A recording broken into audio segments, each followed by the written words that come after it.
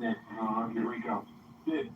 That's we object to that, but as long as an abortion doctor is what's killing the baby, that's okay. But feeding them to alligators, that's bad.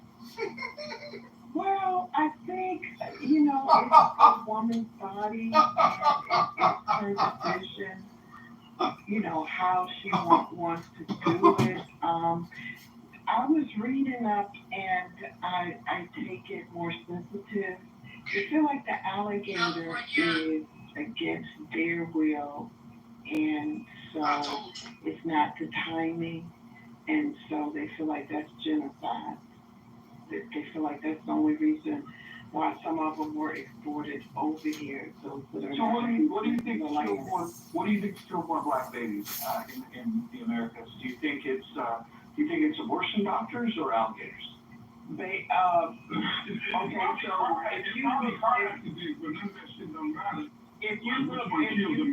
okay. So if you look okay. If you have to look at the time span, every black person that can claim a recent leaving of the continent of Africa 400 years ago is not like me. And so that's an aspect of me. So let's take it back to the 1600s. And there's an ancestor that came over here from one of the nation states in the continent of Africa. So if you look at hold on. In the 1600s, you believe there was nation states on the continent of Africa? Of course, there's nation states. Everything came out of Africa. No, hold on. The concept of nation states didn't happen until after empires died at the end of World War One. First of all, you had lines drawn arbitrarily through colonialism, like that. So you had Nigeria that was, created. What is it? Yeah, hold on. No, I got a question for you. I want to ask you a question. Do you think that nation states were in existence? I say it to let people know that there are geographical boundaries and borders, and not to get any particular culture, tongue, or specific area mixed up. And I've seen people from Africa get upset about that. So they want you to know that, they're from Rwanda or maybe South Africa. So, yeah, so I just say that to let people know that there's borders there and, there's territories. But anyway, just going back to, let's go 400 years back. Unfortunately, from the research I've done, and I'm always looking and reading, abortion, from what I know of, has been the highest baby killer. If you go back 400 years to now with black women, abortion has been the highest baby killer. So in like an effort of restoring, autonomy to Black America, why then are Black women supporting it? I don't know, but I believe that this is definitely what is causing friction with the man if he chooses to stay. No, but it shouldn't be a matter of if the man chooses to stay or not. I mean, if you look at all the political, activism and, some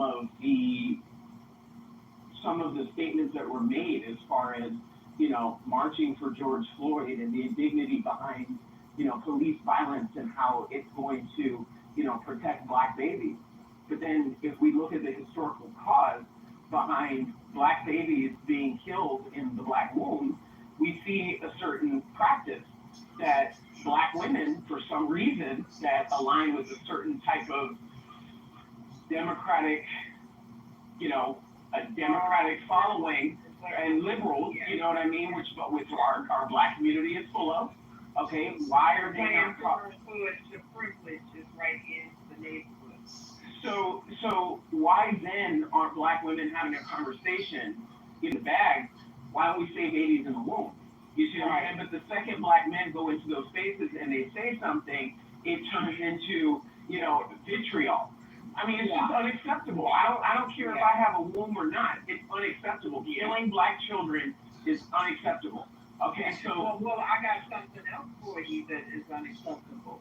There are, I dated this guy, and I was real patient, but there are a lot of Was he white? not this one. He was very dark skin, and that's why How dark was he? like your shoe dark. Your black shoe dark. Like his beard? Yeah, all of that. So look, check this out. I was patient with him. There is a great growing number of black women that hate black males. And so he said that the women that he dated, he would keep in close contact with the boys because the women, they had so much hate and fury for black males, they couldn't even turn it off with their own children. You know, like that. And I also heard one lady at work, she retired. She said her mother chopped up a grandson and sent him down the toilet stool. And the toddler. Wait, she chopped up a baby and put it down the toilet? Yes, that's the norm for the family. Because he was a black male baby. And she said the toddler cousins was like, let's say his name is Boo Boo. Where's Boo Boo? Grandma, we didn't see Boo Boo. Yeah, there's a growing now. I had to even stop my own child from going over to my sister's house and she was alive. She definitely had a chip on her shoulder for black males, you know, so it's like if they don't know you or like you or you don't grab for those heartstrings, those who don't like black males can be evil. Yeah.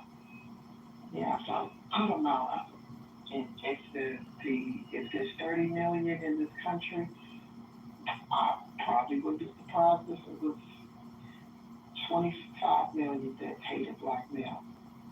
Yes, and it's a growing movement. And Connie, when you talk about like Southern roots and even in places in Middle America where black people existed, how many of these women were caregivers killing people? You see what I'm saying? How many of these women were in caregiving roles? Okay, nursing their sick husbands. I don't know. But my grandmother, you see what I'm saying? Stage 9. And after my grandfather died, she would talk to his ghosts, and they didn't get along very well either. Yeah, and then I know, but see, I'm gonna tell you one trigger was they weren't valued, so they were expected to leave home early at 14 or 16. That was, I'm sure that was a trigger right there.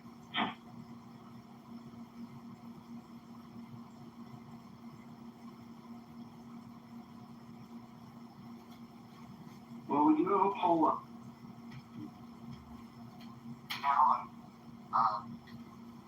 I'm finding the results interesting.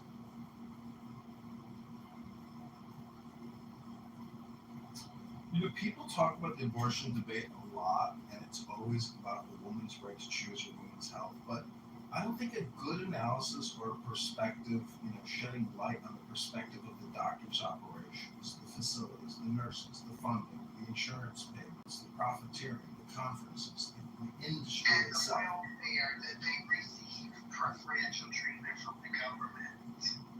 Welfare, they get just a lot of bankroll, just like Amtrak or American Airlines. But I said I was on my way to the Marine Corps and they sat me down and said, don't rush because if you were doomed, then you could have 8 years and everything like that. And so then I started listening like, okay, this person's on my side. And they showed me abortion pictures and they just go there and poke something and the baby just starts fighting with his arms. Then they, chop up stuff and then suck it, like that. And, they have to be very careful because it go wrong. And then they got to bring what's left of it out of the womb. And it's just, in so much pain and then you finish stabbing and chopping it up. But once I saw that picture, I was like, I'm not going in the Marine Corps. I'm staying home with my baby. It's terrible. But had they not shown it to me, I would have ran the risk of damaging something and never being able to have kids.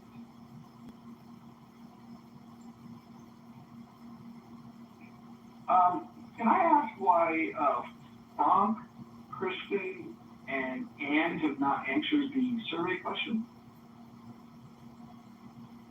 You know that these surveys actually go back onto your profile and you can't delete them? Well, you can't delete them yet, but they'll get around to deleting them. There's plenty of things that I've had on my profile that have been deleted over time. I want to delete all these back end messages. Yes, me too. Ooh. What you got up in your backside? Nothing, but I want to delete them. What's up in your back end? Binary, What is up in your back end? binary, stuff, and it ain't regulated, and I don't know you. You have to come with a referral from a referral. Even no, it's a lot I want to delete, and you can't delete. And they don't keep a good record count of replays. They don't keep a good record count of replays either. You say stuff, and I go put it on thread, and it embarrasses the hell out of me because it's not even there anymore. Do you guys notice the new update right now? It's like an actual hallway where you can, when you're scrolling up the rooms, you can listen in without actually going in.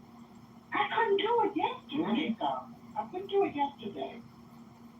I Or tried. it wasn't this morning. No, it's just, I noticed it happen in the evening, like a couple hours ago.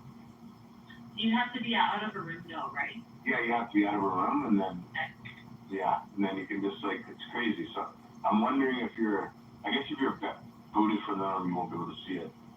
But if it's a room where you know you're gonna get booted, you can just stay in the hallway and listen in. So you could be the bad kid in timeout, but you still hear it.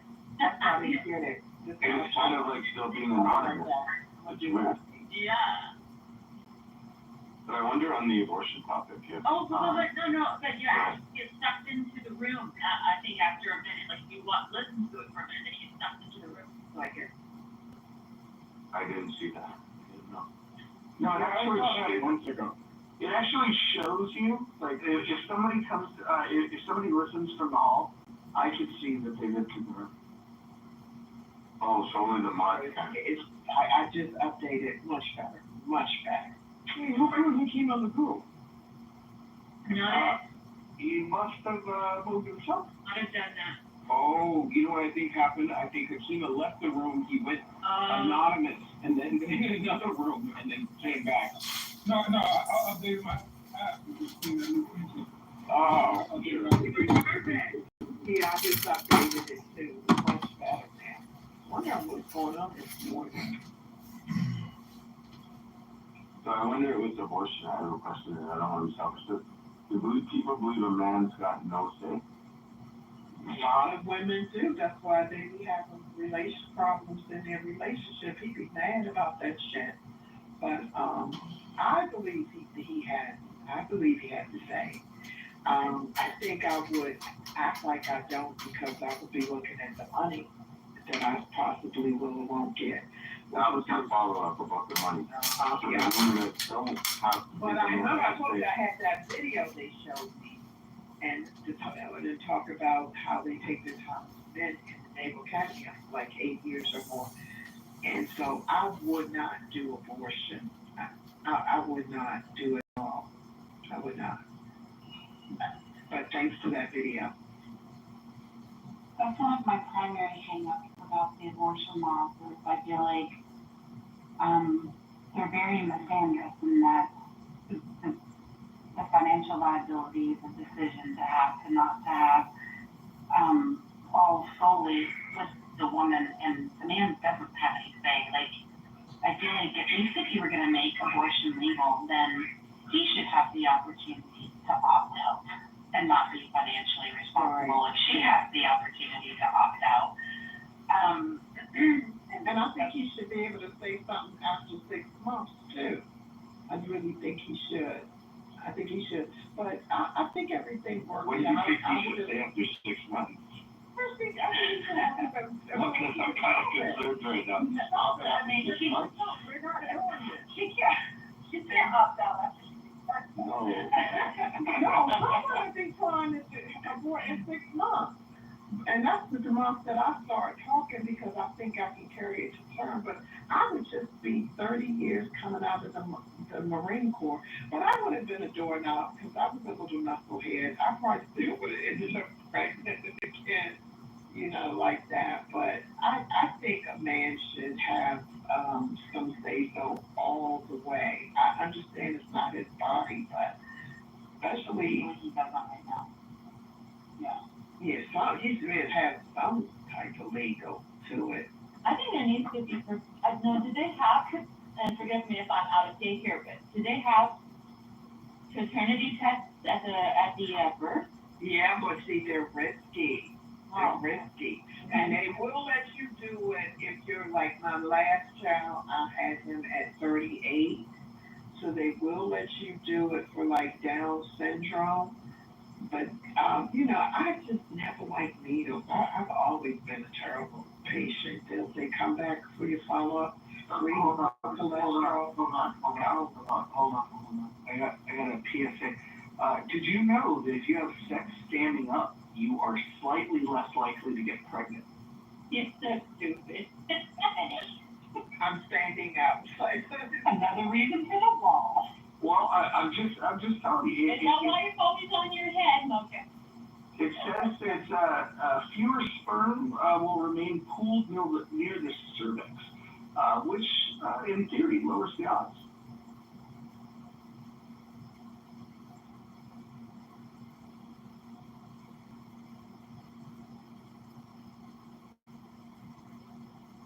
And have you not updated the phone? Why aren't you doing the service? No, she's being ridiculous. She thinks that she's being disrespectful to the terms and conditions of service, and she can still call out for refusing her information. And I keep telling her every time she X's out of fuck, she is still consenting because she is a virgin ass.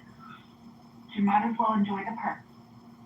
Yeah, using the app is consent. Yeah, have you guys has anybody ever been to Chick-fil-A? Yeah. Have you actually looked at the sign at the drive-thru window? What it says? What does it? It says, by you being in this line and ordering from Chick-fil-A, you automatically give consent to be in one of their promotion advertising videos and being recorded. Oh, that happens when you go to Monday Night Raw, too. Wow. I don't mind that much because that happened in about a week and a half. I was like, that's almost a whole state. I was like, and I was on good behavior because I was like, who was paying me any attention? But I would go for that. I would go for that because I'm always rating places that I go to. Yeah, hold on. I want to talk to Ann real quick. Hold on. Ann, let's have a dialogue. So you believe that you're going to someday sue Clubhouse? And Hero? She must have slipped away. She should. All of these apps take your stuff and don't, give you any. She's not going to be able to sue. Sorry. I mean, Do you work for Clubhouse much? You sound like you're like an undercover agent for Clubhouse. Is that what you think? Yeah. It's common sense that you're giving the app so that you are implicitly agreeing to the terms and conditions of service, whether you want to click the button or not.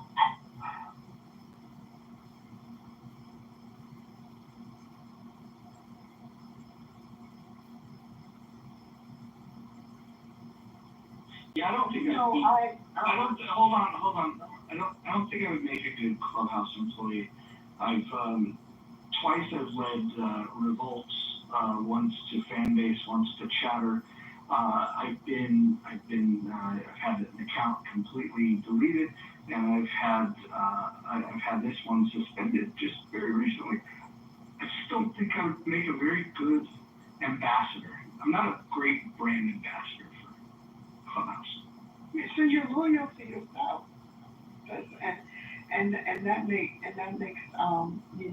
plenty of sense.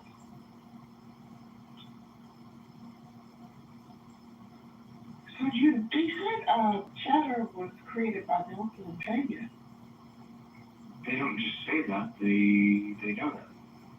Wow. So he was with that. I forget what that guy was that he used to come on the line with. So he just really has been building himself up and Pega, building, Chatter. Would you say that those are slavers revolts? I would say that I stopped following people to like Fanbase and some other places because the people that you follow, they don't open up any rooms and you're trying to figure out the gadgets and stuff like that. Why didn't you go to Fanbase in the first place? Following somebody from Clubhouse. Who would you follow? I think it was Freddie or something. Freddie Roosevelt? Yeah, and his brother, Jimmy White. Yeah. Just trying to be supportive. You know, if you're connected with somebody or you come in there and they give you a like, you know, I try to be fair and supportive as for, you know, every room that I go into. And I just stopped doing that. When people tell me about a new app, I'm like, I barely can keep up my pages, you know, where I'm at.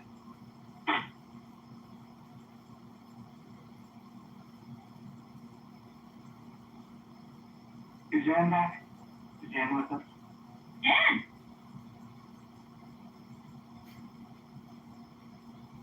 No, I think she's still gone. I'm gonna text her.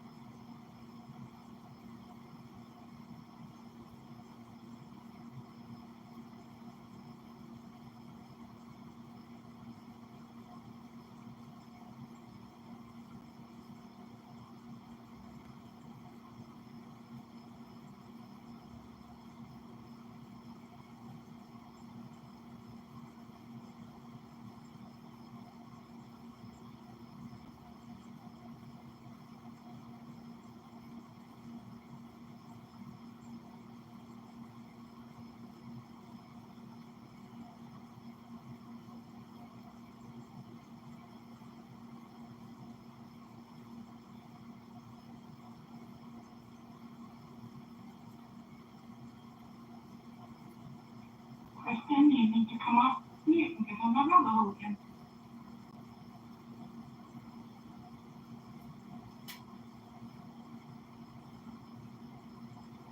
I think I'm going to remove Frank from the stage from that ability. I mean, is what he's doing in the chat is considered spamming? Pretty much. Frank, are you with us?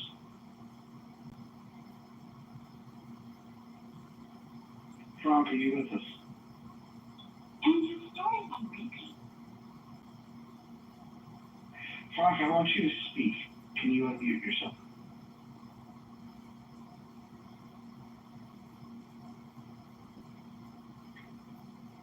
All right, I'm going to count from 3 backwards.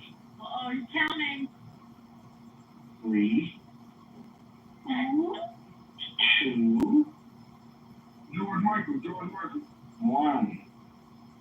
All right, Frank. All right, no more Frank. This is why you do this to children. And now he's calling you a bastard? Oh, well, he wouldn't do that. That would get him removed from the room.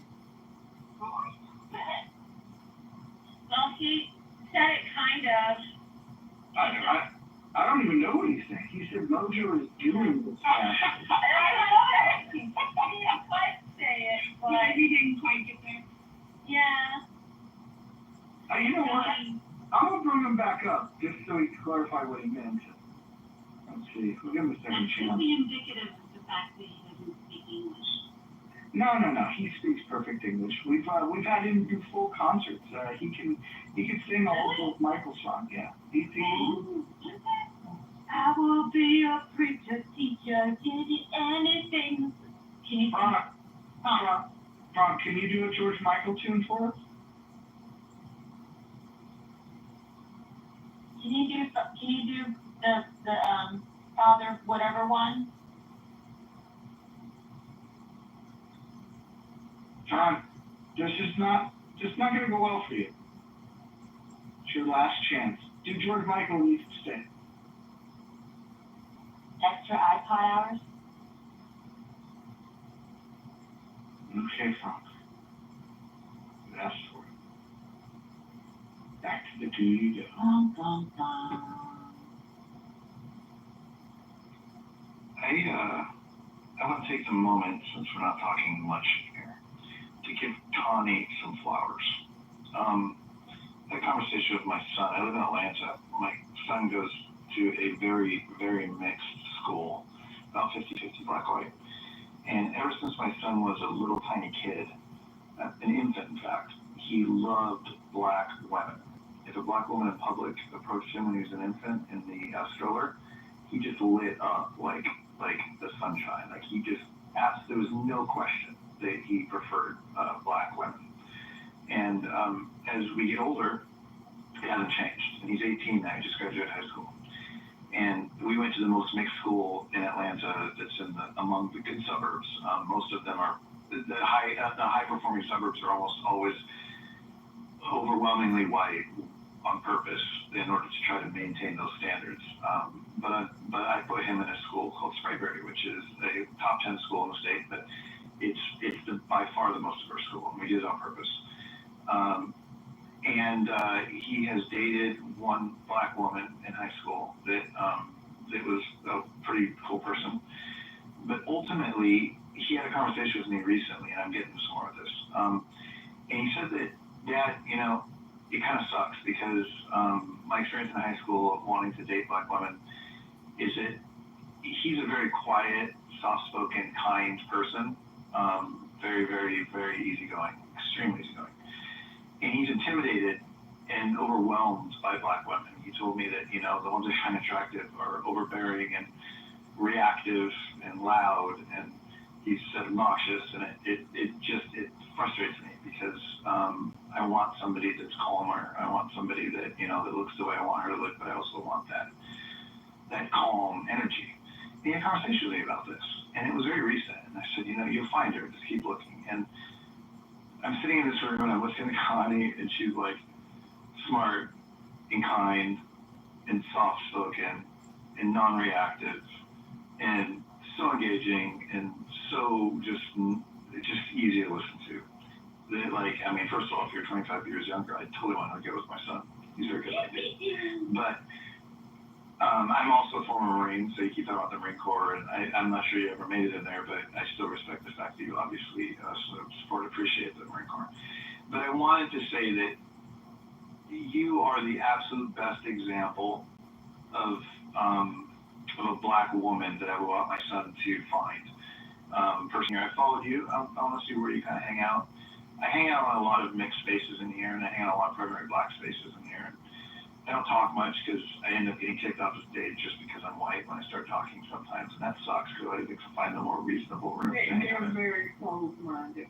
It's tough, yeah, it's tough. Yeah, they pick anybody. I have people, I gave them a little snippet because they want you to prove stuff, you know, like one guy told me playing Donna was black, and he said he was like, get some proof. I'm like, dude, what are you proving shit to you? One guy said, so they're not your people because they're not doing anything for you unless you want to prove it. I'm like, nobody cares what what you think. And then, so I gave them a little snippet and I showed them a little genealogy tree. And so, but they were so freaking ignorant because they didn't. I said, Lenape, people who sold New York City. And I said, Mexico. And they were like freaking out. No way, there's no such thing. And I'm sitting here like, that is one of the most original groups. And then, but what they do is if you talk about something with receipts, oh yeah, I'm related to that person too. But you're doing what my mother hated about her West Indian side. You're not being fair.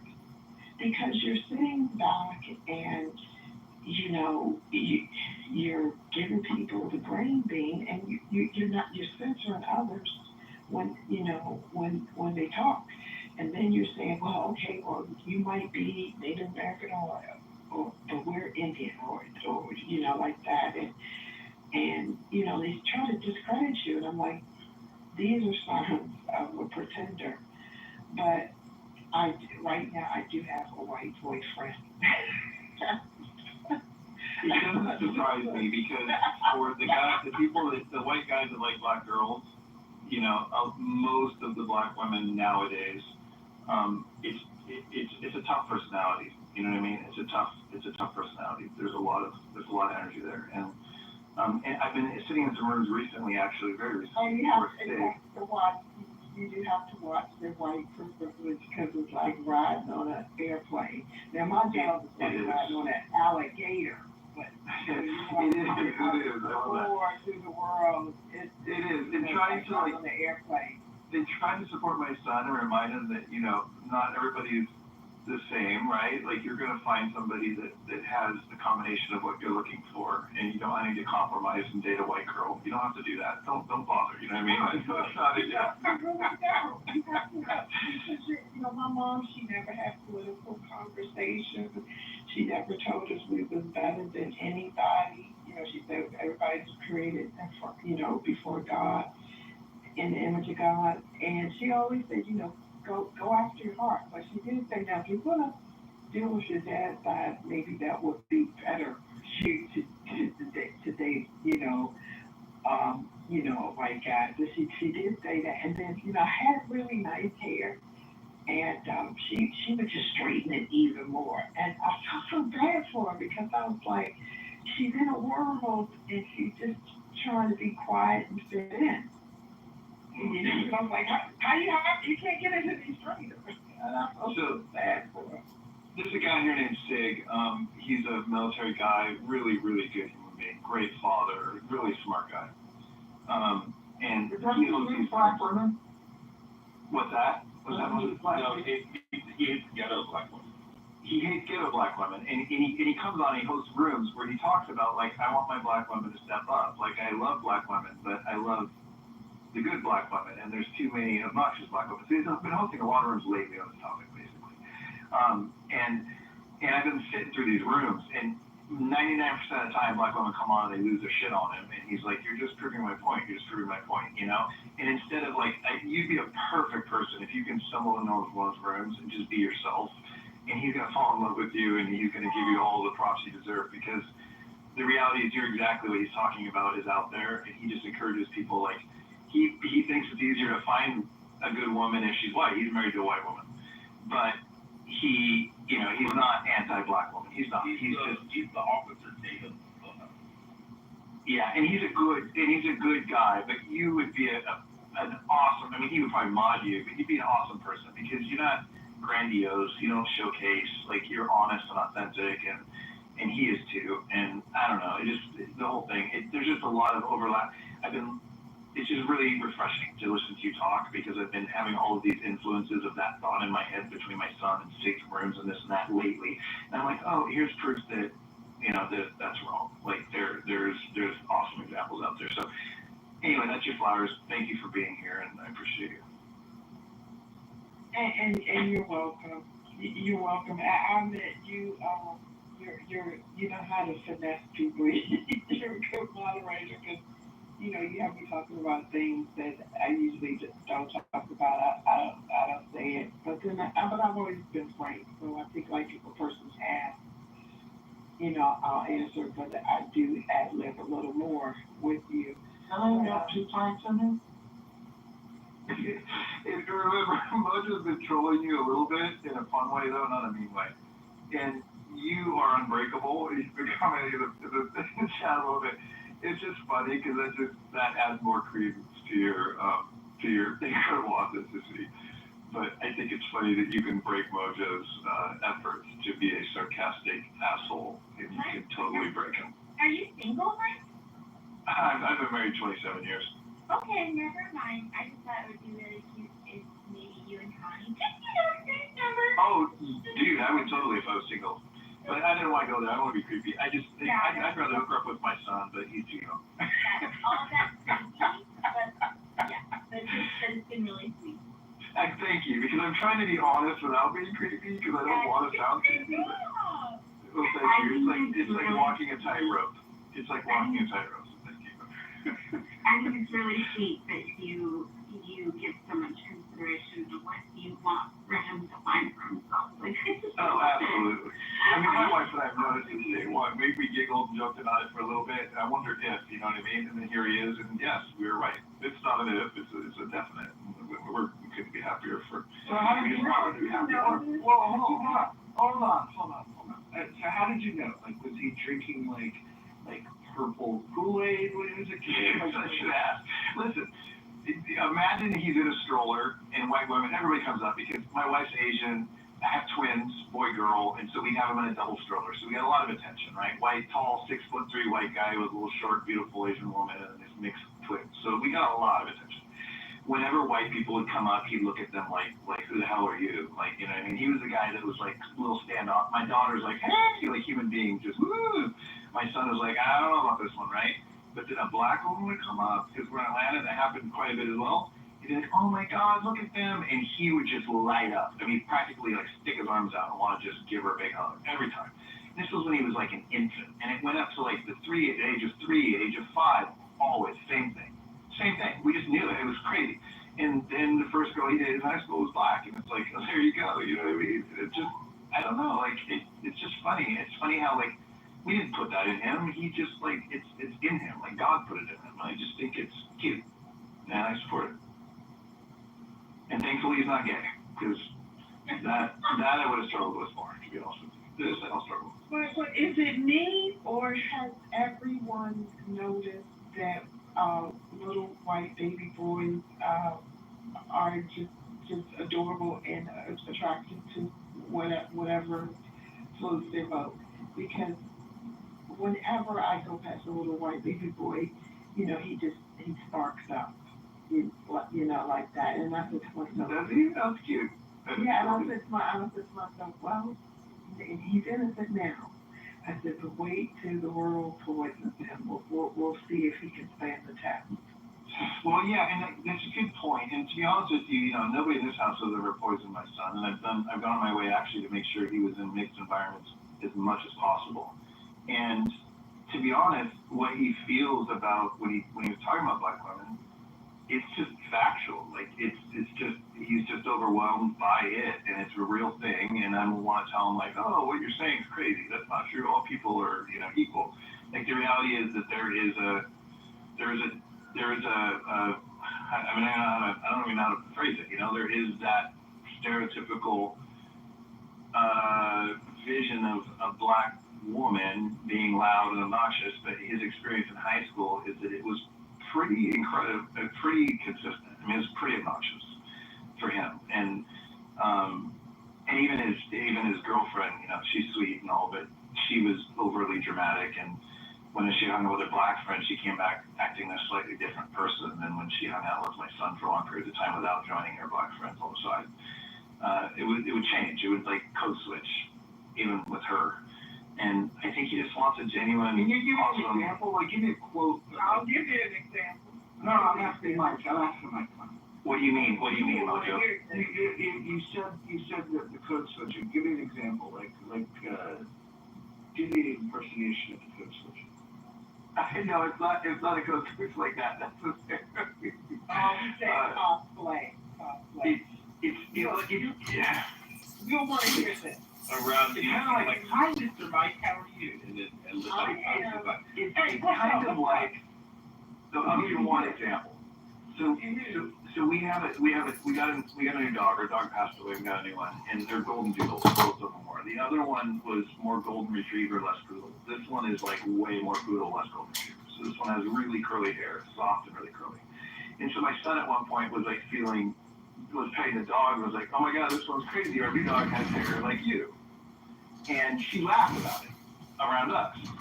But then she went back and she told that story to her friends in high school, her black friends.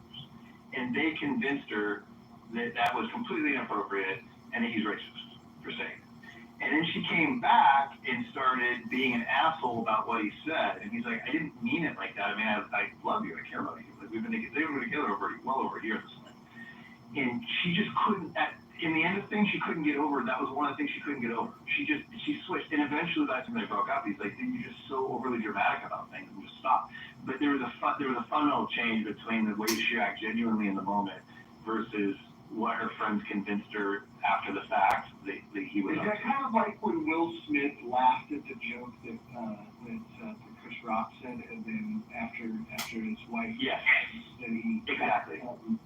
Yeah, exactly. It's the same thing. She's pulled that, and it was really the more time she spent around her friends after the fact, it became really problematic, and it was just bad because she started like gaslighting him about what his intentions were when he wasn't. It wasn't his intentions at all. It was really clear. But ultimately, that wasn't the only. There was a lot of issues like that he would just. It's almost called like bumping cultures, and ultimately he couldn't bridge the gap of the cultural differential with her. Too white. He didn't need to. He didn't need to because it sounds like she didn't have values. And that's what I'm saying. Yeah, she needed to be more understanding. Yeah, right. She needed to be more fair and understanding, and there wouldn't have been that need. Right. Yeah. My dad is 41 years older than me. Cause we sat down one day, and I don't tell everybody this story. We said, well, "What is Black culture?" and then I went to the library and I read that during slavery times in Maryland, no one could understand Black culture, and they looked at how the free and the enslaved, dealt with each other, but there was a significant importance there that kept them, communicating. And so you had two people there. He's 41 years older than me. She had 500 years, and we had never seen Black culture. And I said, Dad, why do white men don't openly pursue Black women as much as they used to during slavery days? He said, because, when I would move furniture into white women's houses, he said the mothers said they didn't want their sons with Black women that they knew about because they didn't have any manners. And I was like, that's true, because I noticed that, they're not fair, and that they don't, necessarily, they'll say, well, I'm going to the amusement park. Well, why do I need to hear about the amusement park if you're not inviting me? And then another thing that happens with the culture bridge, I'm your everyday Black girl until you get upset. Then you talk. We've been friends since elementary school. You talk about me even before I knew what tribe I had come from.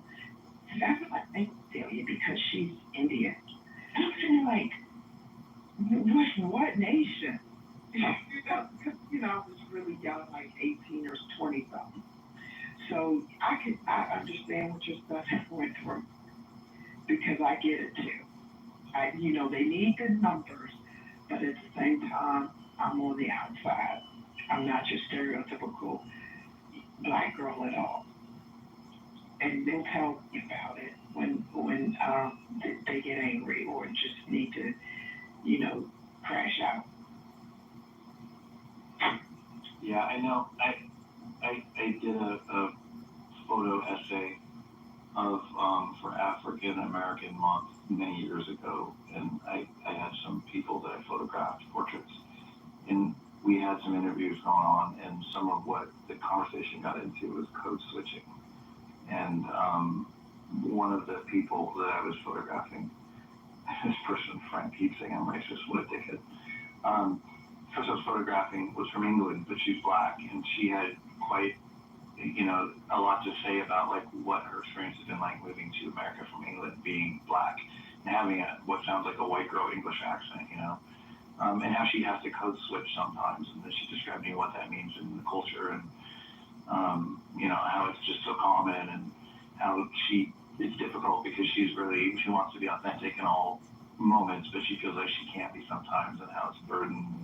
I don't know, I just kind of empathized with the way she was explaining what it is, and it was something I had never really put much thought into at the time. I'm noticing a lot with social media, a lot of white guys are marrying, in America, they're marrying more foreign women that when they get here, because they have to use the tax money, Black foreign women. but, you know, they don't go by black in the Caribbean or any of the African nation states like that. And then sometimes I just be looking, I'm like, aren't you tired of that weave? You know, just be, you know, I just be like, I see that they see something on the inside, and it's not about prettiness or neatness, you know, like that. So that's kind, you know, so that's really interesting as well. Yeah, thanks for Abram. Thanks for allowing us to have this conversation. I appreciate it. Go back to Mojo trolling. What's his name? Who's in Alaska?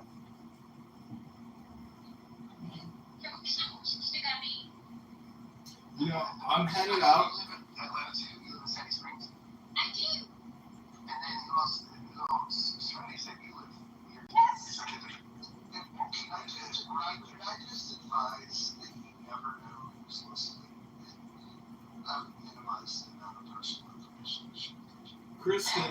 Kristen, I'm headed out for the night. I'm just wondering. I'm not vasectomized, Kristen, but like any advice on the ladies' front? You got like a great line I can use on a pretty girl tonight?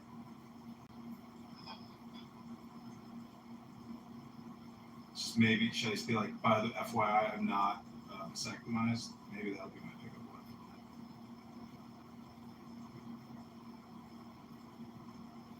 You know, I was thinking, is war technically just a late-term abortion?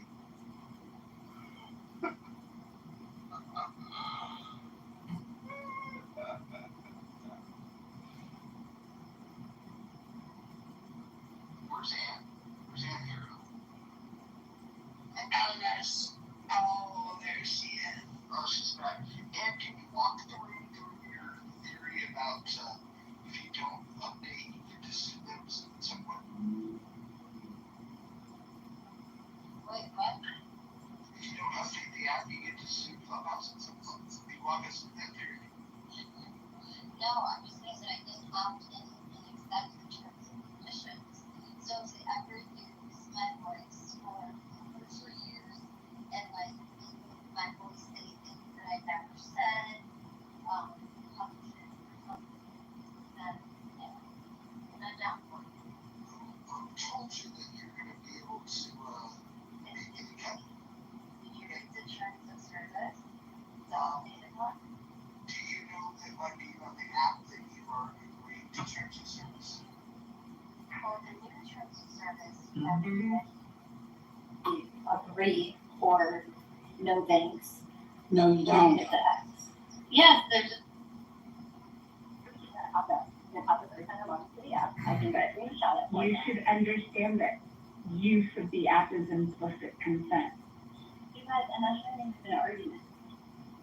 We are. I just seem to see you not enjoy the app. What do you mean? I enjoy the app. Not if you're not getting all the features. Yeah, you're not getting told. Oh, you mean like that I didn't. The subscription. And don't fall into. No, not the subscription, just the poll. Don't fall into the trap of Roger's poll. Thanks for laughing at my joke. I appreciate that. You're welcome.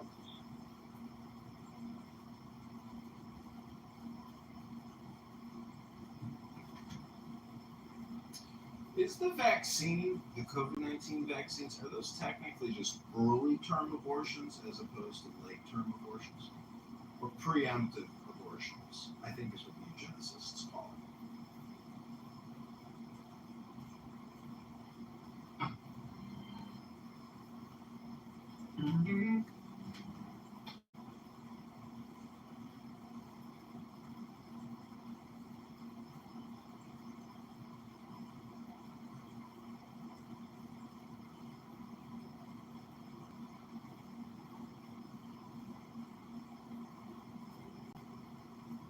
I think this room's getting sleepy. So too, but it's such a satisfying piece. And that was so cute. And you had this pony. I love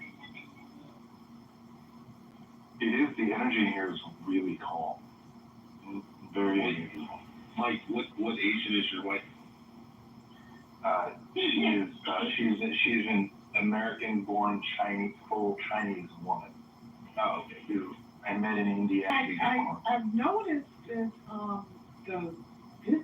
this generation here, that's in their 20s, 30s, they're not that attractive. Because when I was growing up, they had the most, every Asian woman I would come across when I was growing up looked like they were ready for the Miss USA pageant or something. So I've just noticed.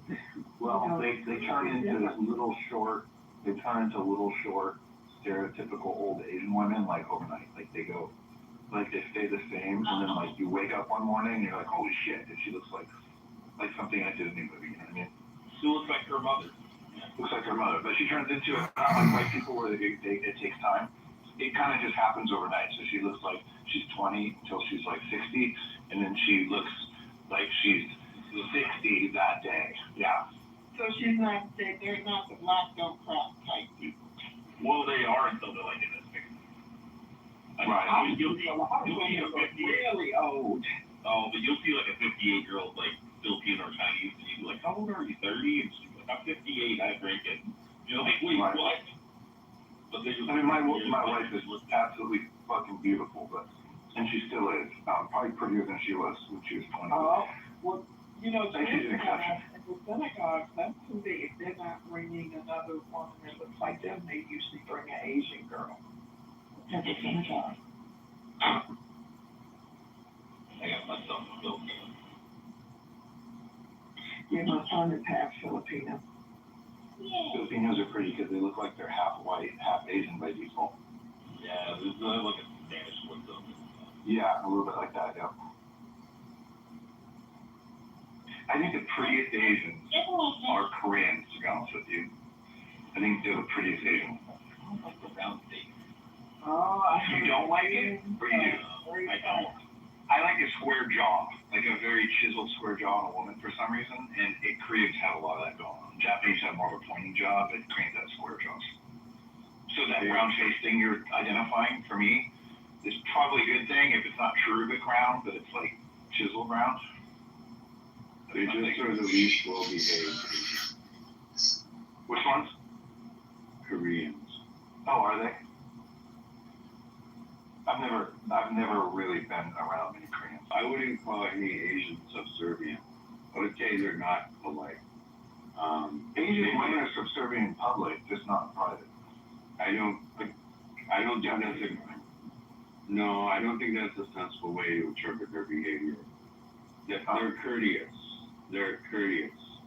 But that has that's like a complex thing, but like part of there is this idea in Japanese society that the courtesy you display in public in accord with your role is also protection for you, right? You do what is according to your role, and then you're in the right, and you don't have to do anything outside of that. The other party can't have expectations for you outside of that. So you just make sure you do what you're supposed to do. And in Japan, they have a very polite society, and that politeness is not subservience. It's just your duty in a certain context. That's politeness. It's what you owe to society, not that particular person. The politeness is a public thing because they are freaky as fuck in private. Totally changes. I lived there for 2 years. It's totally different. Like they one circles around anybody else that I've ever known who wasn't Japanese, like after the fact, but like in public, it's a whole different thing. It's just like all that pent up control, self-control, turns into like fly your freak flag when you get behind it in the bed. It's just a little odd like that. Like even the men like looking at pornographic cartoons on the Shinkansen, like not even embarrassed to be just perusing those things. Like the whole thing is kind of secretly perverted, but outwardly controlled. It's interesting. Well, or you might say that they control the things that contribute to, they control the things that need to be controlled, you know? Their society is polite, things go smoothly, you know, and the things that don't need to be controlled are not society's business, so they don't control that shit. And that's That's fine. Okay, like, there's a lot of this way we interpret this that, like, kind of projects, I think, certain kind of Western norms onto them, and that assumes they have some motivation or, like, psychodynamics that maybe we would have. Maybe these would be, like, you know, this is like we're repressing outwardly, so we express inwardly. We gotta do this other thing, but that's public life and private life. Every society has that. I appreciate that, Jason. That's a very fair way to describe it. I mean, yeah, it's a much more civil, nuanced way to describe it, probably much more accurate. Who changed the title to My White Division? That's hilarious. I did not do that. I know. That's pretty funny. I believe it.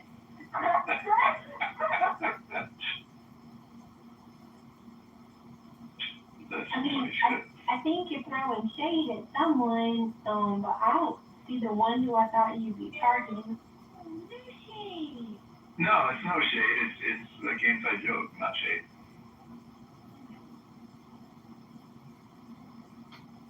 I just stopped by to say hello. Monica? Oh, you did that in the call. It did. I'm doing a massive rethinking of my stance on abortion. Based on what? Well, based on the fact that, like, anytime we've had those rooms, these conversations, when you really talk to people, I feel like the majority of the population kind of sits in that similar place of feeling like nobody wants to see anyone abuse, like, unwanted pregnancies, but most people feel very compelled in situations like rape and incest, or when the mother's life is in danger, that, you know, it shouldn't be, doctors and physicians and patients shouldn't have to worry about legal hoops, from the perspective of worrying about being, you know, hindered or prosecuted by the law. And, you know, I've grappled with this for a long time because I do consider myself very, very pro-life. But I wrestle a lot with the fact that there are very real-world complexities to that position. And I just don't think that we can legislate for them. So I don't think that we should legislate abortion at all. I think we should go back to making abortion a medical decision that only a doctor and her medical team and a patient and a doctor can make the decision on what's in the best interest for everybody. You know, I mean, the thing of it is, doctors, they already have a Hippocratic code, and there's certainly things that we could do with regards to medical ethics to make sure that, you know, it's not abused and overused. We already know that the stats for those very real situations are pretty minimal. So obviously we should naturally see a reduction in the number of abortions that are going. And like I said, I mean, I don't know, but doctors have review boards and panels for everything. Like, they have to be accountable for all kinds of stuff anyway. So I just don't see why they couldn't work that into the medical establishment. And I feel like that would probably appease most people on the abortion issue. Okay. I'm still working it out, and that's great. And this is going to be my concern, and concern I might be over to other people who want to participate. But the poll it said, what is elective abortion? My answer would definitely be, it's baby murder. Definitely. And then I don't know of any conservative who enjoys the idea of forcing women to carry an unwanted pregnancy to term. She is at risk as toxic pregnancies. That's not a viable pregnancy, and an abortion or D&C would be needed because that baby's not going to survive, and it's a health risk to the mother. These are all viable considerations. So it does make answering the poll harder. Optimally, what I would like, it would be there would be no laws on the books about abortion at all, and that women would be told about the sanctity of life, and they would choose life or abstinence or parenthood or adoption. Those are the choices, I think, for instead of elective abortion. But then also, I'm not interested in anyone's vagina or their womb.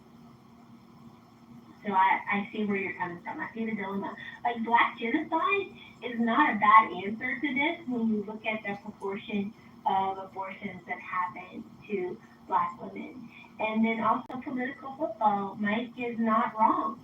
It's tossed up, and the people on the left say you don't care about children because you don't adopt children who are in foster care. You just care about forcing women to have unwanted babies, and then once they're born, you don't care about them. And then what about forcing women who are raped or in to have incest? You're gonna make them, and then the people on the right are like, we've conditioned women to think that parenthood and motherhood are not valuable. And a woman having 4 or 5 or 6 abortions, that's a lot. You know, so anyway, I'll let someone else answer too. Thanks for asking. Yeah, like I said, I'm still working on some nuances, but we cannot legislate for every situation. And when I hear about mothers with babies who are dead in her womb and doctors refusing to give her service because they're worried about the legal ramifications of performing a necessary surgery and her fertility is at risk, like that's not okay. And well, that's medical malpractice, though. That's the doctors and the hospitals. That's not the law. That's them misinterpreting the law, and they should be sued. And they have been sued. I don't think that's fair given some of the laws that are on the books. There's a structure that's set up that scares the shit out of them, because none of them want to go to prison for doing the right thing, and it's done that way on purpose in a lot of cases by the states, some of the states. Well, I wouldn't say. horrible. Well, even if it's not done on purpose, the way the law is administered makes it clear that they can't do this. The way it's administered right now, like in Texas, okay, where even if we set it to like malintent or whatever, these are old laws that were never put into practice. They were never intended to be put into practice. When they were drafted, they knew they wouldn't go into practice. And then we're picking them up. Texas has actually established new laws in light of the Roe v. Wade decision being overturned. They've literally made it illegal in several access points crossing the state line for you to take a pregnant woman over the state line to have abortion. Those are new. Yeah, that's the law regarding. But the law regarding medical abortions within Texas, these are old laws. They're old laws all over the country, because those are trigger laws that were set to go into effect if Roe v. Wade got overturned. And they are poorly written laws, and nobody knows how they work, because the people who set them up are dead. They're not in the legislature anymore. Now you have people later on coming along trying to administer them. In some cases, you could say they're being administered in bad faith. In some cases, you could say they're being administered poorly, but it's not medical malpractice. I mean, the doctors have, the judges in the state have no clear idea how the laws are supposed to be played. No, I agree with you, and that's exactly why I don't think it's something that I don't think it's a legislatable topic. It is, by all accounts, it is a medical decision, and I I don't think it should be legislated because we can't possibly account for all of the potential circumstances. My general belief has always been that if it wasn't for the government and the political parties deciding that this is a core issue that they can use to get votes at some point in my lifetime when they made this decision, I don't know exactly when that was, that most of us wouldn't care quite so much about it. It's like nobody looks at shades of gray anymore, right? I feel like the huge majority of Americans could agree that like when a baby looks like a bubble, taking a pill to make sure it doesn't stick to your uterine lining at that point is not killing a baby, okay? And at the same time, when it looks like a seahorse, well, that gets a little more dicey. Does that seahorse have a brain and a heart? Well, now it gets harder to argue, right? When it looks like a miniature person, yeah, that's troublesome. I think most Americans would agree that like chopping its arms off and puncturing a hole in its head and sucking its brain out with a vacuum is really fucked up, right? So why can't we just agree that the first part with the bubble and the second part with the pop in the hole in its head is super fucked up, right? And that the bubble is super okay. And that the argument comes from like, does it look like a seahorse with a heartbeat? Does it have a brain? Can it feel pain? All that stuff. But the way the conservatives use the word baby to apply to zygotes and two-cell organisms is a huge stretch that is dishonest in nature by default on purpose. I don't know. I don't think it's dishonest in nature because you know what? Whenever I was trying to get pregnant and I got that big fat positive on my test, like that little two-cell that I considered a baby. I mean, that doesn't come from a place of being disingenuous or trying Well, to. it's actually the case that babies die all the time supernaturally, a lot. There's a lot of double-celled organisms that don't stick to the side constantly. And like we're not going out our way to make sure they stick because it's super important that human life not go away for any reason. Like we're not finding ways to keep the single-celled organisms from causing miscarriages. We're not finding ways to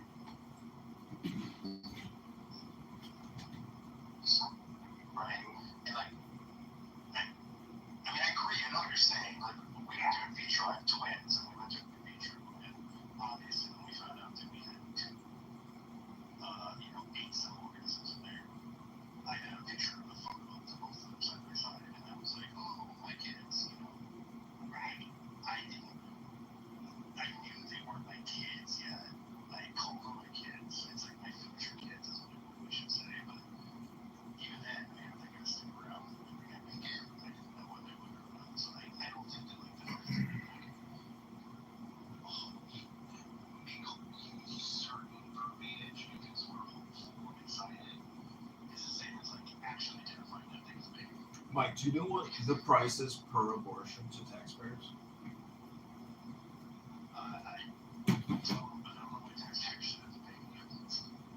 It's $16,000. It costs $16,000 per baby to abort. That's $1 billion divided by 60,000.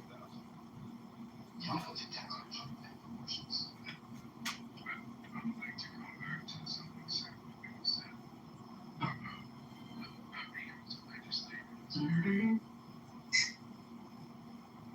Elite have good lobbyists. But I think it, like, legislate in this area, and there are examples of good legislation in this area all over the world where abortion is not a political football. And in countries all over the world, you see something like the trimester framework, where abortion is more or less readily available in the first 3 months. It becomes more restricted in the next 3 months. And then in the final 3 months, we say, okay, is there a threat to the mother's health? Or is this a pregnancy that is not going to come to term? And this is a pretty reasonable framework to work from. And what I think we end up with in America is too often, we have this strong tendency in America to want all or nothing frameworks or stuff, you know? So like people will tell you, it's an unrelated issue, I won't go into it, I only offer this example because of how illuminating it is. People will tell you, guns are banned everywhere except in America. Or semi-automatic rifles are banned everywhere except in America. And then you go to Austria, or Germany, or Switzerland, or France. Are semi-automatic rifles banned? No, they are not actually banned. What they have is this like tiered framework, A, B, C, D of guns, and you need these different like tiers to get in. You can have them. You know, you can buy them at Walmart, right? And there's no like intermediate concept. And with abortion, we do the same thing. You know, with drugs, we often do the same thing. We're like, well, you can just have drugs, or they're illegal and you got to go to jail for them. You know, and there's no like I think with the cannabis clubs and so on, we actually are evolving that intermediate concept there. But for a long time, the debate is just like drugs, yes or no. And the way we're treating abortion is we're just like abortion, yes or no. And you're not going to get good laws either way, that way. You know, I think we have to embrace these more complex legal regimes, somewhat more complex, somewhat more nuanced. You know, with guns too, Jay. I don't want to change the topic. Oh no, I just want to mention, like, if anybody's on my side, they want to see like abortion completely, outlawed in the sense of the Supreme Court ruling on it. You don't even have to have a federal ban. You just have to have the Supreme Court deem status baby acceptable. If you believe in that, you should look into the birthright citizenship argument that the ACLU is pushing for on the basis that people who are in the womb are considered U.S. citizens, and that they should have rights. And they should have the rights even if they're not born yet. So even if they're still in the mother's womb, and some lady comes over from China, the second she hits the United States, if the baby's in her tummy, then that's considered a U.S. citizen even before it's born. That's what they're trying to push for, and a lot of the liberal, scholars on jurisprudence and stuff are arguing that hey, it's a fucking dumb idea because it can open the door to the Supreme Court ruling that a baby who's in the womb is a legal U.S. citizen and they do have birthright citizenship in that sense, which would then, so you guys want to support the ACLU, you should definitely go on and donate some money. Well, the thing is that people get pissy when I say this in rooms, but Trump only has one more hurdle, and that's the Senate, and that automatic birthright citizenship is out of here.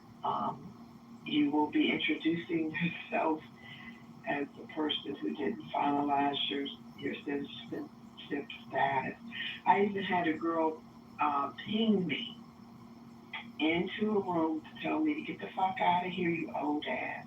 I don't even know if she said bitch or not. And I was like, gee, I kind of want to live to be 200 years old. I don't want to die young. I still got a lot of things I want to do. Right. And so she's really butt hurt about what's going on. But, that who did not finalize their status when their parents got the green card, they're going to have a problem, and they should, talk with a lobbyist and a lawyer, because America cannot hold everybody. 26 million came in throughout the Biden administration, and they bought nothing, but they Western Union everything back out. You can end with no resources, so that means you had to take from somebody, and we all know that Black people get the back burner of everything when it comes to domestic issues, especially if there's something hot on the table, like nuclear proliferation, keep people from using nuclear, keep people from going rogue into communism or fascism or something like that. And so that ideal of continuing to let your girlfriend's child be an automatic citizen is over with. It will be finalized and even a harsher enforcement once the Senate votes on it, and it's headed to the Senate any day now. Once they're just like sneezing over it. Yeah, so that's the thing. I always said if something goes wrong, I would run back to the reservation or something. But, it's, it is what it is because they only have a small staff and it's like they're inundated with a lot of paperwork. And I don't believe a lot of people are illegal immigrants. I think that the people have dropped the ball and did not process the paperwork fairly or accurately. That's what I think.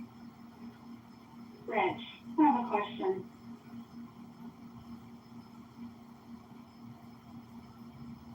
Are you gonna answer me?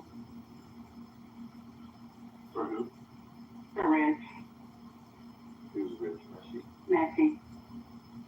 I do too. I have a question on here. Till you push an agenda that categorizes fetuses in a womb as American citizens, when ultimately that seems counterproductive to allowing continuation of abortions. Like, on one side, you're saying abortion should be okay, and you're not necessarily killing a baby. You're just making a decision that's the right of a woman.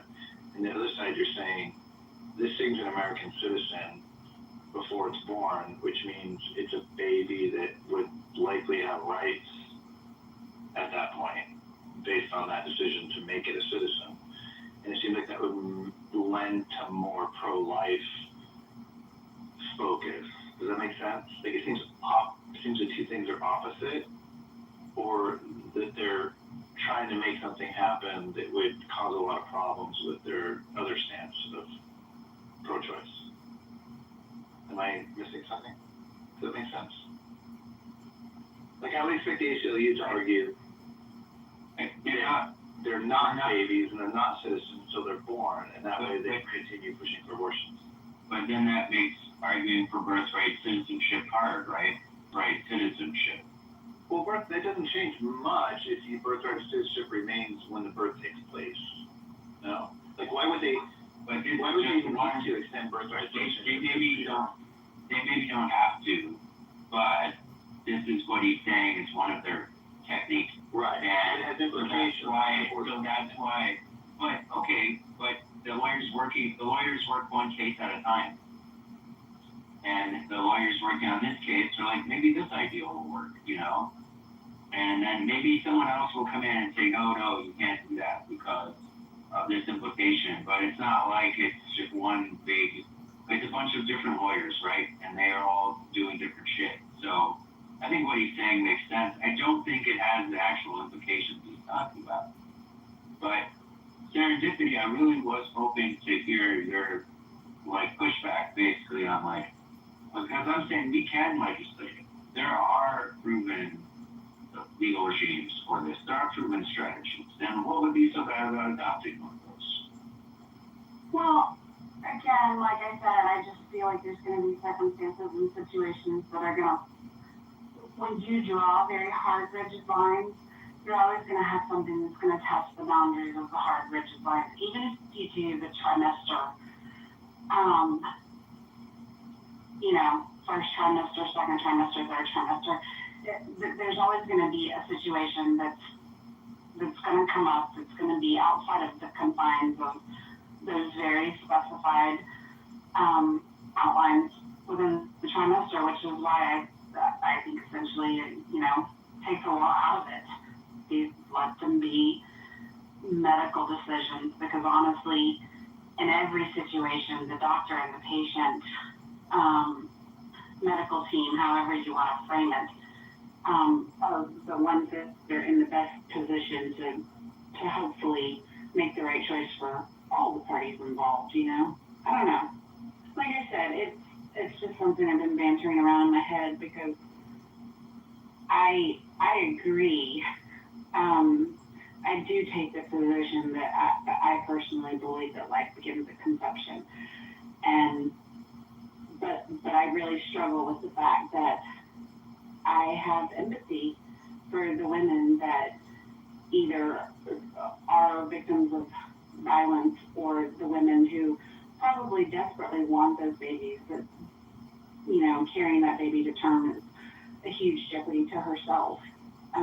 You know, and what if she's got other children she has to take care of and a husband? Like, I don't know. I have so much sympathy for those situations that if you're going to take a pro-life stance, the only way to really do it is to be all in, like Mojo said. Otherwise, your whole philosophy falls apart. But I can't ignore the fact that those are very real problems. They're very real circumstances, and I just can't wash away not having empathy for them. That's probably just the woman in me. Can I just say to Christine McGee, you missed a hell of a room earlier. I think the first room of rational discussion group was a killer. And if you think about how many people attended for the first room compared to a room that's been going for 3 years, I would imagine that by mid next week we're going to be doing much bigger numbers than the other ones. So, Christy, you might want to get in before it's too late.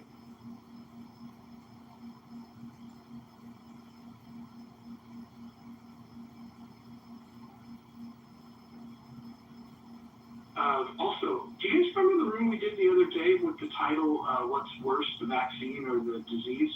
You guys remember that? Anybody? John?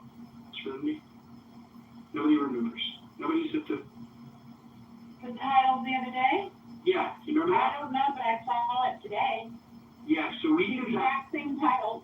We did that exact same title, and Jonathan Bing, like, stole word for word the title. Yes. I can't complain considering I stole Gary Baumgartner's title word for word, but I can say that Jonathan Bing is hitting a new low.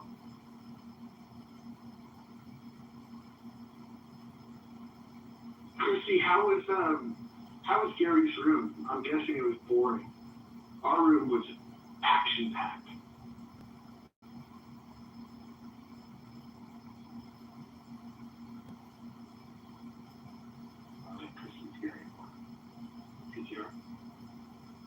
Oh, she's down below, sorry. Christy's here.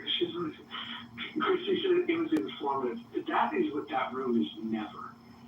Gary's room is a bunch of fucking NPR listening, boring fucking people that just get up there and they don't build on any points. They just get up there and they just say words. It's just fucking word salad. It used to be good though, but now it's mom stuff. Hey, let's hear from mom stuff. It's fucking Christ. Gary Baumgarten. Yeah, Baumgarten. The problem with his rooms, I think, is that it's exact same people every single day on stage. Scott, the Navy, and what about debate the news? They do. Hold on. The Debate the News is ran by the biggest no talent on this app, Jonathan Bing. Jonathan Bing is a big no talent hack that rides on the coattails of Nelson Ortega. Jonathan Bing has never had an intelligent thought. He's never had an original thought. He is a big dum-dum.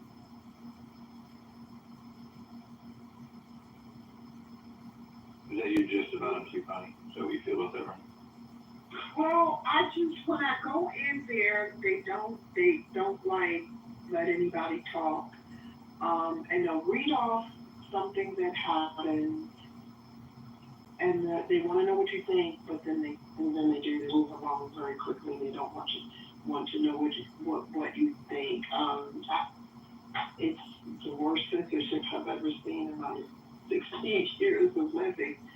So that I don't go in there because I'm like, I subscribe to all the news articles, the Apple News. I just read my own news. So that's what I don't like about it. I don't like about it at all. And then the people there, they don't like communicate with each other because, you could back end each other or type in the chat what you think. So I don't know why it's a type that goes in there. But for Clubhouse, how most people are there for the entertainment, not to learn a new perspective way of thinking or something that they totally agree on the facts. Yeah, I think that, Mojo, I think that Gary's room, and to your point, Connie, Gary's room, like, he leaves the chat turned off, which is really frustrating because he lets people talk as long as they want, and they have to go in order, and there's absolutely no checking in. Like, if somebody says something and just like, yeah, I agree, like, he would, like, freak out, like, just respond. Well, but it's worse than what you're saying, because there was a guy just yesterday that gets up there, and the topic of the room was, oh god, it was ICE, right? They were talking about Trump's border policies, and this guy got up there and said that ICE is getting paid. The ICE agents get paid for every deportation, which is something that was super easy to fact check. Then they had another person that got up and said, "Thanks for making that point. I was going to say that," and it's like, wait a minute, like these are easily fact check fucking issues, Right. And nobody's able to push back. And then Gary only pushes back on selective things and on selective people. Correct. And so it's just weird. And then the idea that they closed the chat because somebody called him a racist one day. And so instead of being able to moderate the chat, they closed the chat. Then after people complained a lot, they created a chat on fucking of all apps, Facebook, right? So they've got a Facebook chat that you can join. It's just crazy. It's the whole thing is backwards. It is, but here's what I think. I think the reason that he runs it the way he does it is because he's an actual journalist, and I think it's all about his content research. I think that, like, the reason he doesn't want me to talk to you and you to talk to me and for us to have a conversation or even to fact check. I think if he hears something that's interesting, he probably takes a note of it and he fact checks it later before he ever writes about it. But I think he's looking for people to give him ingredients for his articles.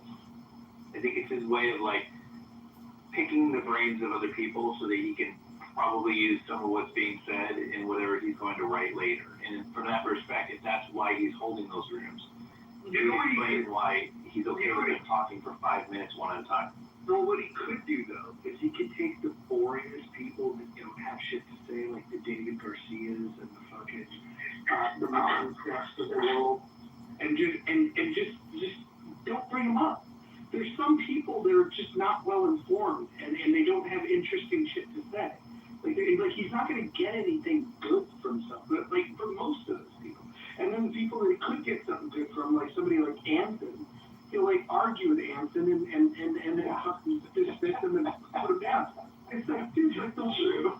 That's the one guy with the real world experience that can add something to the conversation, and he doesn't want to. He was a fucking nuclear submarine captain. Like, that's pretty fascinating to talk to, right? When you're talking about geopolitical shit. But he gets treated with the same endeavor as, like, some fucking goofball idiot that also takes 5 minutes. Hey, Anderson, that's enough from you. We're going to sit you down and then say, hey, next on stage is Martha.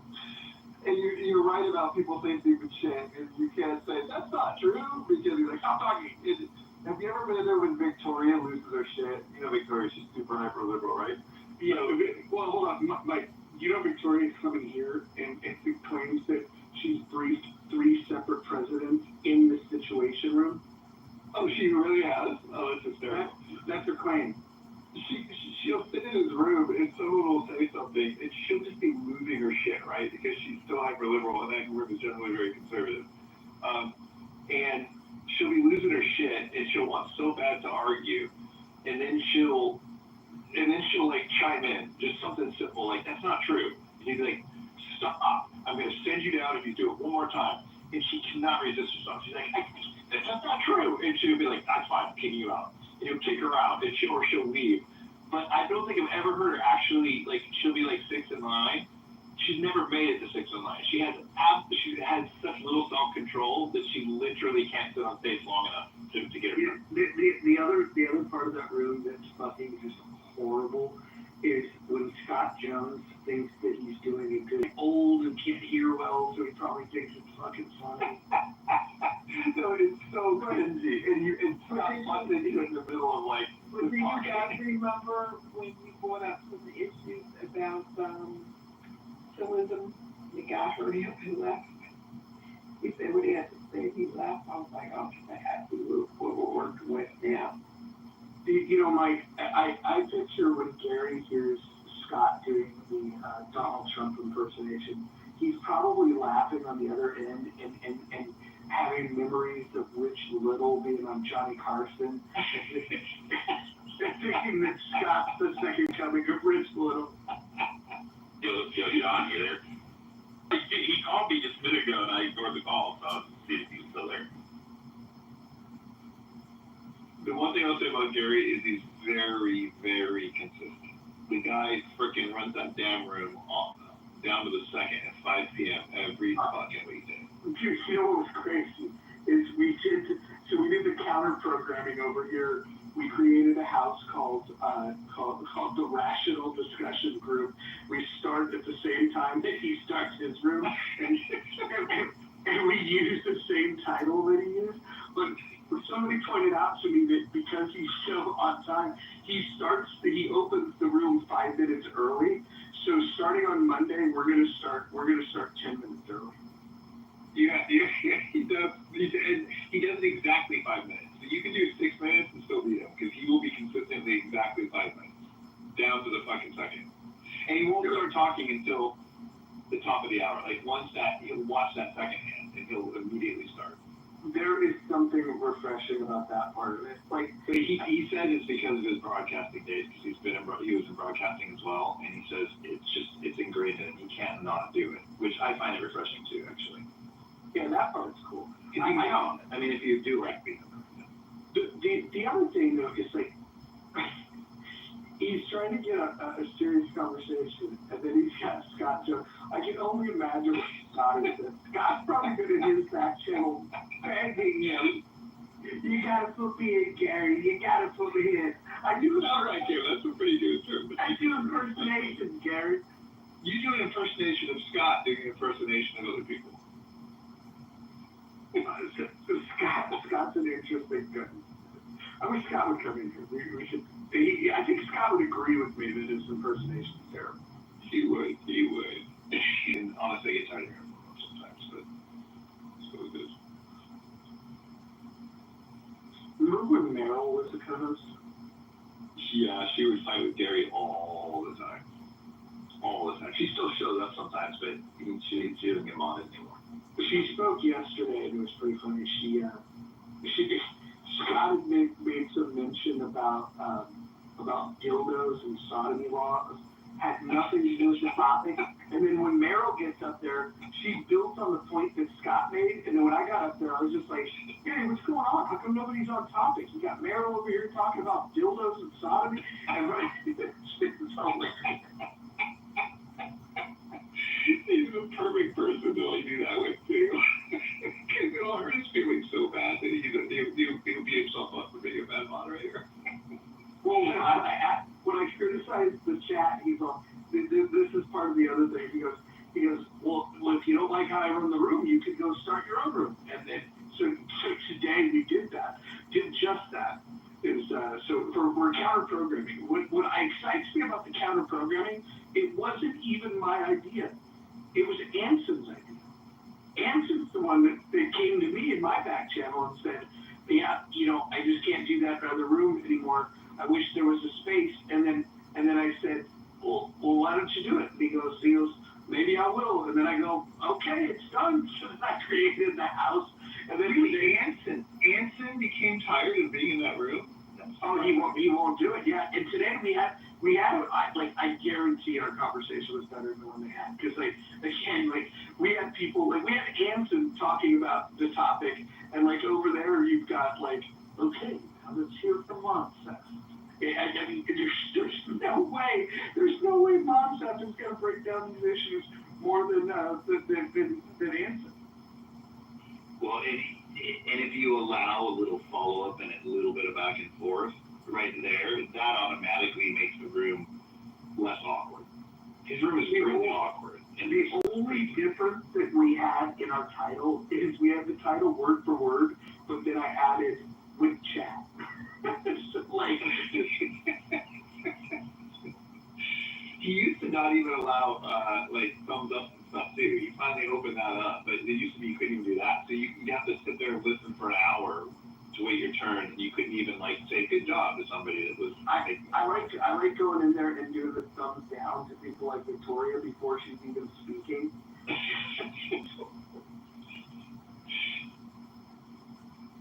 Oh man, it is a fun room to troll because you can use the gifs. People are talking, and I'm just like using the wrap it up gifs that you with Jimmy Fallon. That's my favorite gifs in that room.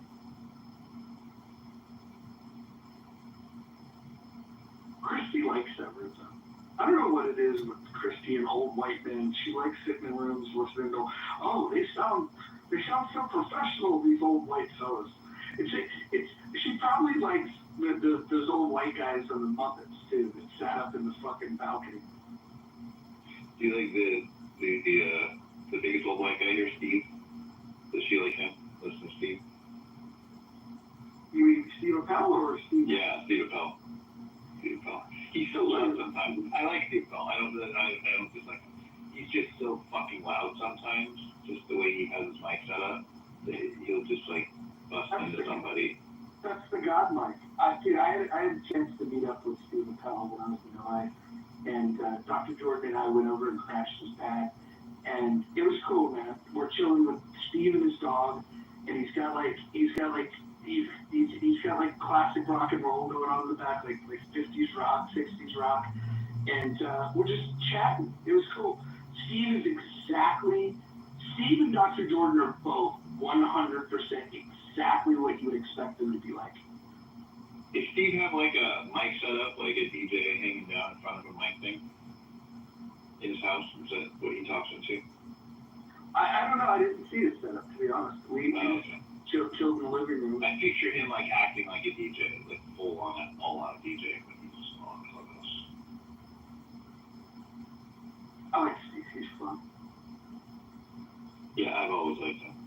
He named a rule after me, apparently, that people think I'm famous for on here now, which is really funny. People that follow him, they call it the Mike Moon rule, and he still calls it that all the time. But I was giving him shit one time because I was like, you need to let people go back and forth sometimes, because he's so, I don't think he's a narcissist, but he just is so domineering sometimes that like two people want to talk and he'll keep interrupting in the middle of the two people. And I said, like, Steve, you need to back down all these people, talk back and forth sometimes, to let the conversation develop a little bit without your input all the time. And he thought it was a great idea. They call it the Mike Moon rule, so you can request it and you can talk to somebody directly. I think Steve is genuinely interested in having good conversations, which is rare on this. I can't even say that like with a straight face anymore. Once upon a time, I felt like I was genuinely interested in that. Now it's just like, you know, this is post-apocalyptic. Like, there's no more rules. Well, you definitely troll a hell of a lot more than you did before you left. Although I did create rules. Just yesterday I created rules. Have you read the rules for this house? I did not. I'll go check them out. I bet Christy likes the rules of this house.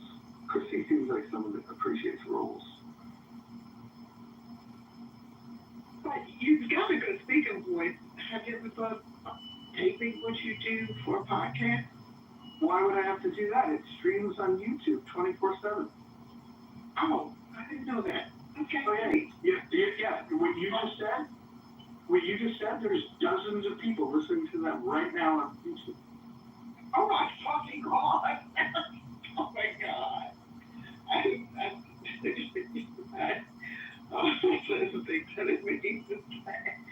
Oh, okay. Well, can I have the link?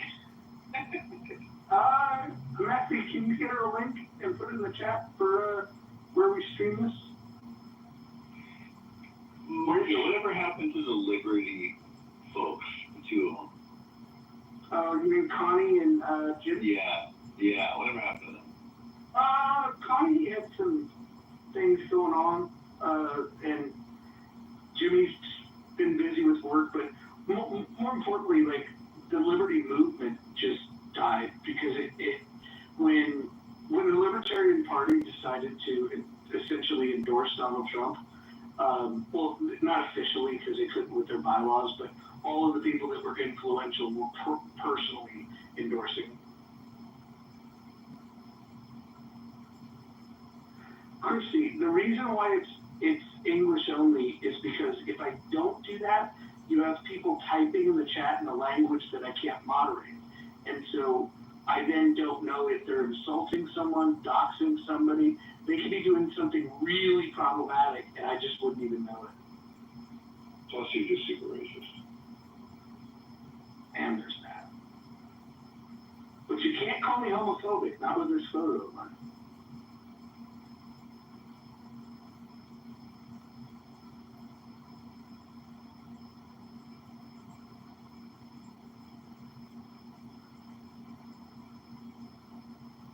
Serendipity story.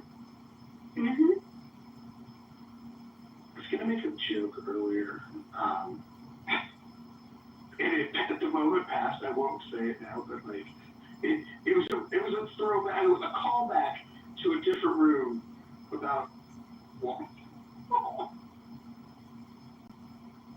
Yeah, I found that white John's on Instagram. Fucking in his computer. Nothing but bar drinking. Nah, I started down at the gym. He said he did some shit like northwest Chicago, some like the area where there's all the nightclubs and bars. Him and Hakima are supposed to meet up for beer. Yeah, maybe that's what it is. He said he's in northwest Chicago. Roger, Talk to me. will you ask Matthew why he won't talk to me? You were meaner to him in that room than I was. That was talking. No, I wasn't mean. Yes, you were. Three separate occasions the question, and you have been silent. Oh, I feel sorry. I thought you guys know it's working. Look, I wasn't mean to Rich. I reject his style of evangelizing. I think that look, I won. Let's not do it again.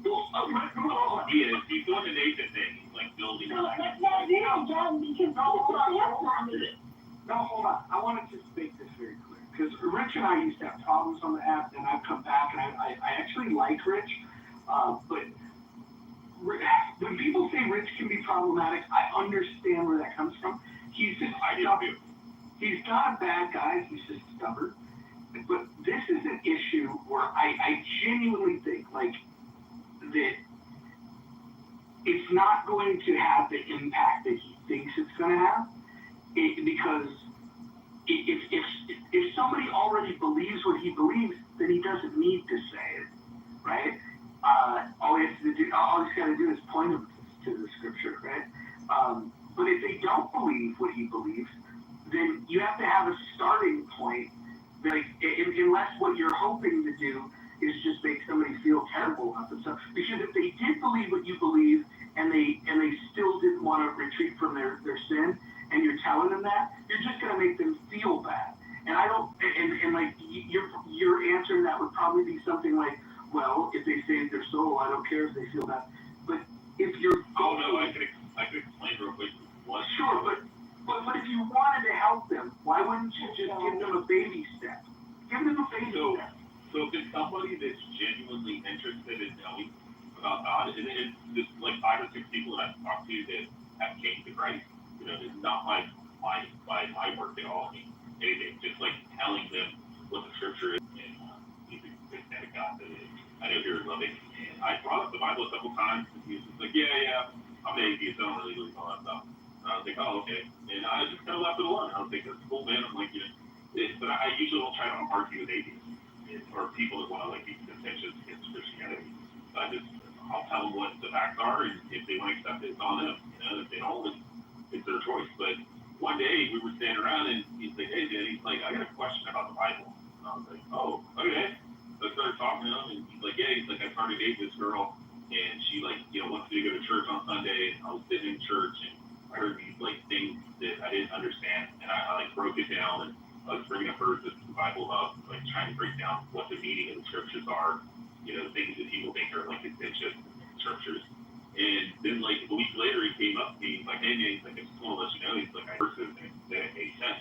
He said, I was looking at it like, oh wow, I was gonna God see like a dickhead here, you know, why can't he just have, you know, that I just broke it down to him, the Bible Hub and stuff, the verses, and he was like, yeah, he's like, I'm a follower of Christ now.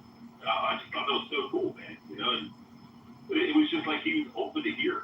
When like these atheists or, you know, people that call themselves like deists or other stuff, and they're like, yeah, I don't believe in the sky-heavy Bible, you know, your version of God, you know, I'm just like, okay, cool. You know, like, I mean, I'll argue with them and stuff like that, but I'm not genuinely trying to preach to them and tell them, like, evangelize, because I know they don't give a shit. And you can go in Andrew R's room and talk to freaking Piper all day about God, you know, try to convince them and stuff, and they'll spit on you and just piss on you until you get about yourself and you're skydiving. So I don't deal with that type of shit anymore. I tried talking to the atheists, and they were just so fucking abhorrent that I was just like, oh, screw this. It's their choice. You know, they choose to offer samples and move on to the next town. Let's go to the people that are actually want to know.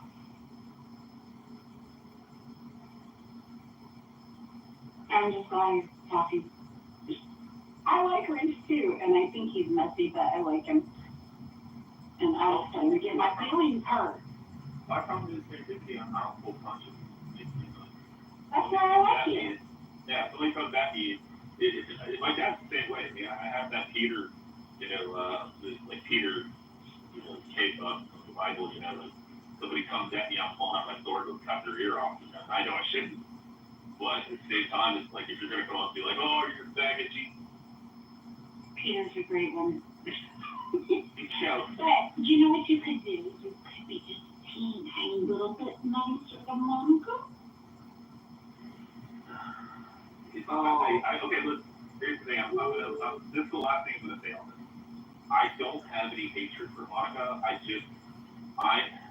Even though I'm autistic and people are like, oh, people don't know how to read people, I am fucking hyper observant. And I think a lot of autistic people are hyper observant, but they usually can't like understand the certain people they're speaking and understanding. And like my son's like more autistic and on the spectrum than I am, but he picks up everything. That little motherfucker, he'll do some bad shit, and I'll be like, Richie, stop. And he'll turn around and smirk at me. He will, you knew what you were going. Rich, do you know that like back months ago, you and Jerome, is that his name? Jeremy the atheist? Yeah, do you know Jeremy when he was using the all black background the same way that you were doing? Do you remember that? I don't remember him doing that, but yeah. So anyways, you guys used to both do it, and Kelly was the one that pointed it out. I couldn't tell you guys apart because like I thought it was one person. I didn't take the time to look at the bios, and you were doing fucking crazy shit, and I ended up blocking him. It was fucking crazy. And then you'd fucking show up, and I'm like, I gotta block that asshole. And then Kelly explained to me that you guys were different people. Oh, yeah. Jeremy's over there in the talking apes room. He's doing the Monica shit that you do, where you're like, yeah, you know, I'm not really a big fan of Monica. She's okay, but, you know, I'm not a big fan of her, but I'm like doing this, making it pretend like I'm in love with her, and like she's like the greatest thing since sliced bread to like, you know, fuck with people. And Jeremy's doing the same thing with the black people over there. And he's like, yeah, we still eat white people, he's eating dog edomites, and, you know, I hate all these stuff. White Christians. Hold on, let me clarify the Monica thing. I genuinely believe that she is intelligent. I genuinely believe that people think that think she's a racist, I think, are wrong. I understand why they say it, but they're just wrong. I've observed enough I think she's a troll, and she trolls on the topic of race, and so it's very easy to confuse that. But I do think that people are incorrect about that. I think that she's actually got a good heart. I don't think that she's I don't think that she's malicious. I don't think she wants to hurt people's feelings. And in fact, because I remember Monica before the trolls. I remember Monica when she was just like, popping into rooms and like, having conversations about Jordan Peterson or fucking Thomas Sowell, and she was kind of playing the straight person without trolling. And then when people on the app, when they get aggressive and they talk their shit or whatever, she was one of the people that when confronted with the idea that like, I don't know, you like the grievance culture that, oh, you're white, well then ergo you must be racist. Her reaction to that, like, people say that to me all the time, and like, I'm of the opinion, like, okay, I know what I believe, what I don't believe, so I don't get moved by that stuff. I don't think she'd ever experienced that in the real world, and so I think because she's proud and because she's outspoken and she's willing to defend herself, what she's decided is she's going to push back on that. I think it just deeply offended her, and I don't need you to I'll be finished in a second. You can just mute yourself. Thank you, lady. Anyways, I think Monica's misunderstood. The biggest mistake Monica's ever made, and I've told her this, is when she would do rooms with Sean Coleman. Now, Sean Coleman is an absolute piece of shit, and I won't have this debate with anybody. I've already done that, but he's a piece of shit. And I told her, I go, look, you're different than he is. And then she's like, well, he's got the right to freedom of speech. And then I'm like, Monica, this isn't the fight you want. This is not the fight. He's different. Because Sean Coleman's also not stupid, but Sean Coleman actually hates people that are not like him. It like genuinely has contempt. But he's able to do these things where he frames things in a way where he will push the envelope, and then if you try to stick it to him and say that's very racist, then he'll go, oh, what did I say? But he gets into this whole, I don't know, like he's a big believer in like the bell curve and shit like that, and he's just a fucking racist. And I had a tiff with Monica because she didn't listen to me. When I try to help somebody and like in good faith, and so that was the only rift that Monica and I had where I was like, dude, that's a bad look, and she doubled down. Same thing happened with Sarah, but in a worse way, where Sarah would like love up on Pepe. You guys could like Pepe, hate Pepe, whatever. Pepe's Pepe. I'm not convinced Pepe's a racist, by the way, but where I know that Sean Coleman is. I think Pepe is just an extreme troll.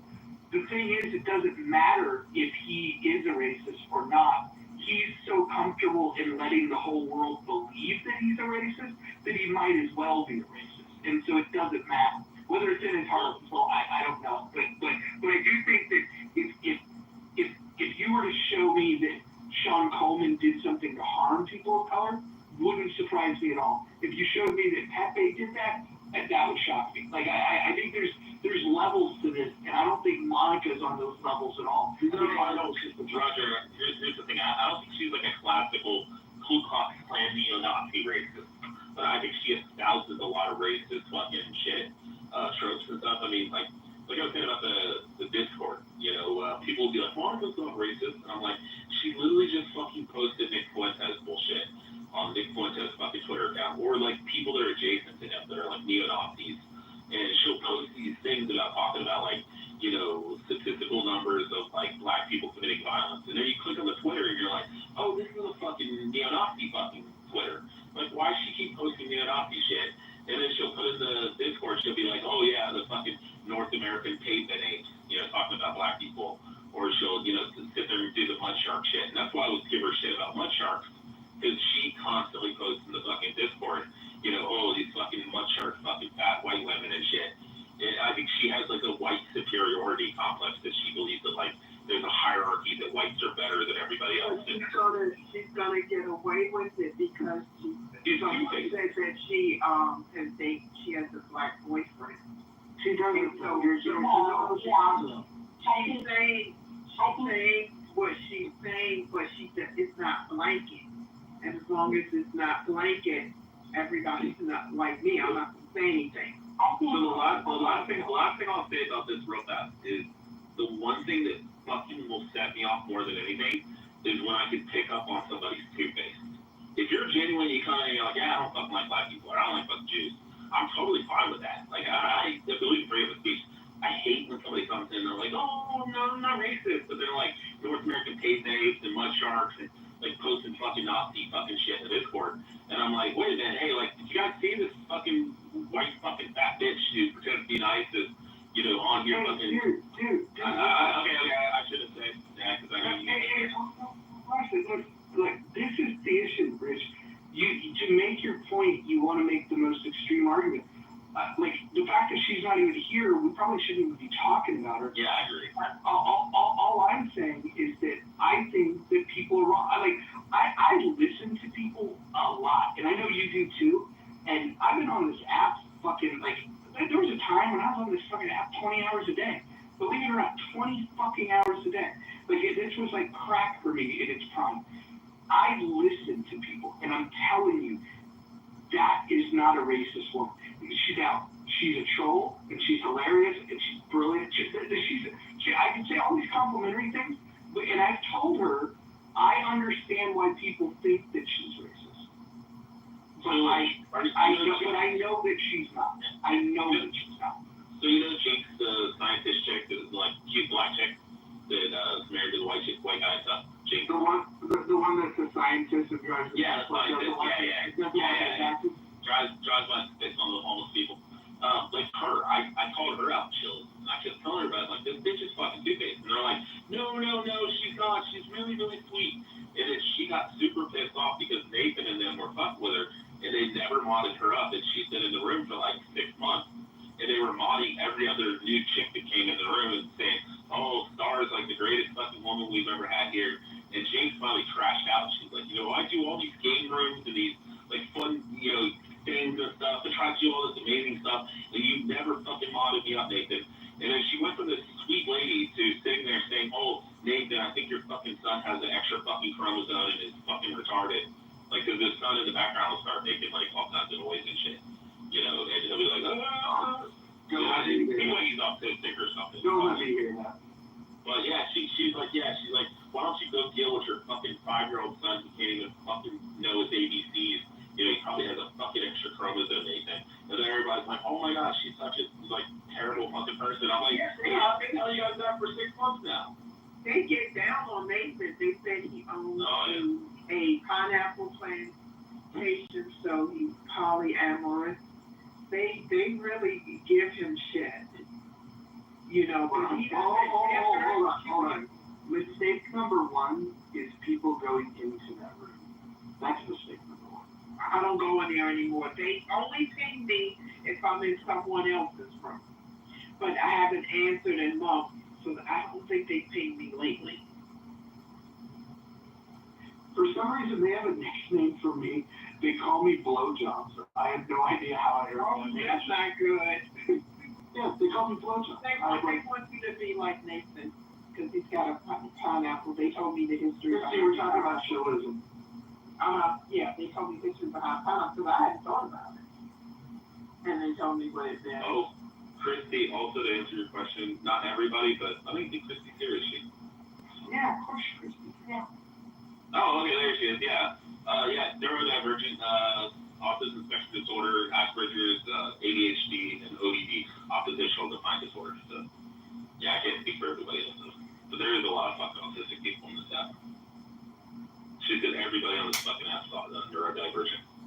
Well, look, you can be neurodivergent, but I believe that just like autism is on a spectrum, like the spectrum is not what people think. It's like some people think it's severe, it's mild. There's a good autism where you can weaponize it and make it a superpower, and then there's an autism where fucking you can get nothing done and you're fucking hopeless. You take somebody like Io, I don't think he would be who he is without autism.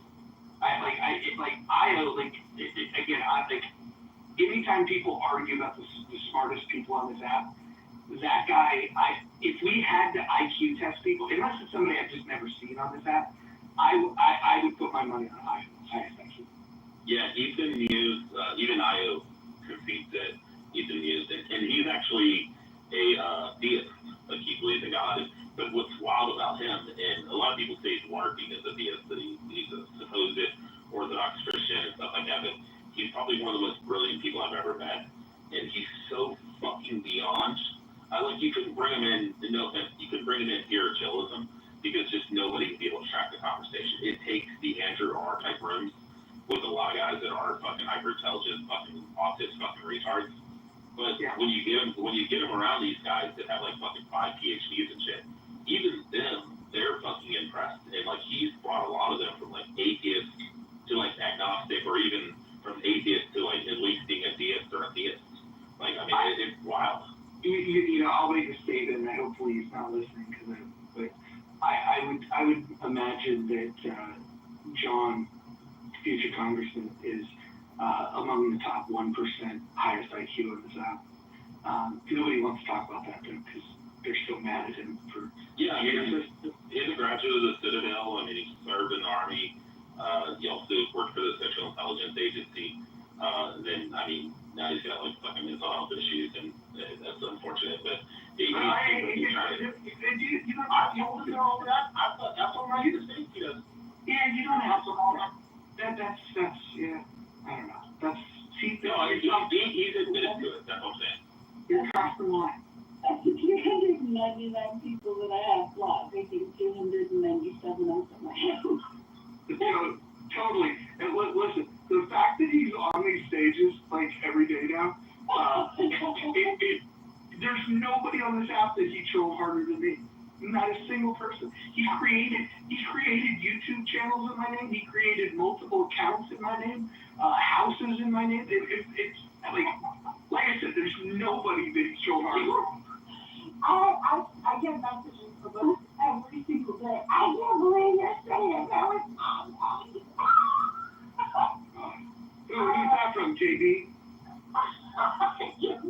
Everybody. Joe B, for whatever reason, maybe because of her days at the NSA, she does not like Joe. Well, I kind of like when they came out with the anonymous feature, I was just like, this is a moot point. That's exactly where I was at. Just no getting around it, and if you can't beat them, you have to join them.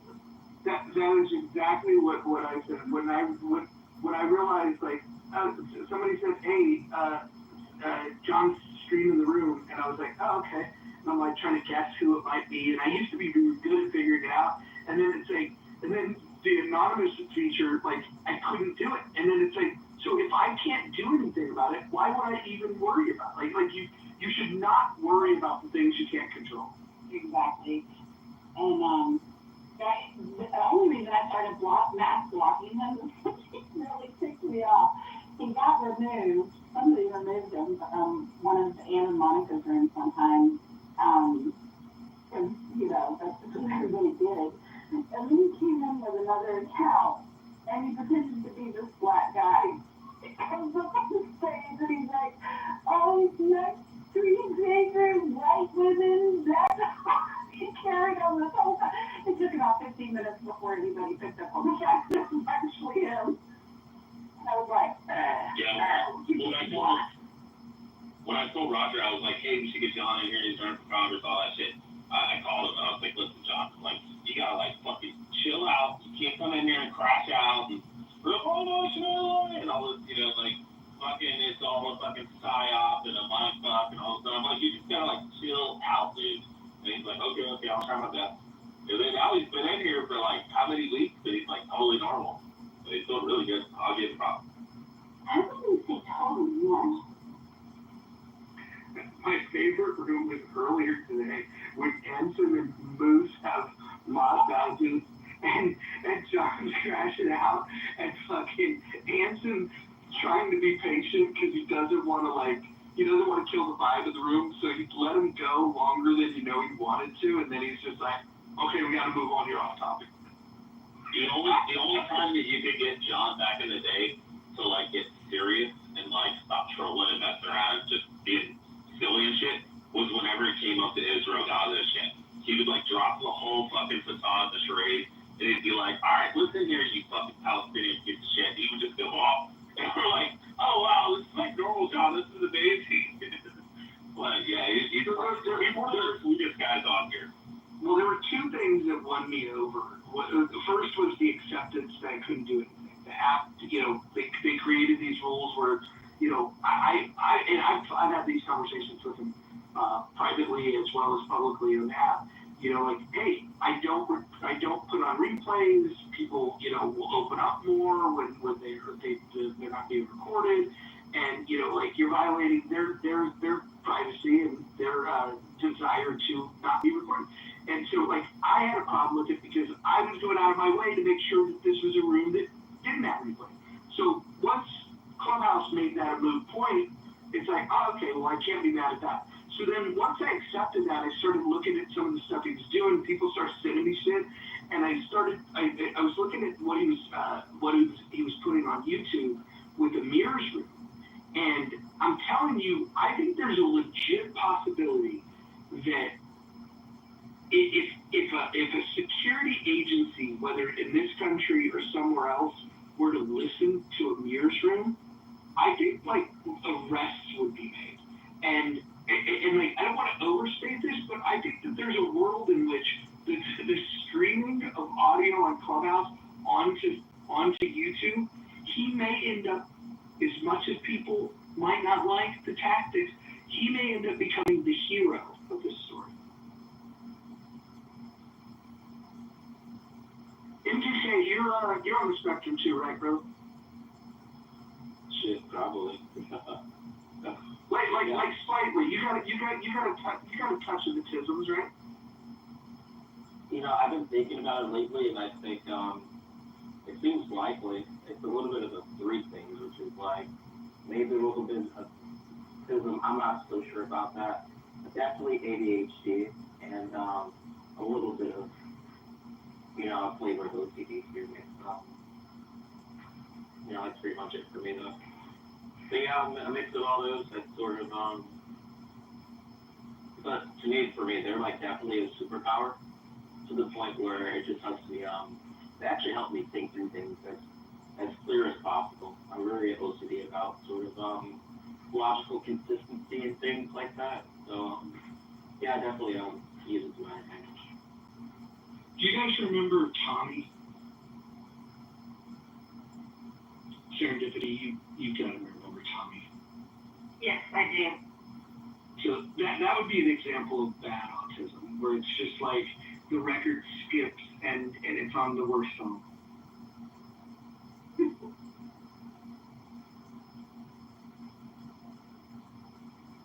Monica and Tommy were buddies for a while there too. Yeah, that was another one of her questionable moves.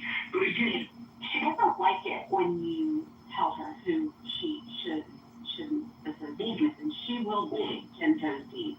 Especially because she arrives at this thing of like, I believe in free speech.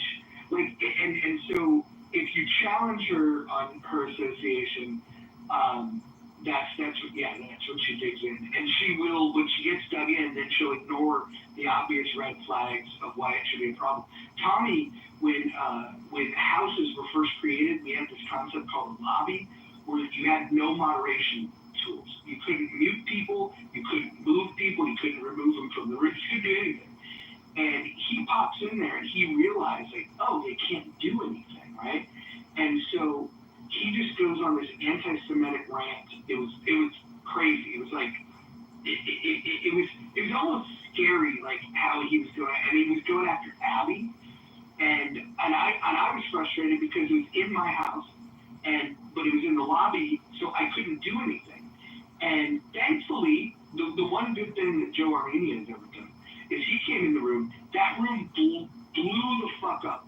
This was like post prime of Clubhouse, where if you get like 100 people in a room, you're doing really good.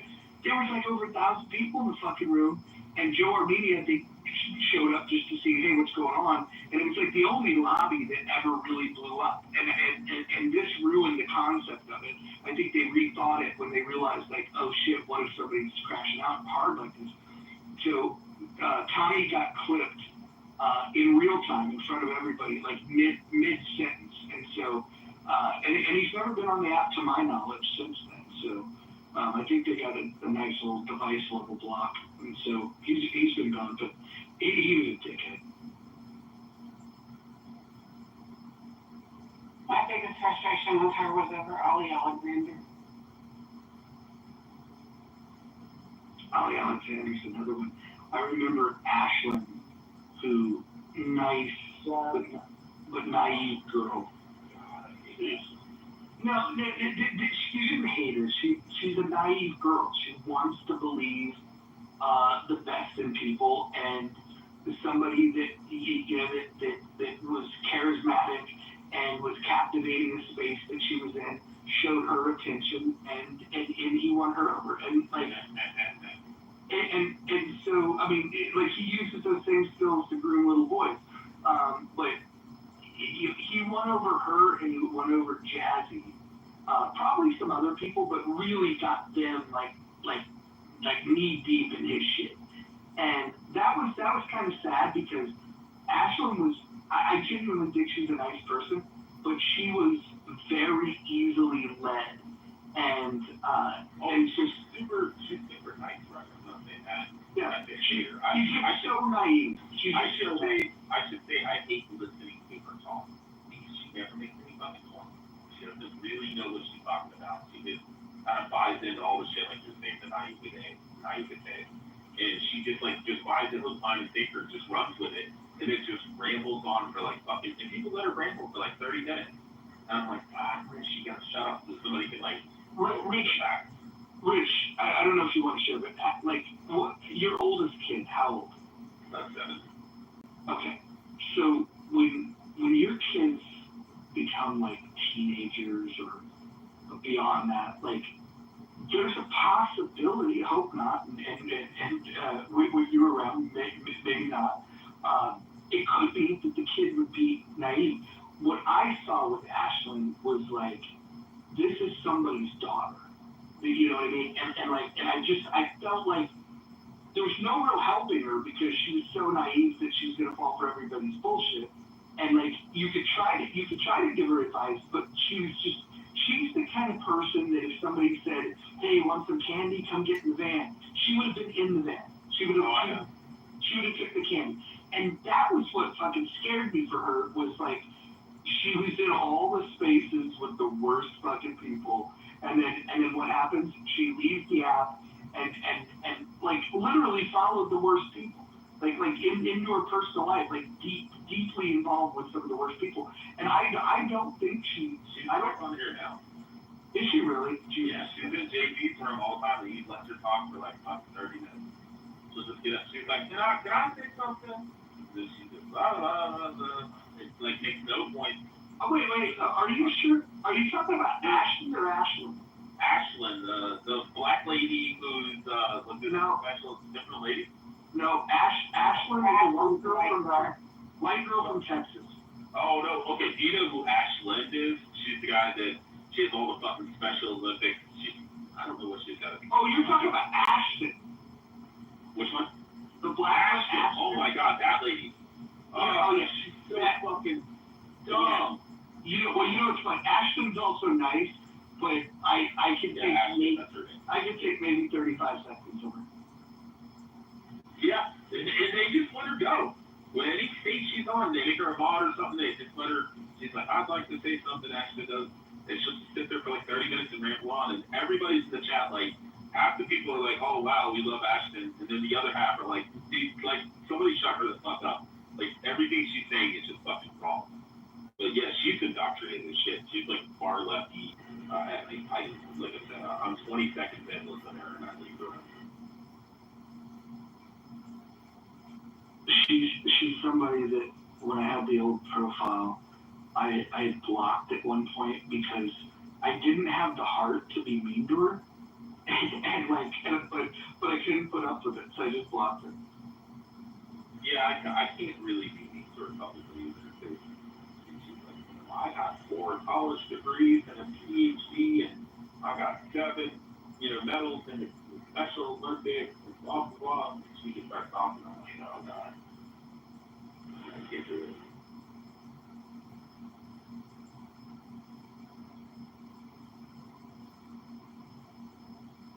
What do you guys want to talk about on Monday in the rational discussion group? Just to make sure that people have an alternative to that space. What's the topic you think we should do on Monday?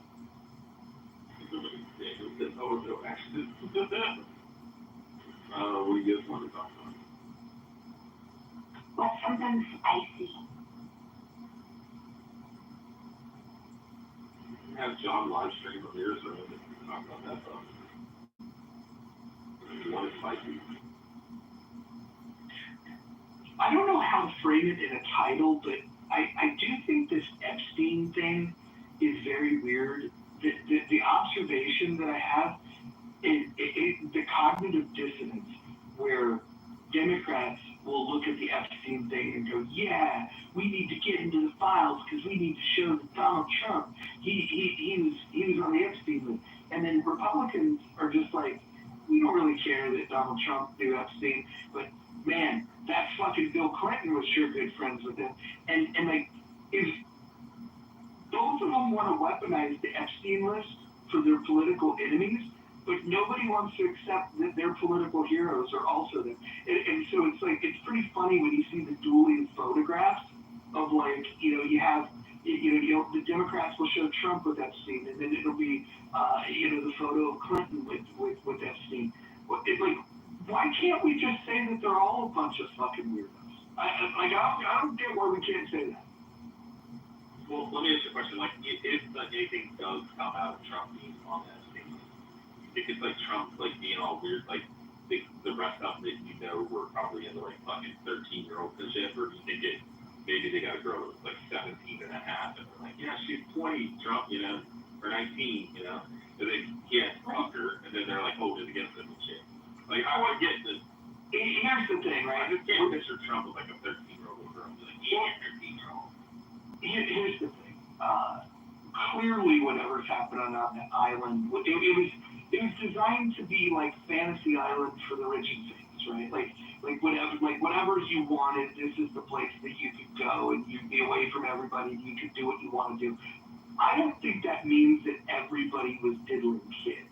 I think that they probably sex trafficked adults in there too. But I do think that the mere fact that they're all so connected with them, like if we were watching this as a movie, right? Forget about like your political ideology, but just you're watching a movie about fictitious, presidential, former presidents, current presidents, and you're watching it. You'd just be watching with horror and saying like, oh man, all these guys are sick. Why are they all with this fucking dude? Like you would have much more moral clarity if you were watching a movie. But people like get weird about it because, oh well, I like what Trump's doing politically in this way, so I'm going to disregard the fact that he's got a fucking crazy relationship with a known sex trafficker. Yeah, but you also have to make the argument for like, for example, I'm not saying this is true, but if somebody in healthy debate who's a big time moderator in prison, if we found out that person like a diddler, like would every person in that room be guilty by association for be like going into that room every day and everybody who's the moderator is guilty, like just for being friends with that person? Because I mean, it doesn't, like you said, it doesn't mean that there was diddling kids. And, I mean, if it came out that Trump fucked a girl that he thought was 19, 20, 20 years ago, and he thought the girl was fucking 20, and it turns out she was 17 years old and 9 months old. Like, I don't think that's a big deal. But if he's fucking like 13, 14-year-olds, 15-year-olds, then yeah, like, hang this motherfucker. And hang all of them. But, I mean, that is some shady shit that they could have done, too. I mean, they'd be like, yeah, she's 20, they doctor brought it out, and then they're like, oh, yeah, she was actually 17, so, now you're going to do our bidding. I don't think I would be getting breached if she's like almost. All involved in the diddling of the kids, but I do find it very hard to believe that they didn't all know about it. Oh yeah, I think they all knew about it. But allegedly Trump said what a lot of people say around him is that once he found out, he told them about himself. Like ban him from all places. But that might not be the true story. Might not. I don't know. Yeah. I knew a guy. Conspiracy theory about that same file too. So real quick, I was just gonna mention, one of my dad's best friends was a police chief in Florida, and his son ended up, he was like 15 and she was like 14 or something, or 13 when they started dating. And then they dated all the way through high school and middle school, all that kind of stuff. And then when he went for somebody's had sex with a girl who's 16 and over, from 16 to, up to 18, the parents have to be like, yeah, I'm totally fine if you're 19 and fucking like 17. So they ended up breaking up, and the mother called the police and had him criminally charged, and he's now registered sex offender. So that's what I would say about the 17 chase. Yeah. I have a little conspiracy theory about the Epstein files. I think that they passed through so many hands. I think so many people are implicated in it that when Trump was out, talking about the fact that he would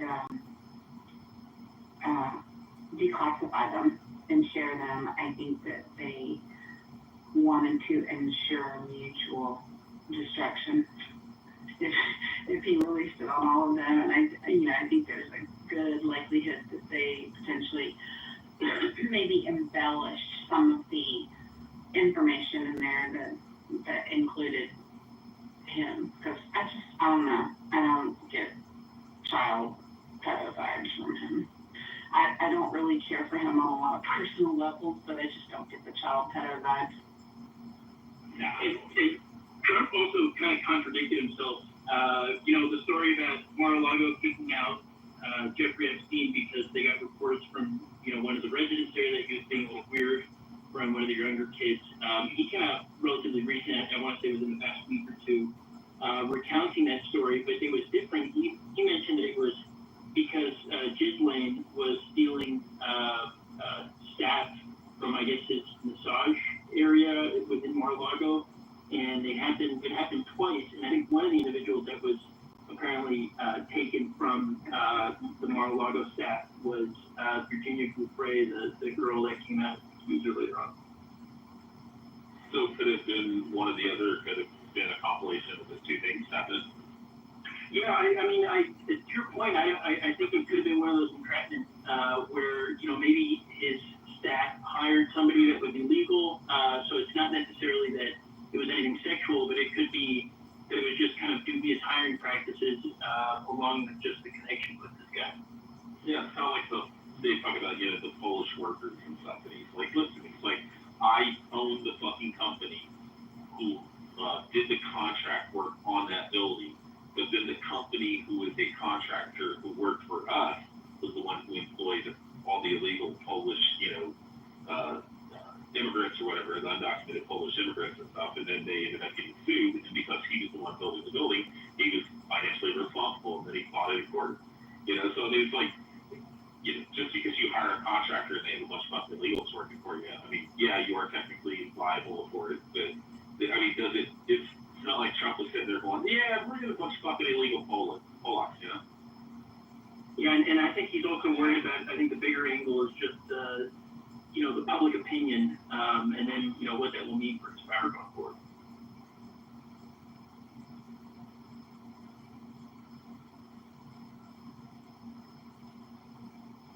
I just think if there's actually something about Trump, why didn't they release it when he was running for president? Why would they hold it back until now? Like, it's going to make a difference. Why take him to court, put all these charges against him for something completely different if you guys had beef on Trump? Oh, Harry, when you first started talking, you sound like Marshall there. Like, I don't see Marshall. Hell no, bro. Like, oh, Harry. You did. I'm all right. You initially started, yeah, I know, you're not like a GW fan, with me, you and I. But yeah, I initially thought it was like a martial. So I do think, Harry, that you're right. That if they had this smoking gun, they would have released it. I mean, these are the same people that tried to get him thrown in jail, thrown off the ballot, tried to kill him. Of course, if they had this smoking gun, they would have released it. That being said, Trump being uncomfortable releasing it means that one of two things. Either there's some association that he's uncomfortable with sharing, probably not, enough to hang himself, or there's friends that he wants to protect, right? He's either protecting himself or protecting others. And by the way, I don't think there's going to be enough to prosecute anybody. The burden of proof of what you would need to prosecute powerful people like that is just, it would be crazy. And I just don't think any of these people would ever go to jail. And that's the thing that we should change, is that the politicians should not be above the law, especially when it comes to this kind of shit. Yeah, I would say the likelihood was probably that Trump looked at the list. He's like, yeah, we're going to hang these motherfuckers out to dry. Like, this person. Oh, shit. He probably looked down the list and he's got a golf buddy and he's just like, oh, fuck. Yeah, some fucking billionaire that donated to his campaign or some shit. Like, I mean, it also could be a double-edged sword where it would take out both sides equally, and there's really no net benefit for one side, or it could even be outside of our own borders, and it could be a foreign angle that we're looking at. So it's kind of wild. Well, the other possibility is if you've read his book, he's always talking about leverage, and he's always talking about gaining leverage in order to be able to make a deal. There might be other things that there could be people on there that he's protecting for the fact that he can get something in return. Hey, I'll make sure that this stuff never sees the light of day, but you're gonna have to help me here, and maybe he gets something in return. Yeah, he might be questioning congressmen and senators, and he's like, hey, let them know we know what's on the list. Ah, fuck. Well, I guess we're gonna pass that big, beautiful bill now.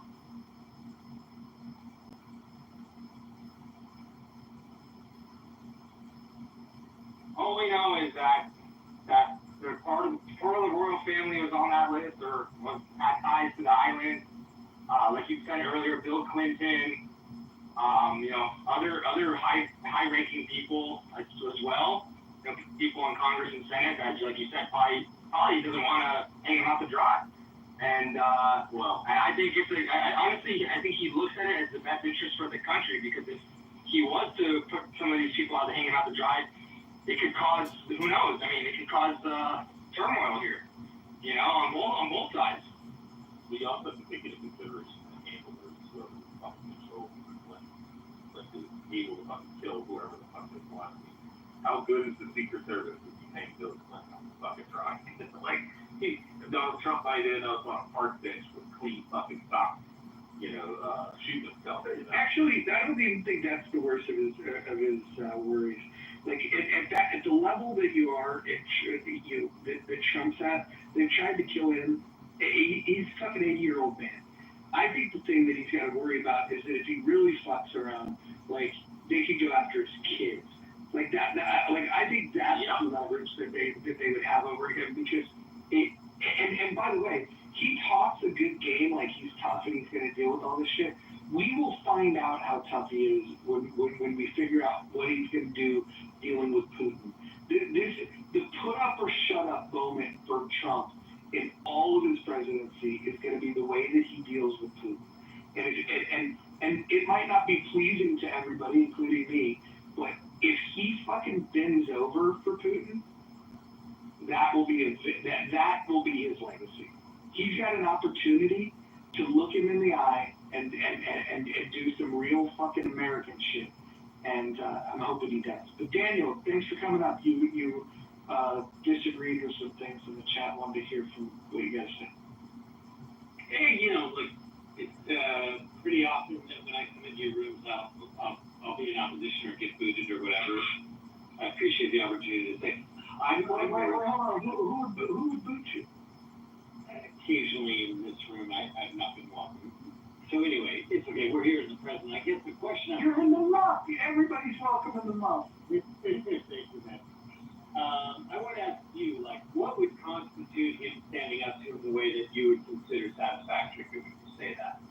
Like, I think he needs to make the American position clear of what the expectation is, and he needs to ask, what will it take?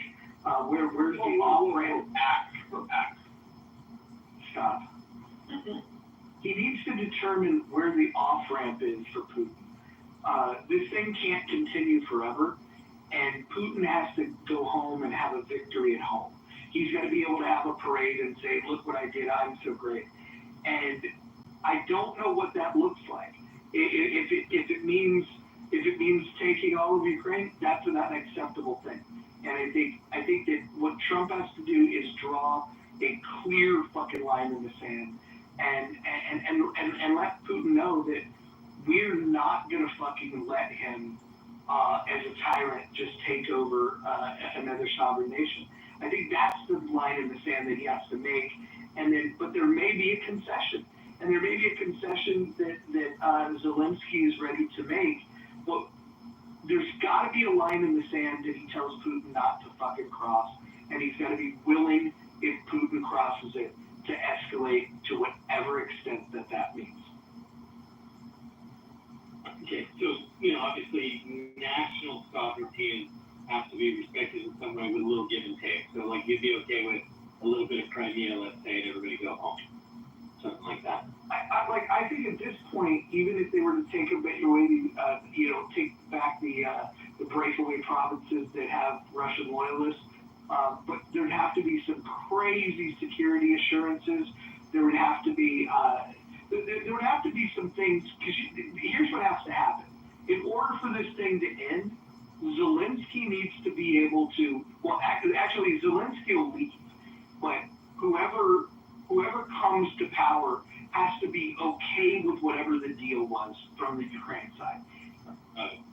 Putin has to be able to go back home and not have people say, "Wait a minute, you killed all these Russian soldiers and this is all you got."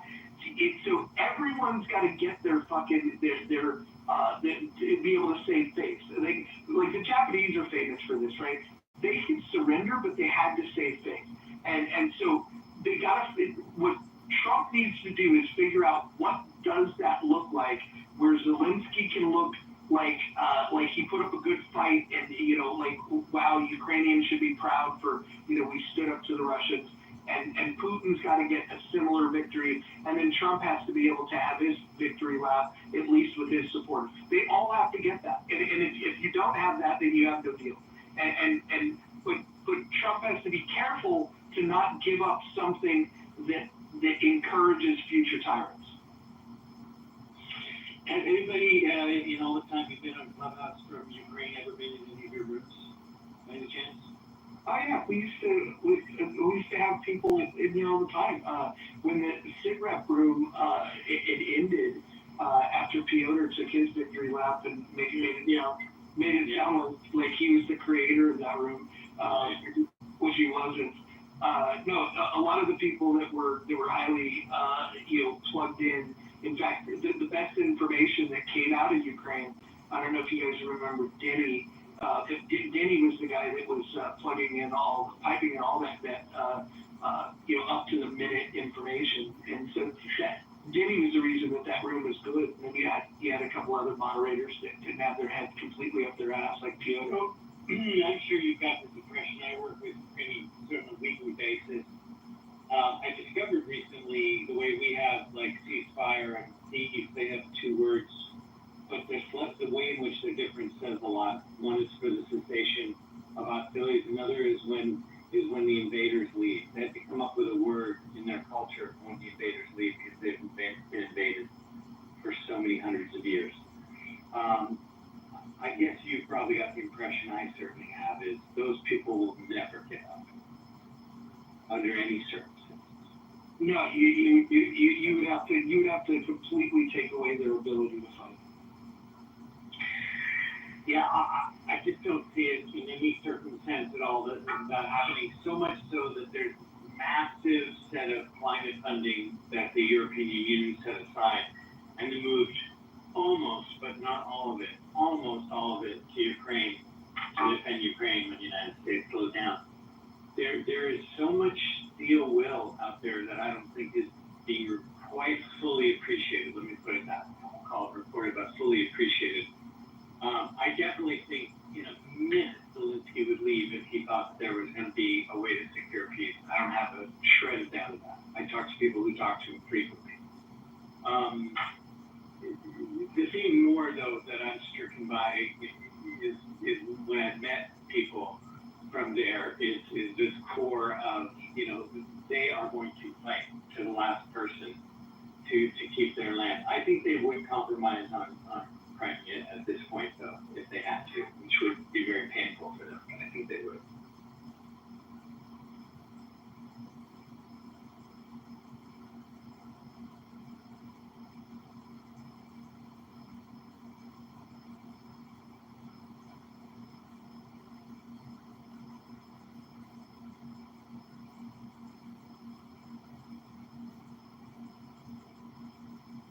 Way to bring into the room, coming up, and I guess in Alaska is where they agreed upon, is that the territories that he's claiming as part of the deal have decreased from what they were before. So I don't know if Putin's come to the table with his legs, or with his tail between his legs, or if he's starting to kind of realize the pressure a little bit more. But it'd be interesting to see what comes of it.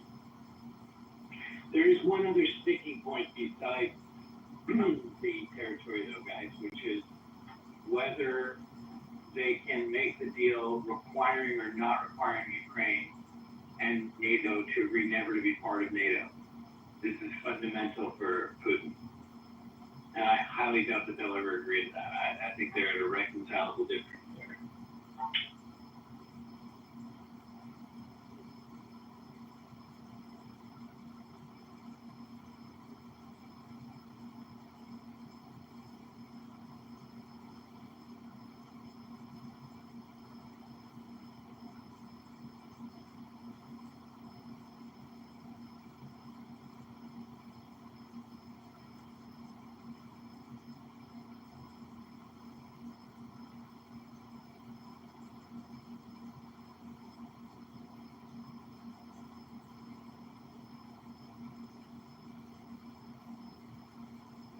Sorry for my silence. I was creating a poll so we could get our thoughts out there.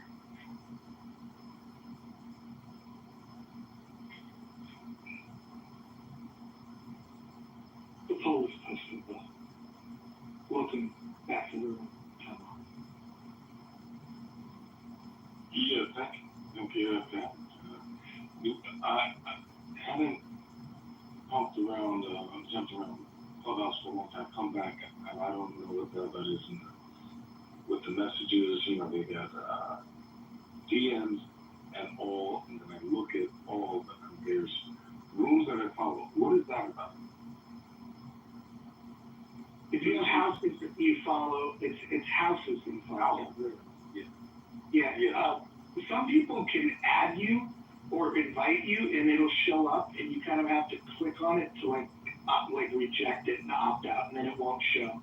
So if you don't want to show it like you could join a house, or it'll show until you reject the invite. Right. So all those messages in the all, right, are houses that I follow, but those are just conversations of houses. Yeah, it's not just rooms anymore, Timac, so you can post messages for your house, so people can pick them up anytime they want. Oh, I see.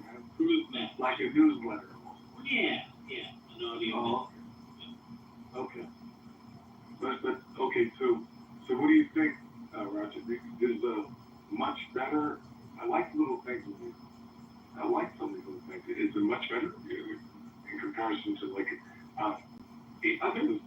I think the poll feature is an advancement, but I don't like the fact that, for example, Daniel selected Russia troop withdrawal, and I could see it. It should be a secret ballot. This would be better.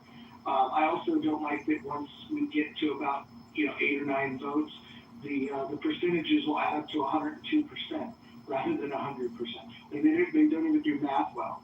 I don't like that when you give the choices, you have to have at least like 5 characters in the choices you give.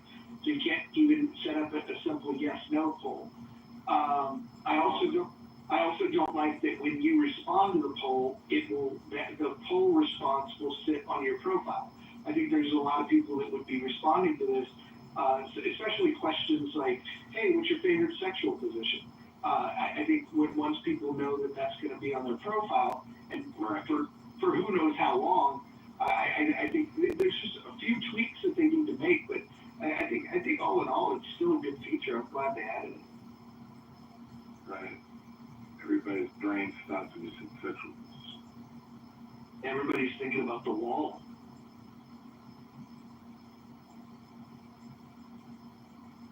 It's really cool to hear you break that down, Roger, because I'm building some features of what's in here on another application, which is filled with surveys and questions and things there. And hearing you break that down was really perfect for me. So that was cool. Thanks. Yeah, I think being anonymous, or at least having the choice to toggle, like, do we want to see it? Do we not want to see it? Oh, perfect. Yeah. Yeah. Yeah. I'd like to put all the answers in a pool, and anybody can query it any damn way they want to, not just up administrators or something. You know? Anonymously, of course. Like, how many people have used the word sexual position in the last 48 hours or something like that?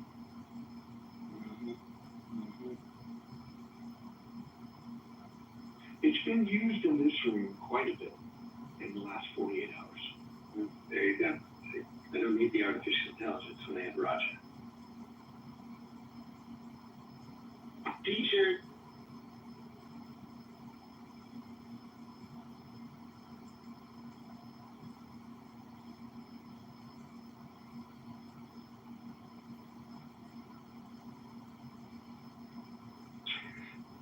There's always people in the audience, people on stage, and the people that talk on the stage, for the most part, you'd say they feel comfortable talking in public. Do you think the people in the group or in the audience are shy, or do you think they just? What do you think? Well, it depends on who we're talking about. Like Jimmy, for example, he's not shy. He's actually, I disagree with him on a few things, but he's like a smart guy and not shy at all. If he were awake or the conversation grabbed him, he would be in this for sure.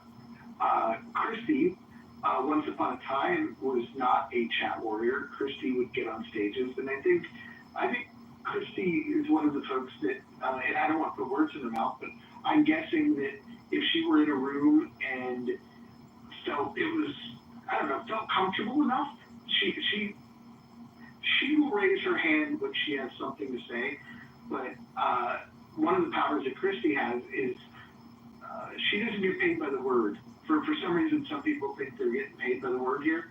And so if Christy's got something to say, she'll add it to the chat. Don't feel safe. And like this room, if we're being 100% honest, sometimes we could get a little obnoxious, and there's a little more leeway for trolls and things like that. And so Christy doesn't suffer fools. She doesn't put herself in a situation where somebody might be rude to her. Like, why not stay in the chat so she doesn't have to deal with that kind of crap. So, but I think if she felt super safe and it was a small room and it was a topic that she wanted to add to, like I've heard her add. She's brilliant, by the way. She's one of the more well-read people that I've seen on this app. So. Maybe you should do a poll, real quick. Maybe you should do a poll when the room's larger, more people audience, and say what would make you come on stage. I'm a little bit more like what Christians. Sometimes I'll go in the room just to listen. I think there might be 50-30% are like that, and they're just not in the mood to go up on stage. And if they wanted to, they could. But then I think there's 50% people that just are, don't want to get into any conflict and this kind of thing. So it'd be interesting when you're in the room to do a poll about that. And that's a good idea. Maybe we'll do some fun polls on Monday when we bring back the rational discussion group, which starts at 2 p.m. Pacific time, 5 p.m. Eastern. So why would Ukraine give up territory is a question. So we just asked. So, I've been producing performers for a long time. Time off. It's okay. It's time off. Yeah. Ah, thank you. Sorry for that. You should have. You know, Yeah. you're right. I should. Thank you for the reminder. Say it one more time, please. Time off. Don't say it wrong again, all right, buddy? Just kidding. Dude, I get your line in the sand. Your identity's intact. So, I've been producing performers for a long time, and I've noticed something on Clubhouse through the whole history of Clubhouse. There are really remarkable examples of people who never found any stage that they could be on, but they could be on Clubhouse, and now in real life they can't. That's happened a lot. There's something about the audio-only thing that creates, for some people, this amazing sense of safety. And we all have our stories of people who've done, amazing things through relationships they've made on this app. And I think there's certain kind of safety, intimacy, something, familiarity, some weird thing I don't really know how to describe. Just noticing.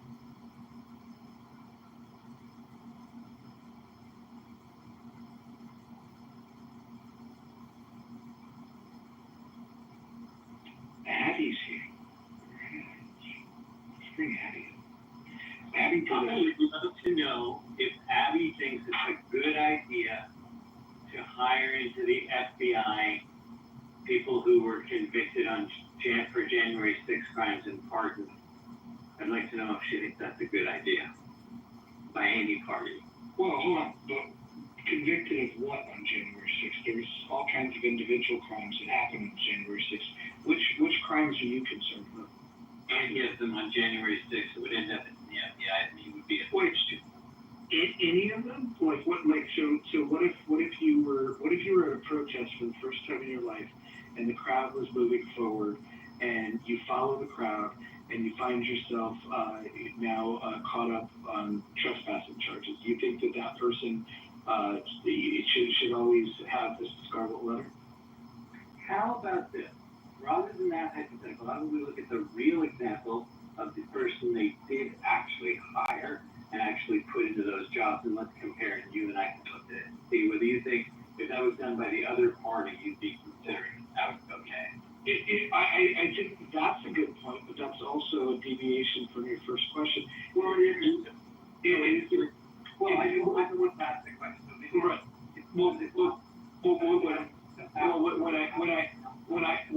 When I asked you, when I qualified it for any of the things, when I asked you if about all of the people, and you said it didn't matter if they did, and That's the whole yeah. thing.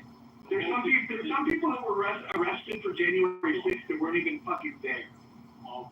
Okay. And if anybody wasn't there, if there's anybody in that category, I totally get it too, it'd be fine. But I don't think we're gonna find that that's the case. So I'll go dig it up. Wait, you don't know that to be true?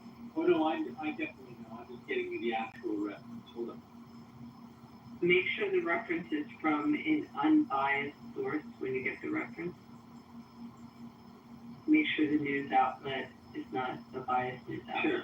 I'm gonna make sure I get it from more than one actually. Yeah, but more than one as long as you're not getting it from, start with MSNBC. Just don't go there. Try to get one from an unbiased source. Sure. So here's the issue.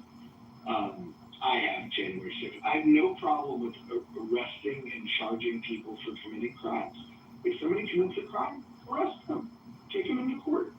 I do think that they more heavily prosecuted it because they catastrophized the idea that it was a quote-unquote insurrection.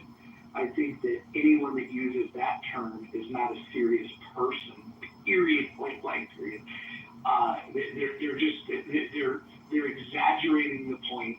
And I will say this, as someone that thinks that, that the government could use some rebuke from time to time from the people, Should we ever get an insurrection? I hope it does not look like that. I would hope that if there was an insurrection, that it wouldn't just be a guided tour. I would hope that, that there would be some intentionality behind it, rather than just what we saw. I think if that was an insurrection, then we're the worst, insurrection. We've fallen off since 1776. I'll put it that way. Oh, hey, Abby, are you there? Yeah. Hey, on the UCLA, something else. Don't change this subject, Jesus Christ. I'm not just trying to get clarification real fast. We can go right back. On the UCLA thing that they're pushing, on the, I didn't listen real quick. The UCLA thing where they're trying to push forward. Fight through it. So the UCLA, we're not talking about this, Rich. You jump in the room. There's a conversation going on. Abby was there. I got all excited. I was like, no, that's fine. I got excited when you get in the room too. But now we have a topic. We're talking about January 6th. Stay on topic. oh, I thought it was about Ukraine and Russia. Sorry. Well, things move fast over here. When you're in the muff, things are in and out. I'll send you the back channel. Okay. So, am I supposed to answer this question, Daniel? Is that what I have to first of all correct myself on the record of whether he was convicted.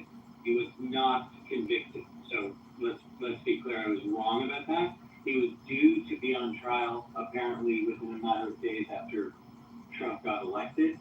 But there is a video that is referenced, which people can look at, stating why he was going to be on trial.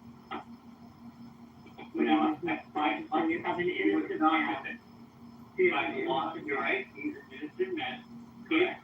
If you had a video of somebody on the left who is performing the same thing on all the measures that I'm asking, would you think it wise? Hold on, let me finish my question. Would you think it wise for the FBI to hire that person? First of all, what was he doing in the video? Okay. I mean, the FBI just like any government agent. Okay, let me finish. You asked the question. Apparently, if it proves to be true, he was urged. You can look at it on the video for yourself. Okay, what's he saying in the video? I'll let the video speak for itself. Well, I'm asking you. If you just said he's in character. Did he want kill or grill me? I'm gonna let you watch it and everybody the video for themselves. Okay. I'm getting it for you. Okay.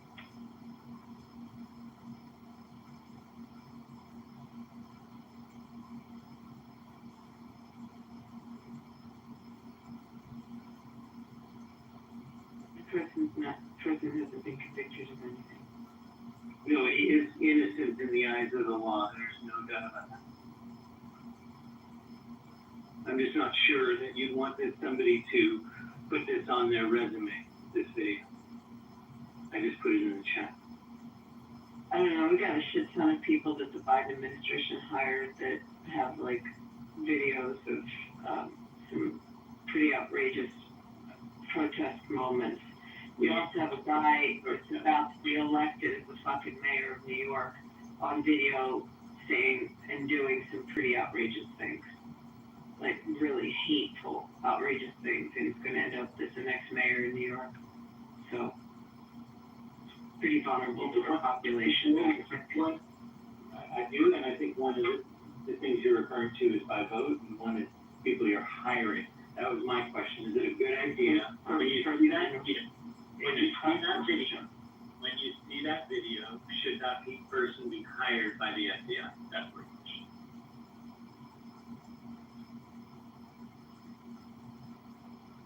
This is the back channel.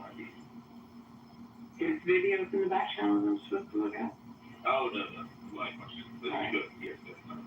Hey, I got a question for Daniel. Daniel, what do you think of charging somebody for let's see, seditious conspiracy to obstruct an official proceeding, obstruction of an official proceeding, conspiracy to prevent an officer from discharging duties, destruction of government property, to charge somebody, to convict them, and to sentence them to 22 years, despite the fact that the person was not even in D.C. that day. That would be a gross injustice if that is true.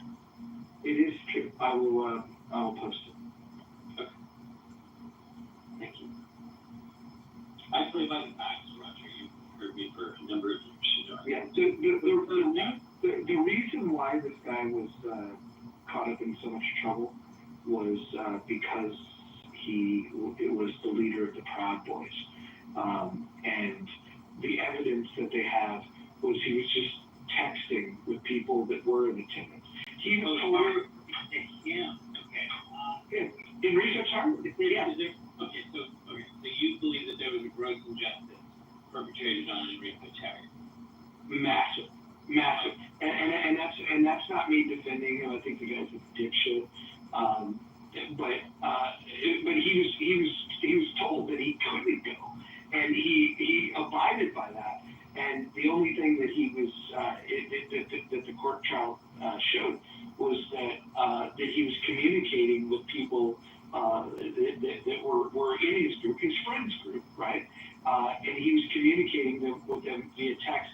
As far as coordinating, go over the documents. He was persecuted because of who he was. Okay, and let me just ask you this question. Is your evidence of that, because you mentioned this specifically, of him not even being there, right? Is that where your conclusion is that he's unfairly targeted because he wasn't physically present? Well, you can commit crimes when you're not physically present. The problem is the case itself. Not only was he not there, the evidence against him that he supposedly was orchestrating, where the only evidence that they presented was he was exchanging text messages with people. There was no planning.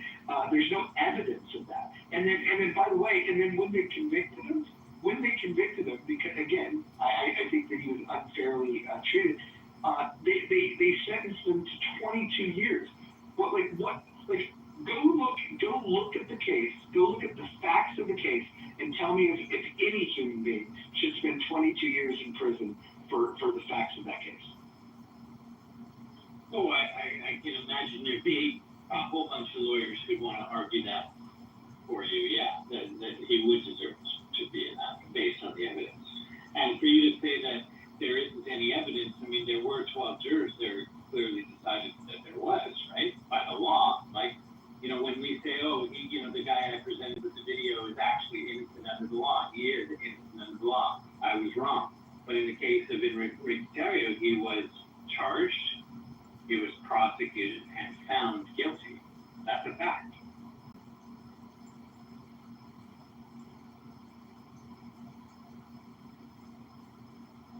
Am I wrong about that? He was convicted. I'm saying that this was. I think the prosecution was targeting somebody simply because he's the leader of the Proud Boys. I don't think any reasonable person looking at this stuff of a guy that was in a hotel room in Baltimore when January 6th the events unfolded, to target him. Just the mere fact that you care where he was at that day is just fucking weird to me. Well, yeah, I mean, you bring it up, it's sort of weird to me right now without clarity that I'm looking for, right? Like, he did direct it or didn't direct it, had a participation, had some planning in it.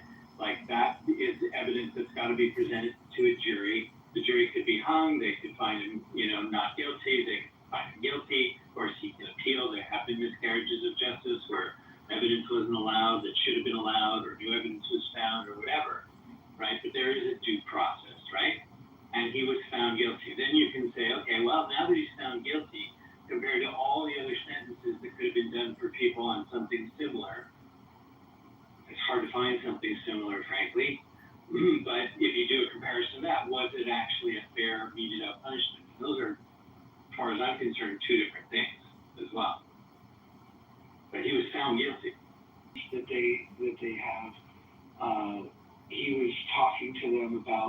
preparing for the event, warning them that there would be an FBI presence there, telling people to be careful, telling people what gear they should and shouldn't wear. And he was just advising, the same way that I would advise friends if they were going to go to a protest, to be careful to protect yourself. And then they weaponize these words. If you read the transcripts themselves, you can make the argument that it's possible that there's a conspiracy, but there's no evidence of it. The words themselves are very fucking cryptic. It's just like, be careful, and then once they got into the building, he was cheering them on and saying, congratulations. That's not a conspiracy. The only thing he did was advise people that were going to an event that he was not allowed to attend, to be careful. And then once they got in the building, he thought that was cool and radical. Now, again, you could say that him cheering it on is distasteful, but I don't see the conspiracy at all.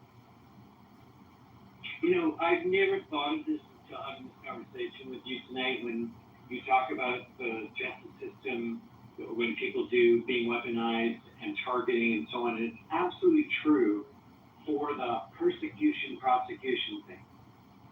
But I haven't seen any evidence of being able to weaponize the jury system. It's a pretty damn good system and very hard to break. And if the evidence finally comes in there, I mean, you got, preponderance of evidence, that whole thing. At that point, you got to look at the reality. Is there was a case made about him directing that? That's where the default starts, to prove that they got false evidence at the trial, or stuff wasn't included, or something of that nature. But I get the targeting in the first place. You want to make a target. But Daniel, how would you find an untainted jury for something on January 6th for the leader of the Proud Boys? How do you find people in D.C. that are not familiar with January 6th coverage? No doubt. I'm really respecting your question that is a challenge. There's been a challenge in all cases that have transcended the ordinary, and that challenge has to be dealt with. And there are remedies to actually move something to its place. That's not what took place here. Clearly, so far, the justice system is expressing itself as having been able, in this case, to render justice. The targeting is one. The sentence, I think Necro just said, no sentence, maybe should be over 10 years or whatever, like a totally worthwhile debate as well. But I do think there is a reality. This 12-juror system is not that easy to fake. So I just wanted to point out, 92% of the registered voters, and that's usually how you get on a jury pool, you got to be registered to vote, are Democrat voters in Washington, D.C. So the jury pool literally is made up of 92% Democrats. That's why it should have been moved to a venue for a fair chance for Enrique. However, Daniel, it wasn't honored when they requested that due to the judge keeping it there. That's a very fair argument. It really is, Chuck.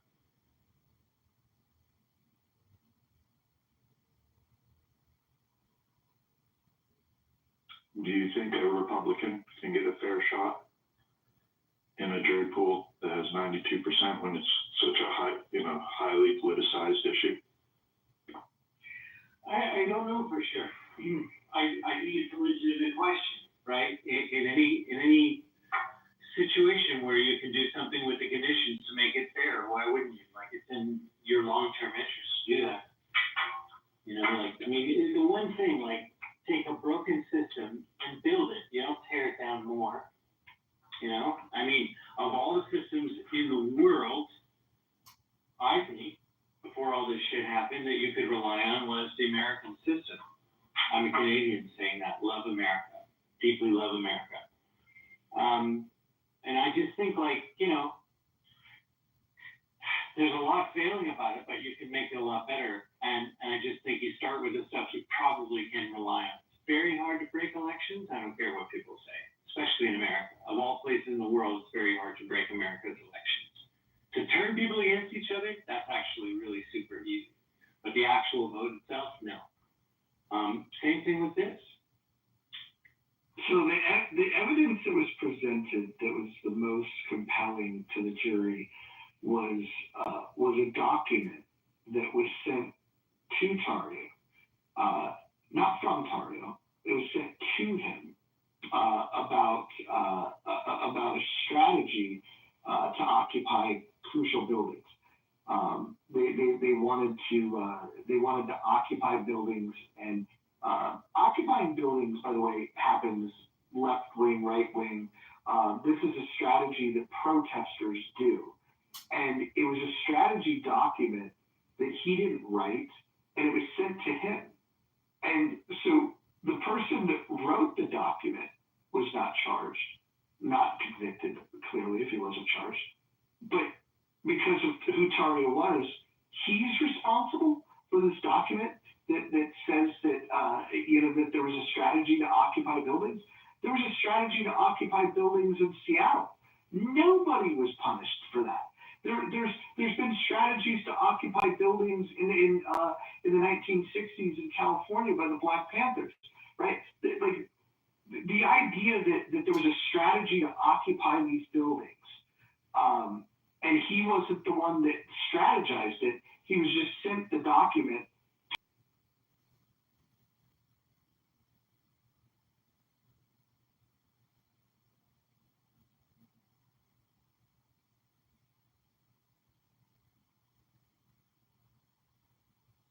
Well, one reason might be that the strategy guy is a war agent and they're sure to make money off of wars and chaos. You think war is about money? War agents, definitely. If you do, I forget what it's called, any social studies courses. In college level. Hold on. Daniel, are you under the impression that wars can't be profitable? No, I'm not under that impression. I'm under the impression of what the statistics tell me, that no more than 5% of our entire world economy is based on anything to do with military, including tertiary effects. The Biden family made great money off wars, and a lot of people in the Donbass region tried out democracy and lost limbs. Just saying. And then they asked me, why do I even bother to pay taxes? Most people outside of the country feel sorry for Black people. And I was like, well, we're compelled to do it, so whatever. As Abraham Lincoln would say, small price to pay for freedom.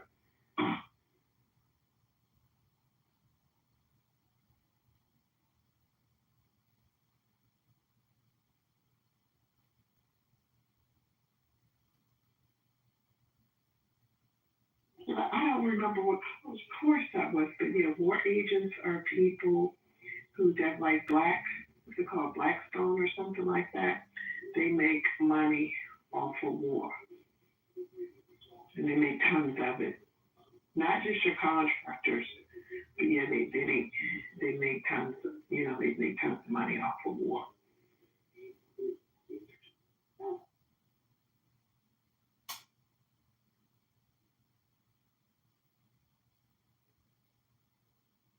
I love that the title of the room and the topic are not in alignment. We should fix one of this. Nick really wants to know what you think about birthright citizenship. More specifically, how you think it will play out in the Supreme Court? I think the Constitution's pretty clear in what it says. If they rule in a way that clearly contradicts the Constitution, I think that they're going to give a lot of ammunition to Democrats to win the election. And the election in 2028, will actually be the midterm and the election in 2028 will become so important. And the presidential election in 2028 will almost exclusively be about appointing Supreme Court justices. That's not uncommon for that to be an important issue, but I think if they go against the Constitution here, I think that the independents will come back and crush the Republicans in 2028. See, first of all, the Senate cannot vote on anything that's not constitutional, and it says already there's no absolute right to enter the country. And for that, United States, you're a citizen. I don't see that anywhere in the writing of the Constitution. Yeah, I don't see that anywhere. I mean, people get. Have you come to Congressman Kitover's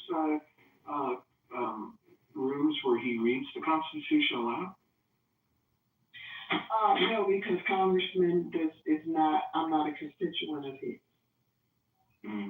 But I think he's seen me a couple of times. But the rooms in which in the rooms where he reads the Constitution aloud, do you think that you're very familiar with the Constitution? Like scale from 1 to 10, 1 being not really at all. Very familiar. Okay, familiar. Excellent. Hold on. I have a question for you. What's the Third Amendment? I don't know right now. I'm not looking at it right now. So this is what I mean by people claiming to be constitutional. I don't understand. Yeah, just because I don't. And to say that it doesn't mean I don't understand it. Yeah. Well, listen. If you don't know the Third Amendment, you probably shouldn't say that you're well informed on the Constitution. I'm just saying. I'm just saying bottom line that 2 for 2, he's the last person to vote was the U.S. Supreme Court. If you do not go through the rigmarole for citizenship just because you're born here, you do not have citizenship. Now he's going to reaffirm and solidify with the U.S. Senate.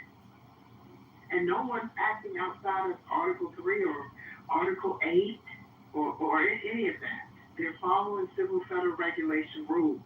And I understand that, this puts a different position for you. But the bottom line is that you, just because you have a child here, it doesn't mean, just like someone told me that with my kid. I was like, well, wait a minute, all this military background we have and the sacrifices we made. And I had to go through rigmarole, and then I got a Social Security card the same day I left. And that's in the Constitution. Nothing's absolute. And it's already been, Tony, Forgive me. Tony, no, hold on. Listen, forgive me for saying this. Actually, I make no apologies for saying this. But you've already proven that you don't know much about the Constitution. So I'm not going to take your thoughts on it very seriously. Not my thought. It's an act of Congress. Now they're waiting for Senate. You had the last vote was the U.S. Supreme Court, and they don't automatically. If you have a child with a person that is not a citizen, and you better talk with your immigration lawyer for those who are naturalized as well. It does not mean anything. I'm just telling you that Trump is double checking his power. Well, hold on, Tony, hold on. Listen, I wanted to ask you a question. Can you give me, in regards to the 14th Amendment, can you give me the 2 exceptions in which a child born in the U.S. Is not guaranteed citizenship? Can you give me the 2 exceptions? There is no 2 exceptions because that was written for the Tony, listen.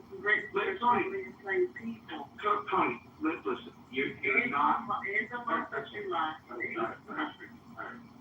I wanted to have a conversation with you, but you're not even on planet Earth.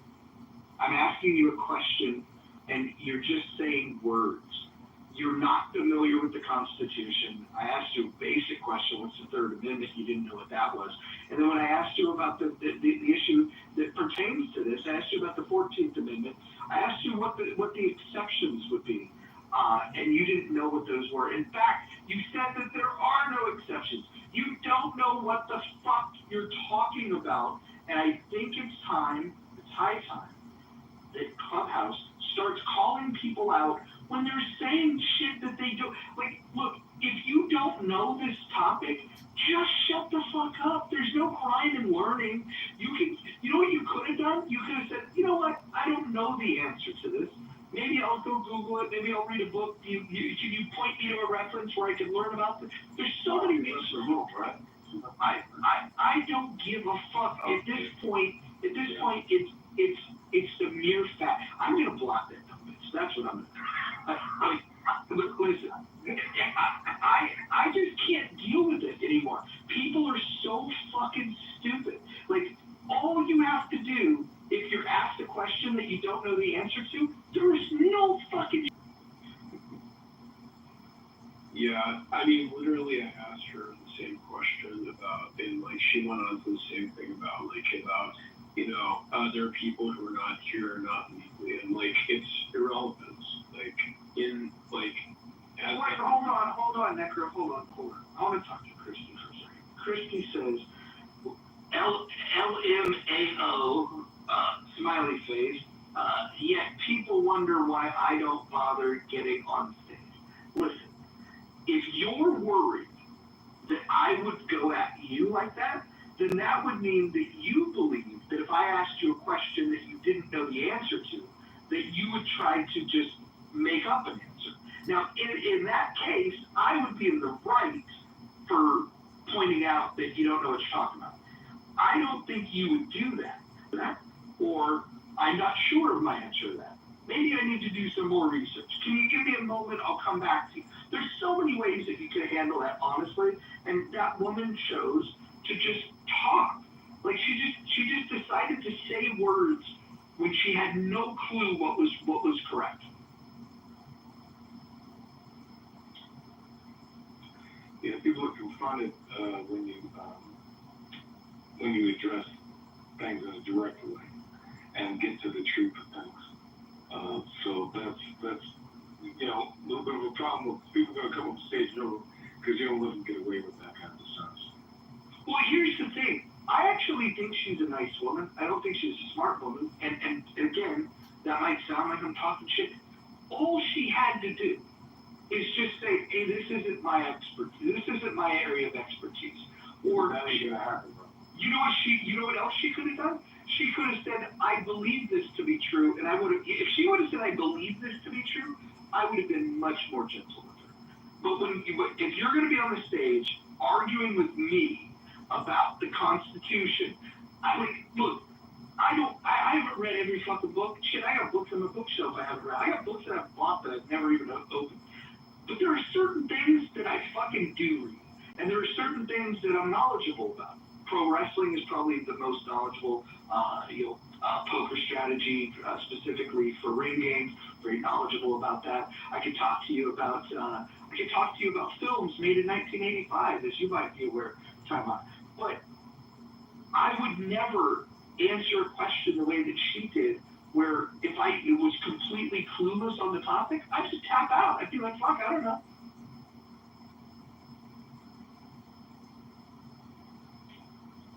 Yeah, well, I think it's interesting on this subject.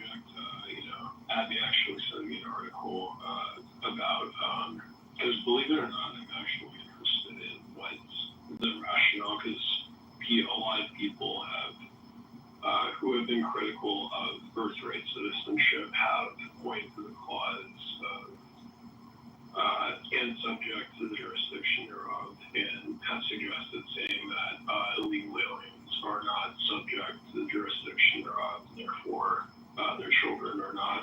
And that's the thing that to me is like that, I've wondered essentially what the arguments for that have been. We've moved to the subject. Abby, are you still there? you don't confer the rights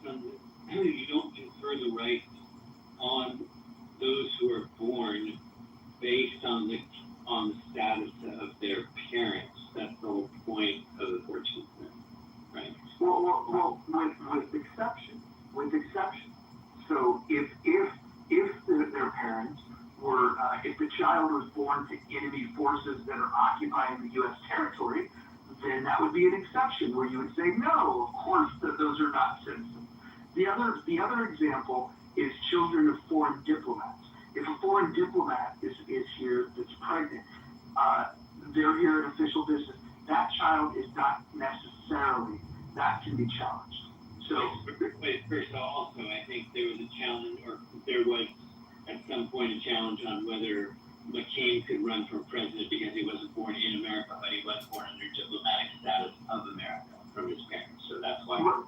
Right, but he was he was born in Panama on a U.S. base, and a U.S. base is considered U.S. territory. So. Yeah, exactly.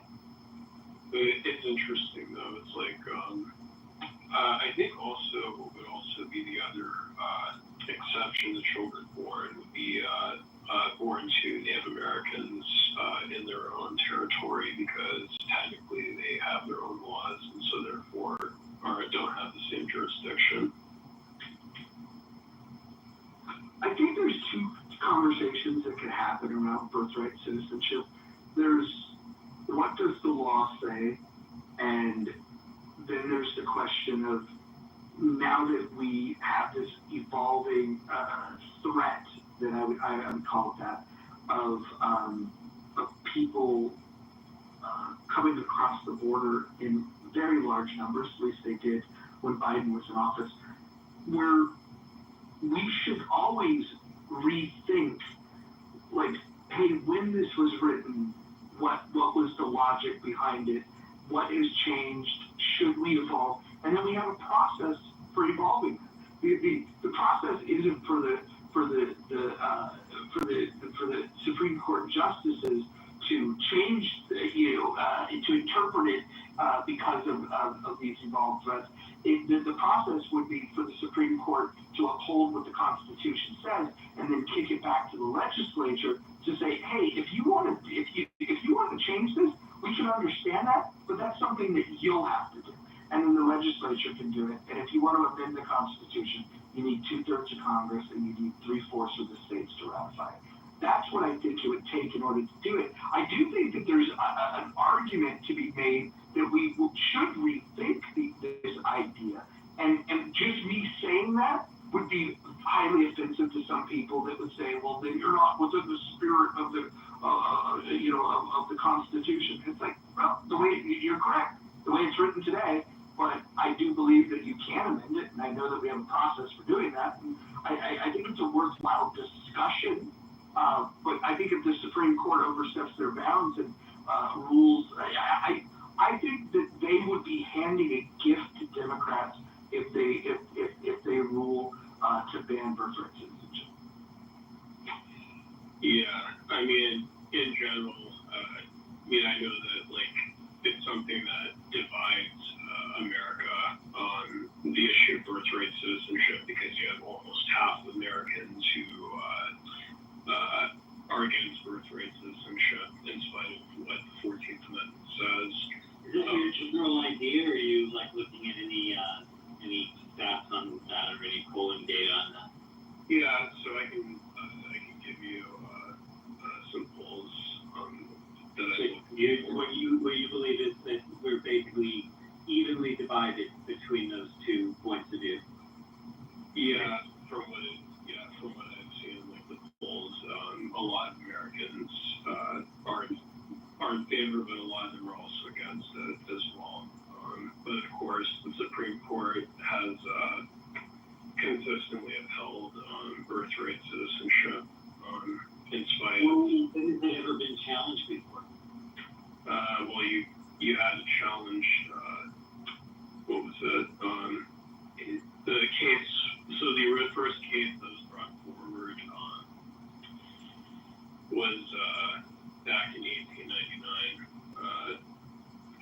was the one that where you had the Chinese laborer who was born in San Francisco to illegal aliens.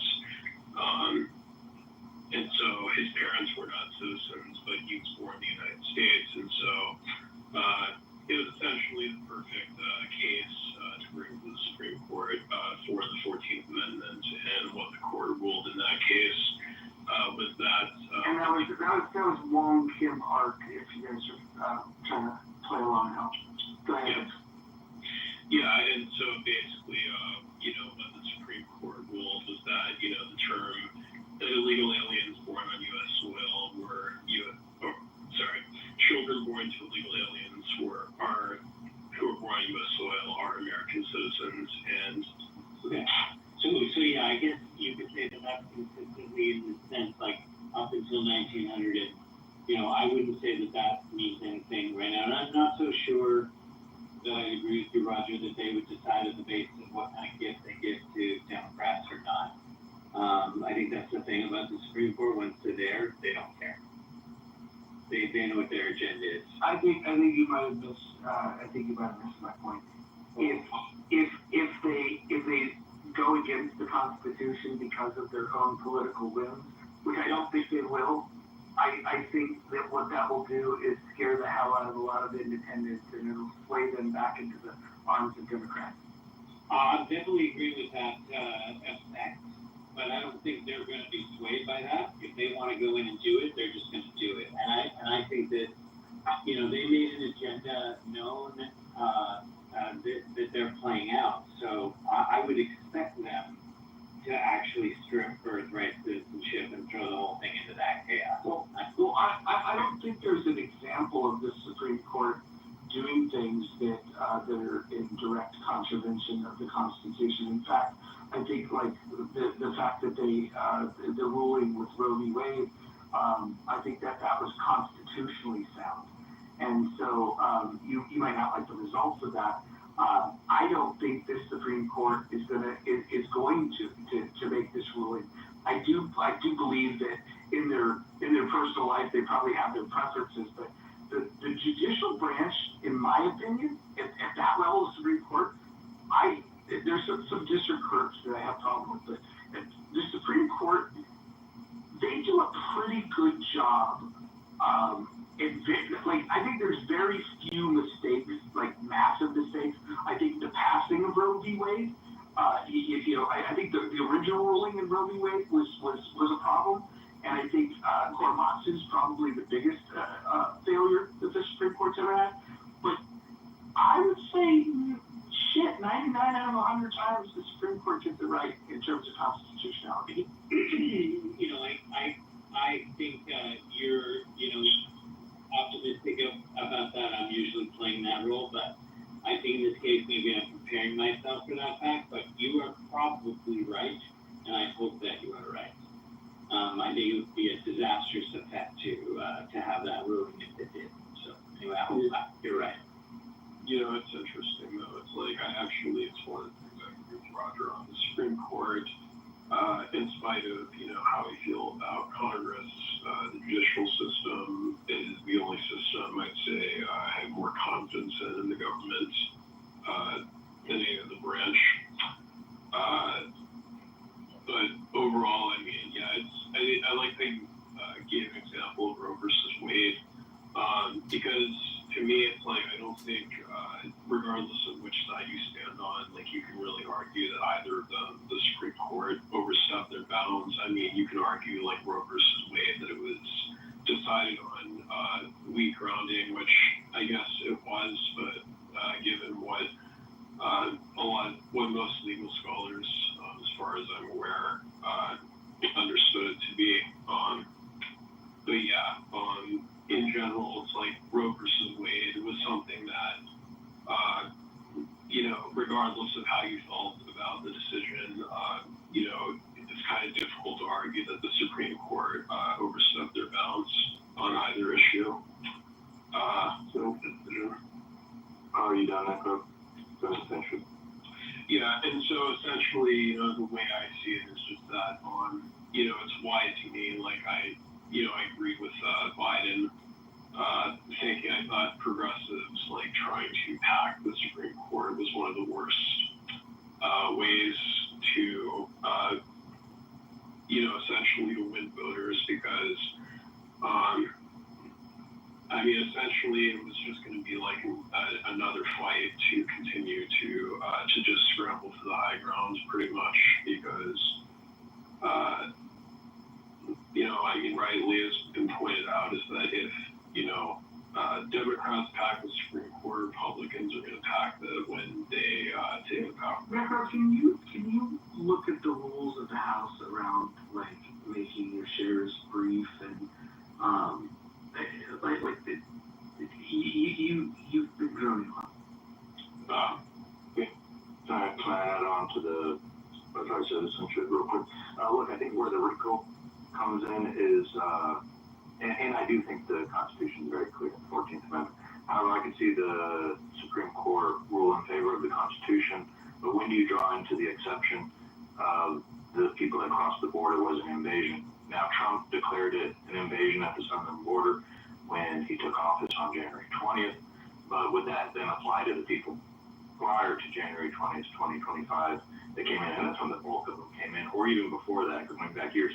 So when does that exception of, people in, foreign entities or people invading the country, then having children here, then they would not be considered citizens? So I think there's a lot more. I think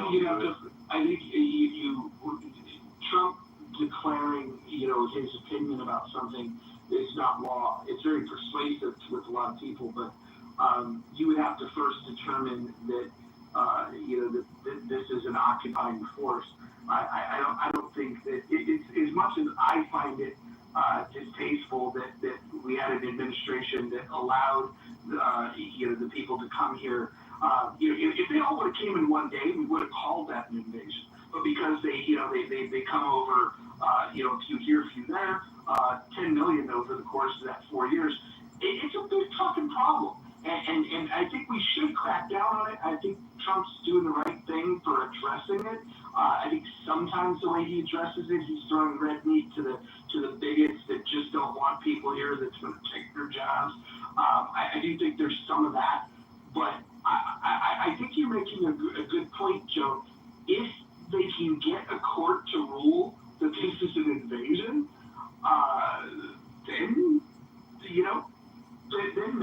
then maybe, but I think they would have to have that established in order for the Supreme Court to have anything to grasp onto, because when I look at the 14th Amendment, to me, this seems like the easiest decision ever. Both well said, because it is really based on that. Joe is absolutely right. If it is in fact an invading force, then this is fall into the exception. That's simple. And I also agree with your response. Are you talking about in regards to the Alien Enemies Act? No, we're talking about the 14th Amendment, the exception. If the 14th Amendment does not apply to children born of an occupying enemy force. Gotcha. Yeah. No, I just wondered because I know the Alien Enemies Act was. So it's basically as if the soldiers, in addition to fighting, are fucking and having children. Yeah. Or they just have their wives with Right. Yeah, that's very common in war that they'll rape the women as they invade, going back 100 years. Yeah, that is not used as a way to produce children. It's used as a way to enslave people as part of the enslavement process. It's the dehumanizing process of the enemy. It's not about having children. It's exactly the opposite. Yeah. Well, yeah, I just wondered because about the Alien Enemies Act, essentially there's a suspension due process, basically, and I wasn't sure if that's really what was being implied. But hey, yeah, if they can be legally declared an invading force, then you might have a legal case. Yeah, well, I guess we don't really have who defines it when it does. Trump signed an executive order. Will that, on January 20th, when would that apply or however? I mean, these are the details that will be argued. So it'll be interesting. I do not think, I'm against what your belief is, Daniel. I do not think the Supreme Court will rule against the plain language of the 14th Amendment. It's pretty clear. Yeah, but usually negative tonight, actually, because I'm in the other night. I do agree with you all. You are very. You know what I think is going to happen here, James? I think that Trump likes to play this stuff up because his base, the donor base, the ones that he really counts on, he needs to give them the red meat. And I think that I don't think it's for moving the Overton window. So in facing defeat, there'll be more people then that will support preventing, illegals coming here and having children, and then that children being automatically citizens. So it's adding to future political capital. Hopefully, that's the goal. Gotcha. Yeah, it's interesting though. It's like, it's one of those things. I definitely think even Trump's judges would rule against him on this issue. Just because I don't know, it's like if they had the opportunity to go against him, I don't see why they would have delayed it in their previous one where they ruled about the district courts. I can't remember the exact ruling, but they, as regards to this birthright citizenship, but.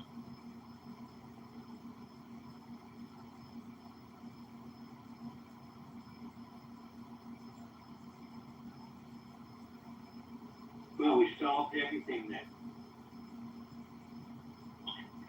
I wonder if there'd be like a legislative, even if the birthright thing gets shut down, if there'd be some legislative sleight of hand they could do where they'd say like, okay, if you don't have status, you don't have an issued visa, then you're considered like a diplomatic kind of, you're diplomatically still part of your country. We're gonna have this sort of quasi-diplomatic status for you, because the children of diplomats, for instance, are not. So you could like smuggle them into one of the exceptions under the 14th Amendment.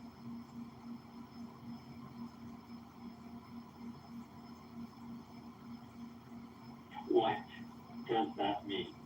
Are you The point is just legislatively reclassify people so that then they would no longer qualify for birthright citizenship. Right. So people who are born in America would not be considered citizens, and if you have status, if you have legal status, like you have a visa issued or you're or obviously if you're a citizen already, then of course your children are citizens.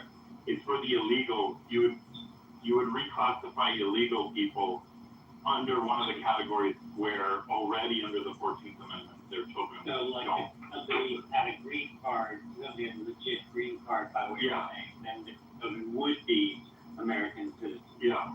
And furthermore, I would go further and say one of the conditions of visas, depending on basically you should decide maybe there are people you want here, but you don't want their kids permanently here. You want them temporarily, so then you would say like, okay, it's illegal for you to give, even though you have status as a worker or temporary person in the country, it would be illegal to give, like you have to report your whatever pregnancy status, and then once you reach 6 months pregnancy, you have to leave the country. Sure. I hate to interrupt you. I just wanted to know if you get the irony that if you saw a scene in a movie about 1984 that had the statement you just said, it would look perfectly in sync with that world, right? I think so. I think 1984. I think it would be. Immigration was not a theme of 1984. Sure. No, not immigration, but any condition in which some sort of governmental body of any kind, anywhere on the planet friggin' Earth, that people would have to report into about whether they're allowed, while they're in a period of time in a certain place, to have children or not, and have to report that. That is a pretty significant thing you're suggesting. It's not if there's implications to someone's permanent attachment to a country. the permanent obligations that the people of that country have to you or your offspring, you know, then there's a sort of a contract. It becomes the government business once you become a permanent liability for that government. Liability. So you think of citizens more of a liability than an asset? It's really whatever it is. It's both an asset and a liability potentially, but then it's up to that government. It's a responsibility either way. As soon as the person has status, isn't it good? Especially if a person has lifelong status, okay, and there's an interest that government or that people group, that nation has in that person and in that person's offspring. Sure, and that offspring is also an asset, may be generally. You might see them as, I mean, what are you talking about? I mean, assets, if you're talking about people in terms of assets, this is like slavery type of. No, it's exact opposite, because you talked about them as liabilities, which the state has to take. It could be a liability. The people can still be a liability. It could be, but the question that economically, statistically, mathematically, on which survival in life actually matters in the question that we're asking, do generally people contribute more to an economy than they consume, political or otherwise, or that's a very good point that you raised, Daniel, because some people contribute more than other people, and sometimes you can statistically predict that even pre-conception. Okay, so we at least agree it's an open question whether on a prorated basis do people contribute more than they consume is an open question. If it does turn out that they tend to, on mass scale, be more of a contributory force to an economy than a sucking one out of it. Yeah, we're not talking about averages. If we can, not averages, determine for a specific person, if you can make a statistical prediction based on, let's say, demographic details about how educated are their parents, what is the health of the parents, what are the extended family networks of the parents, what are the income levels of the parents, the education, all these things. That will help you predict the factors that the person's going to bring to the economy and also to the social cohesion of the society. Okay. So I just want to see if I'm understanding you, not arguing with you. Is basically what you're saying is, people contribute and consume, but some people contribute more than others. Is that what you're saying? Yeah, to use your framing, yeah. Okay. So what do we do about that? We then set out to figure out who the contributors are, who the consumers are, and keep out the consumers and keep the contributors. Is that basically the best approach for you? I mean, that's very oversimplified, but yeah, generally you're going to have better results for your society long term if you take that basic approach. And you'd agree, it's probably because human life depends on standards of living, and we typically don't get that dramatic. We got to test these theories, right?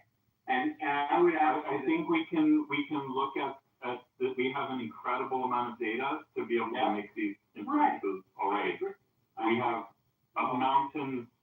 We have overwhelming data to make these kind of statistically definitive statements. Okay. And it seems those definitive statements for you is get out the people that are the suckers and keep the producers. I mean, this is a policy proposal that, I would probably support. That would then take a political position on it. But yeah, I would rather have people in my nation, and I would rather invite people to produce new citizens for my nation who are going to benefit me and my children and my grandchildren long term. Yeah. Okay. So you got two ways to accomplish what you're talking about. You're either going to find the ones that are the ones to keep and the ones to be gotten rid of or whatever way you can do that. Or you can actually change the conditions that actually produce those results in the first place, which is actually a change. I can tell you that we are far more capable of changing start changing people. And especially picking out who the good guys and the bad guys are, even though we all grew up with the good guys and the bad guys. And every movie we ever saw was about it. I'm just I saying. think changing people is that's the most effective thing long term. Good luck if you can do it. Well, I mean, it can be done, yeah. Okay. It's the people who just give up. It's like we saw the last administration that, let's just open the border. There's nothing we can do. Or they're like, it's not happening. It's happening, but it's a good thing. Well, yeah, it happened, but now there's nothing you can do about it. Like, that's kind of the vibe I'm getting from you. Just, well, now it's up to us to just, there's nothing we can do except now just make it as I good as look to you possible like there's nothing we can. for all these new people that have come in. I don't know anybody in the real life or on this app would ever look at me as a guy who goes, hey, there's nothing we can do. I'm exactly the opposite. I'm all about getting shit done. So that would be really weird somehow that came across to you. I'm simply saying that the way that I found effectively to make more rapid change is not to try to change people, but to change conditions that people can exercise choice in that allows them to get more done, because then I can just trust them to get done what they need to get done and not try to change stuff. That's just my looking long term. I'm not, I really think you gotta look at people. You know, if you're thinking long term, you have to look at the it's great that you have a different way. I'm not telling you to go my way or anything. I wasn't trying to suggest mine is better or anything. I was just identifying we're approaching it from different points of view. I wasn't trying to say yours is wrong. Mine is better. I think you should think so. I mean, I would it like takes 1,000 flowers blooming if you're really after what you're really after. Just remember that. Yeah. I mean, in general, I think it's interesting. I mean, I will say, Joe, that your position sounds more, I guess I could say, more sensible than a lot of people I talk to who are NAGA. So, I will give you me? I'm just talking. I didn't say anything, but. Well, I mean, I believe you're saying that the productivity of someone. No, that was double agent. I just want to clear my name. That wasn't me talking. Yes, that was double me talking.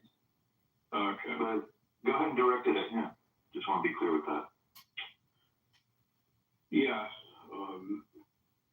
Yeah. All right.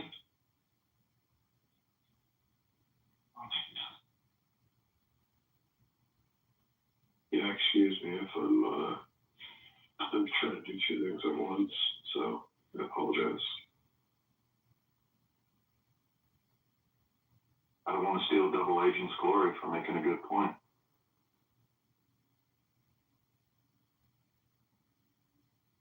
About selecting who's the people who should be here and the people who shouldn't as an effective way to address it. Well, we kind of do with immigration already. You know, yeah, I do believe we should have any country, I mean, that has sovereignty, don't they have an election about who comes into their country? Oh yeah, no question about it.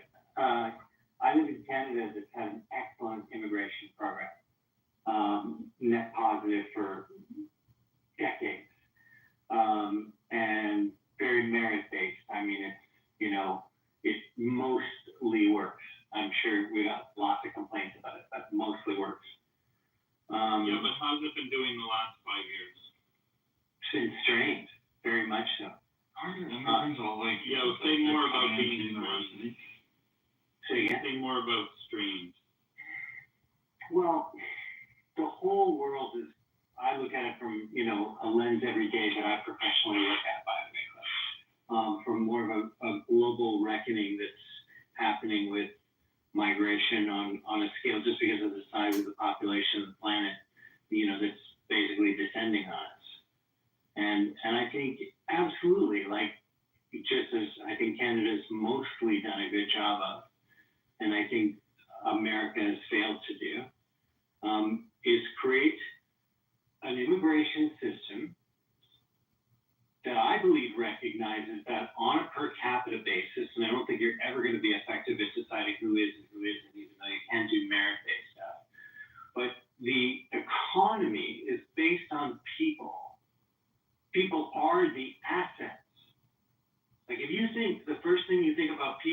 having more people? Is that they're more of a burden on the state? I mean, then of course it makes sense you want to keep some people out. But I haven't seen in a few hundred years of analysis any migration in human history that people weren't opposed to, and yet not too long after made that area that they came to after they got over the cultural upheaval led to a growth in the economy. I'm happy to go through that. I've had this conversation with historians as well, for hundreds of hours on this topic.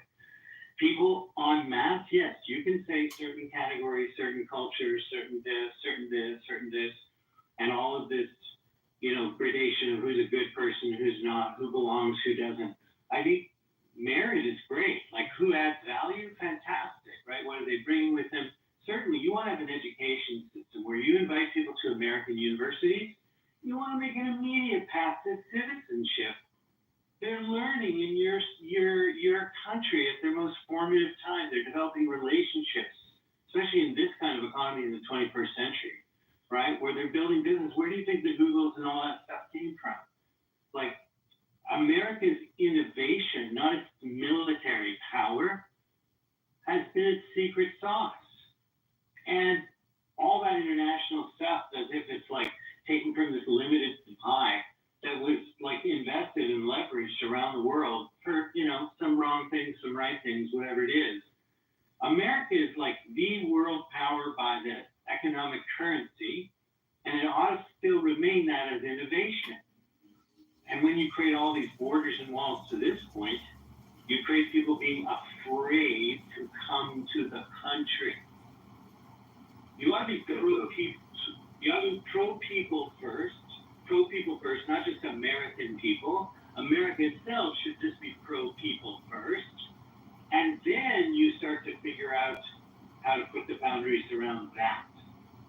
So Daniel, are you done your thought? Yes, I am done my sentence. Okay, thank you. Look, I think the part you're missing with the immigration, let's just take during Biden's term, roughly 35 to 40% of the immigration that occurred was through asylum seekers. So we had nearly, 10 million people that came across our southern border, and 4 million of them were just claiming asylum. They were going around our rules we already have in place of how much immigration we're allowed to take in on a given yearly time frame. And it's overburdening our system as it is. Yeah, first of all, Joe, I wholeheartedly agree with you. You have an immigration problem and everything you just described. My thing is about the response to it. First of all, whether you and I agree or not, it doesn't matter if we do. Because here we are right now in 2025. But we might not agree with the fact that there was an attempt to actually pass legislation that would actually have some kind of fix on immigration that was bipartisan, which Trump tore down. Let me just respond to that thought real quick.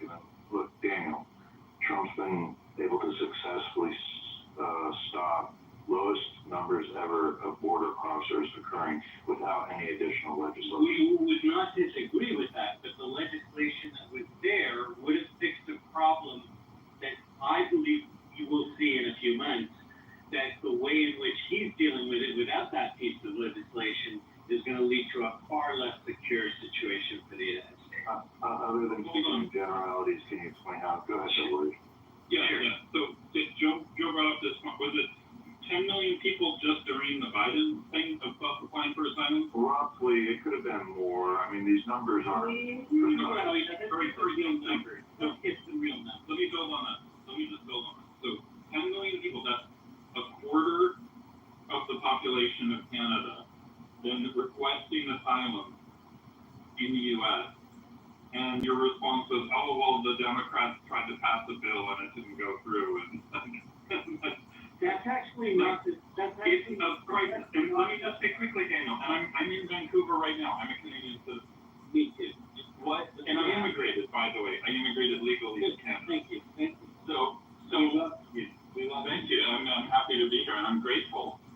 And I'm grateful I was able to go through a legal process to get it. But I knew the whole time, if I screwed something up, if I did something wrong, I would no longer be welcome in Canada. Of course. And I knew, anyone who's an illegal, what happens to if there were 10 million illegals and can't get them? We don't tolerate illegal immigration in Canada. We remove those people. And the idea that we need to now hand wave and then, but the U.S. they just have to find accommodation for these people is ridiculous. I know it's fun for you to extreme what I said in order to, have fun with that. But what I was saying to Joe was, whether we agreed on where we are right now, I think one of the weaknesses of what's being done right now, that even though it's responding to bringing down the numbers of immigration, is not helping the American economy because it's built on a false idea that there's a limited amount of people it can support. I don't think anyone's made that point.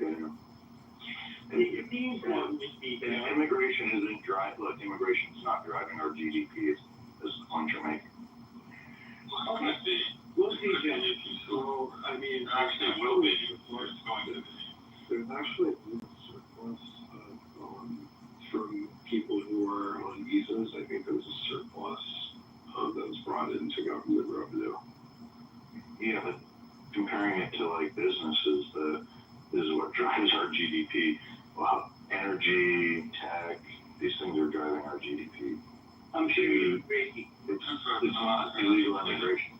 I'm sure you'd agree, Joe, that a big part of the GDP is now service economy, even part of the production economy that's very service related, certain kinds of technology, right? So what happens to low wage U.S. Can I ask my question? Double, can I finish my question for Joe, please? One at a time.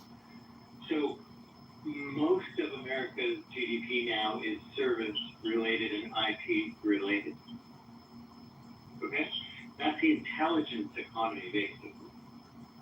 America has been a haven for the world's best up to now. There are people now afraid to come to America even to visit it. That's a cultural thing, right? Wouldn't you agree? Part of America's power is its cultural power. All this time, all this. If you ask me the question, look, the point you're trying to make is that you're kind of conflating that the illegal immigrants are coming here and getting tech jobs, because that's not the facts. So. No, I need to talk about legal immigration. Coming to America to visit, just to visit. You're making the argument for double agents' earlier point that America should invite in the people that would add to our society and be able to take those tech jobs rather than. That's not happening. Sure it is. What are you talking about? Look how many H-1B visas. It definitely is happening. A lot of my girlfriends are on H-1B. Sure, but what's happening right now is a climate and temper where people don't want to come to America. Do you understand what I'm saying? Because I don't think you're hearing it. In the last. I'm telling you, you're here in Vancouver, Douglas, so, I'm just going to tell you can see it anecdotally, but 35 or 40% down on tourism just from Canada to America. You have all of this trade war. Yeah, America's going to be fine without the Canadian tourists. I know people love to virtue signal, I'm not going to spend my money because. There's an actual economic impact. I don't care about the virtue signal thing. I'm just saying, I'm talking about this is what I'm saying. It's about people. The economy is based on people. My portfolio is at an all-time high. Well, that's great that it's doing it for you, and that's fine that that's what you are interested in. I'm just talking about the facts of the numbers. That's great. But I'm talking about the numbers generally is what we're talking about here. And the numbers are down for America, and students who are used to look to come to America are now looking to other countries. Yeah, so how much does that have to do with intelligent students they're begging to come into America. Everywhere I travel in the world, people would love to go to. Not every country. Some countries people just don't like to. If you think that the reputation of America in the last 6 or 7 months hasn't changed, that would be news to me, and I did. So I all over the world. Everyone in the world key first world, like Europeans and some Canadians and whatever, who are overprivileged anyway, who are not ambitious at all. Those people are not interested in coming to America. But people who are arguing 2 points. hardworking from who are at the top of their game, or they're just ambitious people from anywhere in the world, those people definitely want to come to America. We don't get marriage proposals. I get marriage proposals weekly from girls who want green cards. There are people who love America, want to come to America, and are afraid right now to come to America. Okay, hold on. Y'all are arguing 2 different points. So double agent's talking about people that want employment opportunity to come to America.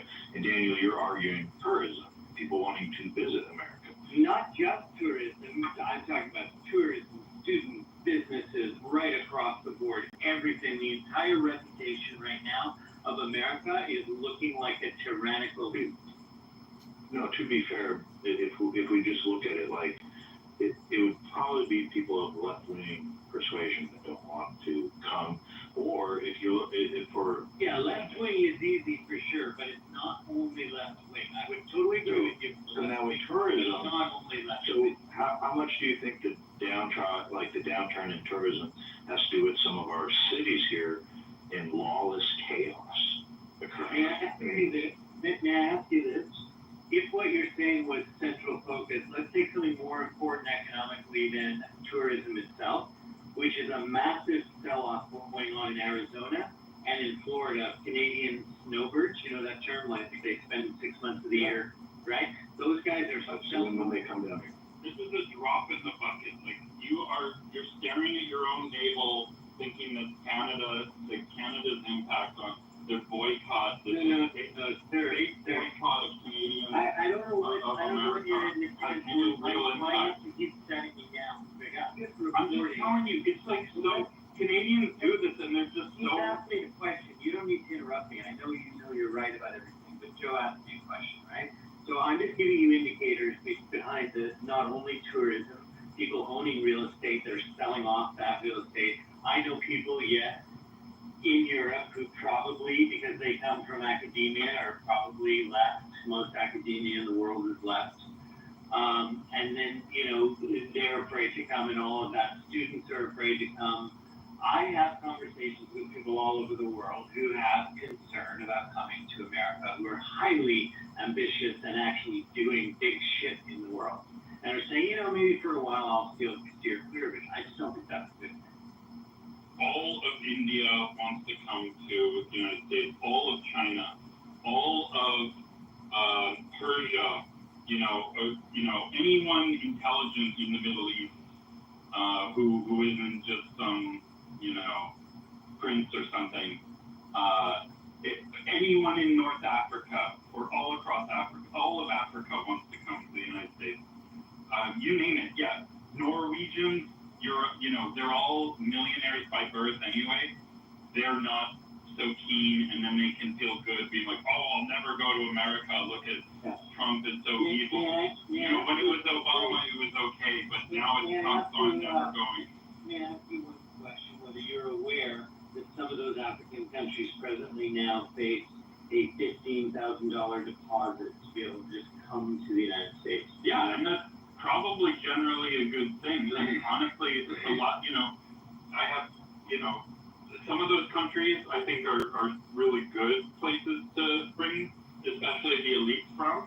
And I can tell you, we made a big mistake with certain countries in East Africa by letting way too many people in who hate America. And their children absolutely hate America and want to undermine and destroy the country. And you don't think that does anything to America's reputation in terms of, putting fear out there to cause that $15,000 barrier just to come to the country?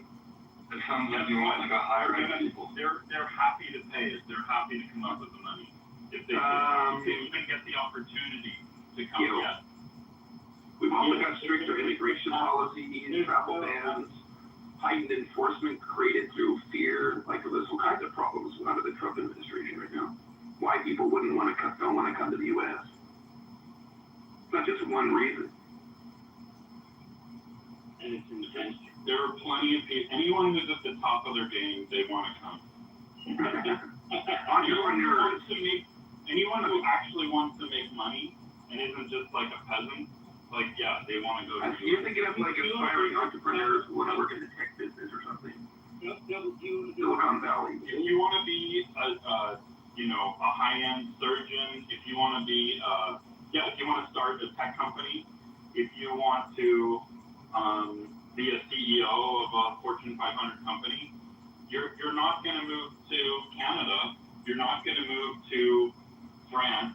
There's all these places you're not going to move to. You're going to move to the United States if you're entrepreneurial. Canada is a much better investment right now. Canada's good for some people. It's good for some people, but most of the immigrants I know, the young students and so forth, they're like, yeah, I'm here in Hold on, double. I have to interrupt. It's mod privilege here. I've got a poll that I would love for you guys to all respond to. Thank you. 30 to 100%. We're good. So I just want to say, as an American, I'm the guy who's hard on, and one of the things that I've been told is that Canada is the place where I can have the best place to find jobs right now.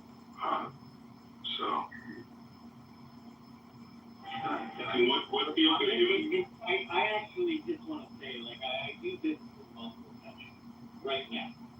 I operate in multiple jurisdictions. I look, as part of my criteria of where I don't want to do business, is places where I see political instability. I do not see more stability now than I did see 6 months ago. I see grave risks all over the place that put doubt into basic facts and truth, and see manipulation that looks exactly like every authoritarian government I've ever seen in human history. That does not make for it is very robust. It is very robust. I think it will be resilient. Doesn't mean that the reality of what I said can also be true, right? And I'm betting that it will be. Like, I operate a nonprofit, I operate a for-profit in the United States. Like, I love America, and I want it to be successful in every way. I just think that right now, what we have is not stable. That's all. It's not a big deal for me to say that. David, what do you think of my concern? Double. David, what do you think of my concern? My concern that MAGA's biggest threat to the U.S. is that they're anti-capitalist. I think what you're bringing up is one of the most important. Was that to me? Yeah, that was to Daniel. That was to Daniel. Oh, yeah. I think you're bringing up the most important question, because something outside of somebody's gotten off their mute. Can you go on your mic there, Vesper? Sure. Thanks. No, I think it's Harry. Somebody come off their mic there. Okay, there you go.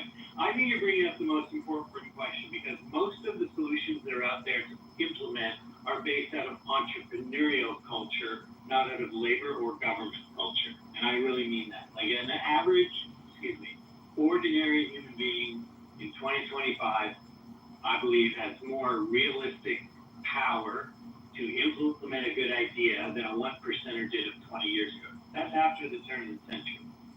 The entrepreneurial organizational culture, like the flourishing of multiple myriad ways of capital raising that have emerged in the last 15 years, and let's face it, when you can generate ways to actually form new capital, which is part of what I do, that actually moves projects forward, moves initiatives forward. What is it that you do, like in traditional government or businesses, you exist to do that?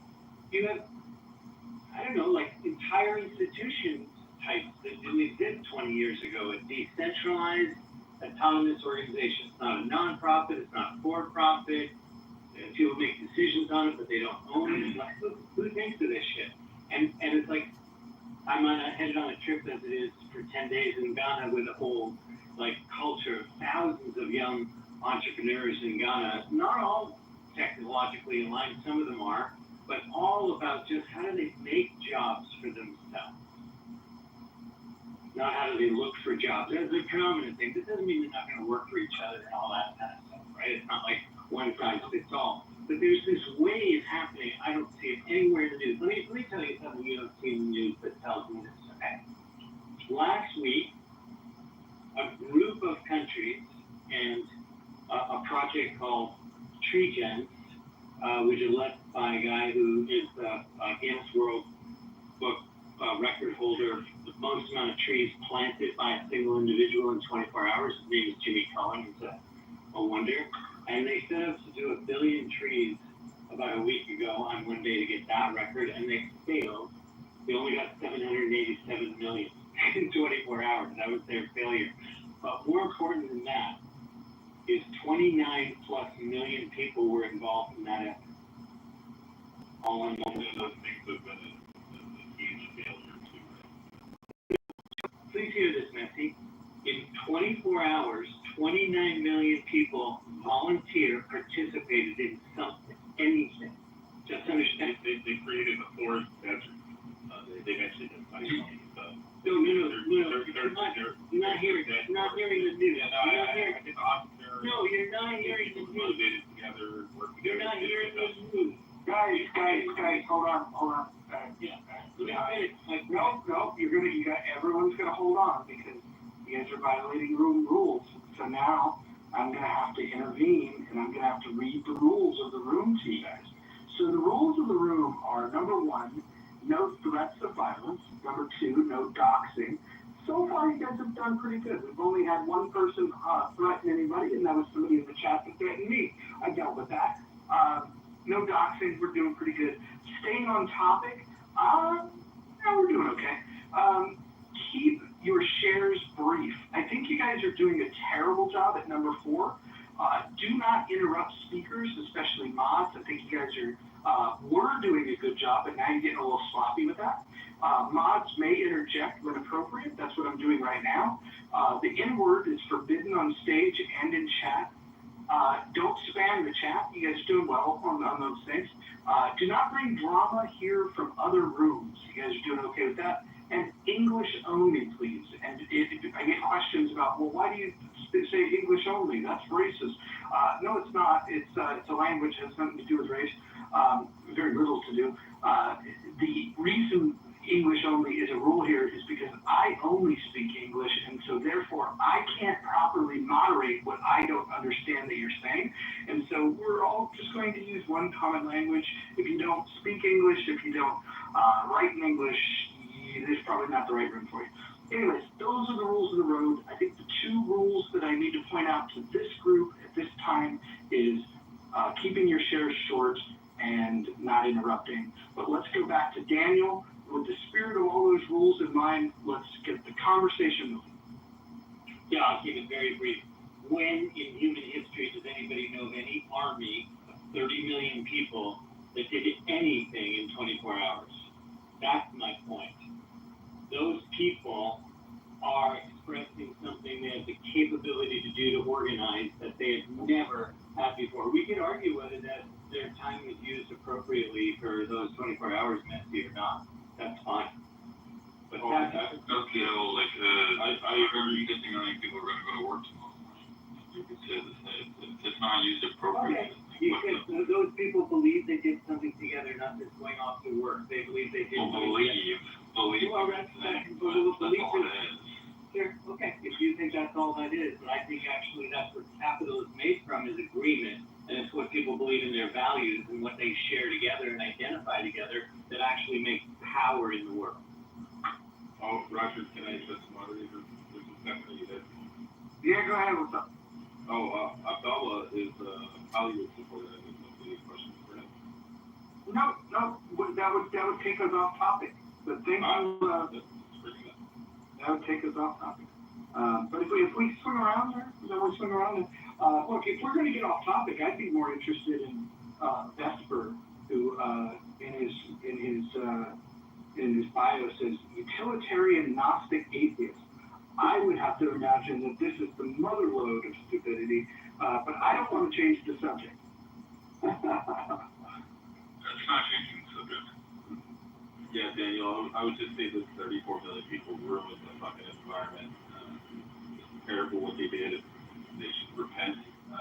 Because, like I said, they've done studies where they literally walk through these forests where they plant all the same fucking trees, and then nothing lives there. I mean, none of the fucking animals. Right? And it's like, oh, it's so quiet in here. There's like no birds, no squirrels, no animals. Like, it's just a fucking desert. So thank you to those people for organizing. I thought there was a question about whether MAGA was anti-capitalist or not. I'm wondering. Hold on. There's no question about it. They are absolutely 100% anti-capitalist. Trump is a huge economic interventionist. He doesn't believe in capitalism. His supporters don't believe in capitalism. In fact, they believe in nationalism and populism, and all of those things. Nationalism is collectivism, right? Populism is demagoguery, and at the end of the day, the economic interventionism is in complete contravention of capitalism. But go ahead. No. Yeah, I'm hearing it described as like neo-feudalist, techno-feudalism, kind of neo-reactionary kind of movement. But people like Peter Thiel, this whole dark enlightenment movement. That's Peter Thiel. Thiel, yeah. I think it's the mostly part that really counts, not what they all is. I think mostly what Roger's saying is off time, right? And I think where power is shifting is in the entrepreneurial culture around the world. That's all there is to it. And I think that's Meg is going to come up against that reality. That's where power is being made on. That's what I'm seeing. Yeah. There's other entrepreneurial startup destinations for people like Singapore, Berlin, Paris. If you were to take Singapore, if you were to take the UK, if you were to take Israel, if you were to take all of these places and add all of their investment dollars, I can give you a 12-mile stretch of Menlo Park, Palo Alto, Mountain View that has more investment dollars in a 12-mile radius than all of those countries combined. But that doesn't necessarily, you're right, Roger, but that doesn't necessarily mean that America can't blow that, too, Of course they could. Look, here's the real issue, right? If you're going to be an economic interventionist, the question would be, why would we invest here? I think things like tariffs, right? Things like tariffs, the idea of picking and choosing winners, the only people that like this are the ones that were chosen to be winners, but it's all completely anti-capitalist. The entire thing is anti-capitalist. And that's the thing that I think is the most dangerous and needs to be pointed out, is that these folks, first of all, most of the people that support Trump, the people that helped to get him elected, the people that really helped to get him elected, they're not interested in old Republican values. The idea of Christian values. My Christian Republican friends, they don't like Trump. They may have voted for him because they dislike Harris more. That could be true. But they don't see him as a good guy. They don't. The capitalists at the circles that I swim in, they don't see any value in this guy. What he's done is he's completely rewritten the book, and now you have two parties in this country, the only two major parties, right? The only electable parties that are both anti-capitalist. And it would be crazy for us to throw shade like Democrats for their economic interventionism and then not be willing to do it when the Republicans are doing it. Where is the alternative? Where are the free market zealots? Where are the people that believe in individual rights, that believe markets should be free? They come up with these terms. Democrats, talk about, markets should be fair. We want fair trade, not free trade. And then you want protectionist policies. If you're protecting a business, let's think about the definition of protecting a business, right? If you're protecting an industry, let's say the steel industry. The steel industry is no longer beholden to please the customers. They're only beholden to please the government and the people that are giving them this favor and protecting them. If you believe at all that the free market has set people free, then you should absolutely reject the economic policies of Donald Trump. That doesn't mean you should run into the arms of those fucking socialists on the other side. But economic fascism and socialism should not be the only fucking choices. And I would just say that for those of you that think one is better than the other, for those of you that are going around saying that you're pro-tariff because the leader of your party said that it's a good thing, go pick up the book, man. I'll mail you one. If you want to understand economics, I'll send you a copy. Anybody back channels me, I will send you a copy of Henry Hazlitt, Economics in One Lesson. That's a good starting point. After you've gotten through that, you'll probably have more questions. I've got additional reading material for you. But start with that. Understand why the free market is such a beautiful thing. You guys have accepted now that both major parties offer you no alternative for free market capitalism. And I think that that's the worst development in my lifetime in U.S. politics. Can I respond? Get in the queue to respond? Why don't you respond now? Roger, I think I at least was indoctrinated into your way of thinking. My university days, I was almost, I considered myself a libertarian. I was actually president of a couple of the libertarian clubs at my university.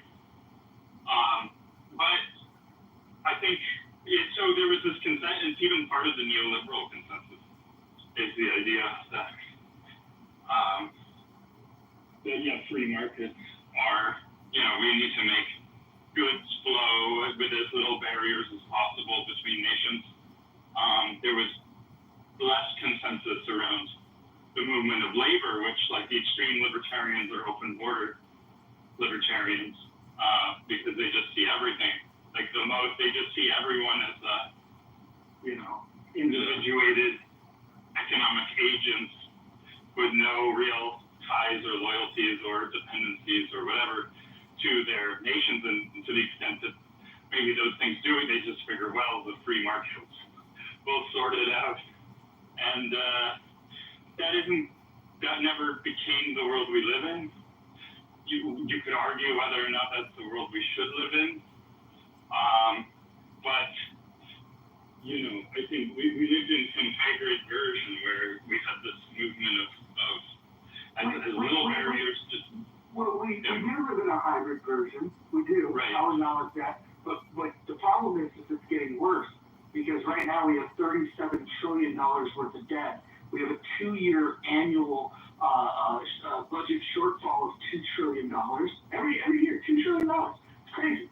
And you guys have accepted this. And then when you look to the parties of what's your solution, they're both running away from free market capitalism, and they're running into their own tyrannical forms of economic policy. And we should be afraid of those things. We should absolutely reject these things. And I think the way that you reject them is you have to point to, well, when was the U.S. at its best? And when you start thinking, hold on. When you think about when the U.S. was at its best, you can define that in a few ways. I would first look, what was the greatest time of economic expansion in the history of the United States? And it was from 1870 to 1900. So then I say, what was going on at that time that made things so prosperous? And by the way, during that 30-year period, there was booms and busts during that, because that's what a free market allows for, is the booms and busts. The best part, the most glorious part of that is the fact that you have the booms. When you put your hand on the scale, you don't quite get the booms. And so when you look at that, deregulation was the key to why 1870 to 1900 was the biggest expansion, not only in U.S. history, in world history. But go ahead. Well, yeah, you could be right. I need to look more. I mean, I believe that period of time is called the Gilded Age. And I think you could call it the Gilded Age. I would call it, fucking America, fuck yeah. And what we need is we need a Gilded Age 2.0. You could be right, and I think we're heading there one way or another. I think there's certain technologies that will allow, holders of capital to be, gilded once again. And maybe there's nothing the governments can do about it. But, I just wanted to say, Roger, I think the thing that's back to, what should the U.S. be doing now? It's one thing, with the neoliberal consensus, it only works if every country agrees to the consensus. I think what we had in the last 40 plus years even was certain countries being preferenced, like if you were considered a developing nation, then you got all kinds of, you can protect your economy in all these ways. You can run mercantile of draining that capacity from other countries as possible.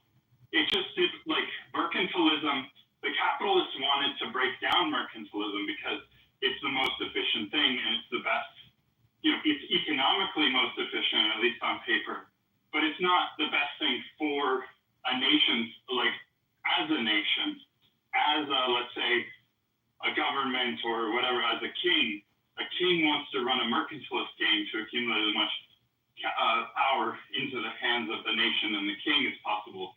And that's what China's been doing to us. And you can't just run a free market game against them because the mercantilists will win. Everyone has to play by the same rule so that the capitalists win. And that's kind of what we've seen it swing the other way, where the U.S. is now being more defensive, at least, against these games that others were playing. And I think we were forced into it, Rogers. Yeah, so look, Mojo, I got to ask you a question, though. It's the greatest period of time, and I don't disagree, between 1870 and 1900 economically for America. That was prior to the progressive income tax being introduced. And I believe nearly half of the money that the U.S. government raised was through indirect taxation by way of tariffs. So why would you be against the concept of tariffs, but still in favor of thinking we have free markets today when we have a progressive income tax put in place and we have had it for 100 years? And why wouldn't you think that the progressive income tax is the reason we have so many issues and it's not so much, reintroduction of tariffs? It's a great question, and it's got a very simple answer. You're right. Excise taxes and tariffs is how the country was funded in the early days. Once the progressives took over and they created the Federal Reserve, they passed the 16th Amendment, they started taxing income. We created a huge distortion and a huge transfer of wealth. The problem with tariffs today, did you mean to interrupt me, Double, or? I'm sorry, I dropped my phone. My apologies. Okay. God. The problem with tariffs today is that you're putting tariffs on top of the progressive income tax. Now, if you wanted to propose to me, hey, we think that we could fund the country better with tariffs, I would actually argue that there's more efficient ways of doing that. If you were to replace the income tax, if you could shut down the Federal Reserve, if you could repeal the 16th Amendment, abolish the IRS, get rid of the income tax, we could talk about tariffs. We could talk about it. I would still have a problem with it in the fact that it does create distortions in the market. And what I would recommend as an evolution of how to fund government would be through lotteries and usage taxes. And if you really had a shortfall and you wanted to institute something, that was a little bit more predictable, you can go ahead and you can institute a federal income or federal sales tax. This bill's been floating around. You're probably familiar with the fair tax. You can go look at it at www.fairtax.org. It'll explain what it would do is it would replace the Social Security tax, the Medicare tax, and the federal income tax with one sweeping federal sales tax. I think that would be cool in the sense that it would give you more control because you have more control over what you spend. Right?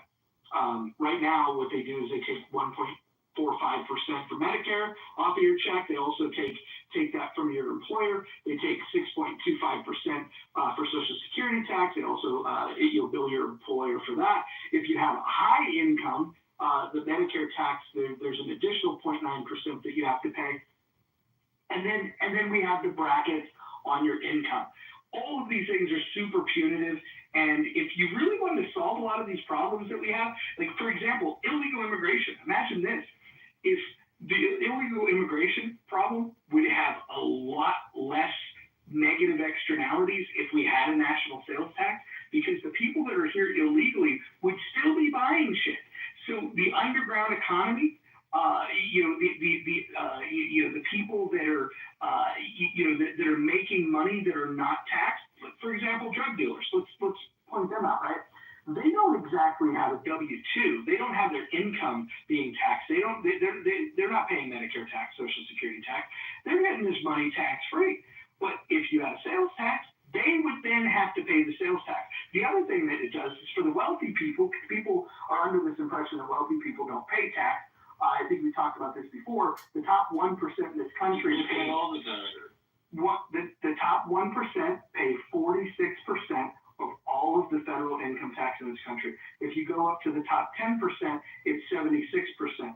When you get to the top 50%, it's 97.7%. The bottom 50% only pay. The bottom 50% only pay 2.3% of all of the federal income tax. I think that instead of saying eat the rich and saying that we need to tax the rich more, I think we need to get honest with ourselves and we need to say that we need to tax the poor more because the poor are getting a free fucking ride. And I think we need the rich in that ride. And I know that that's a controversial statement. People say, oh, well, if they're poor, how can they pay tax? Well, if they're so fucking poor that they can't contribute, right? Right now, they're paying 2.3%. I think they need to get off their duff and go do something. They need to figure out a way to contribute. They're also the most likely to take advantage of services that we pay into, which we should absolutely be cutting into some of these services. Vespa, you are going to have to mute yourself. This is weird. The last thing I'll say is that for those that say that the rich don't pay a fair share, they're wrong now. But imagine if you had a sales tax for people like Bezos, because people will say, the whole thing about Warren Buffett will tell you, I pay less in taxes than my secretary. He's lying, first of all. But secondly, if the big spending rich guys like Bezos likes to buy yachts and then he buys yachts for his yachts, like he's got one yacht that he likes to travel on and then he's got another yacht with a helipad, right? If you want to tax those guys, all you have to do is institute this federal sales tax, and if he wants to buy 17 yachts, he's going to pay a 23% tax.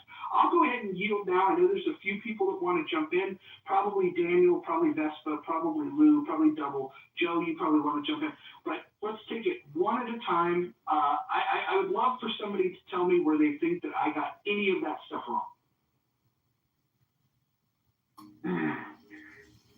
The rich don't pay a disproportionate amount of the income tax.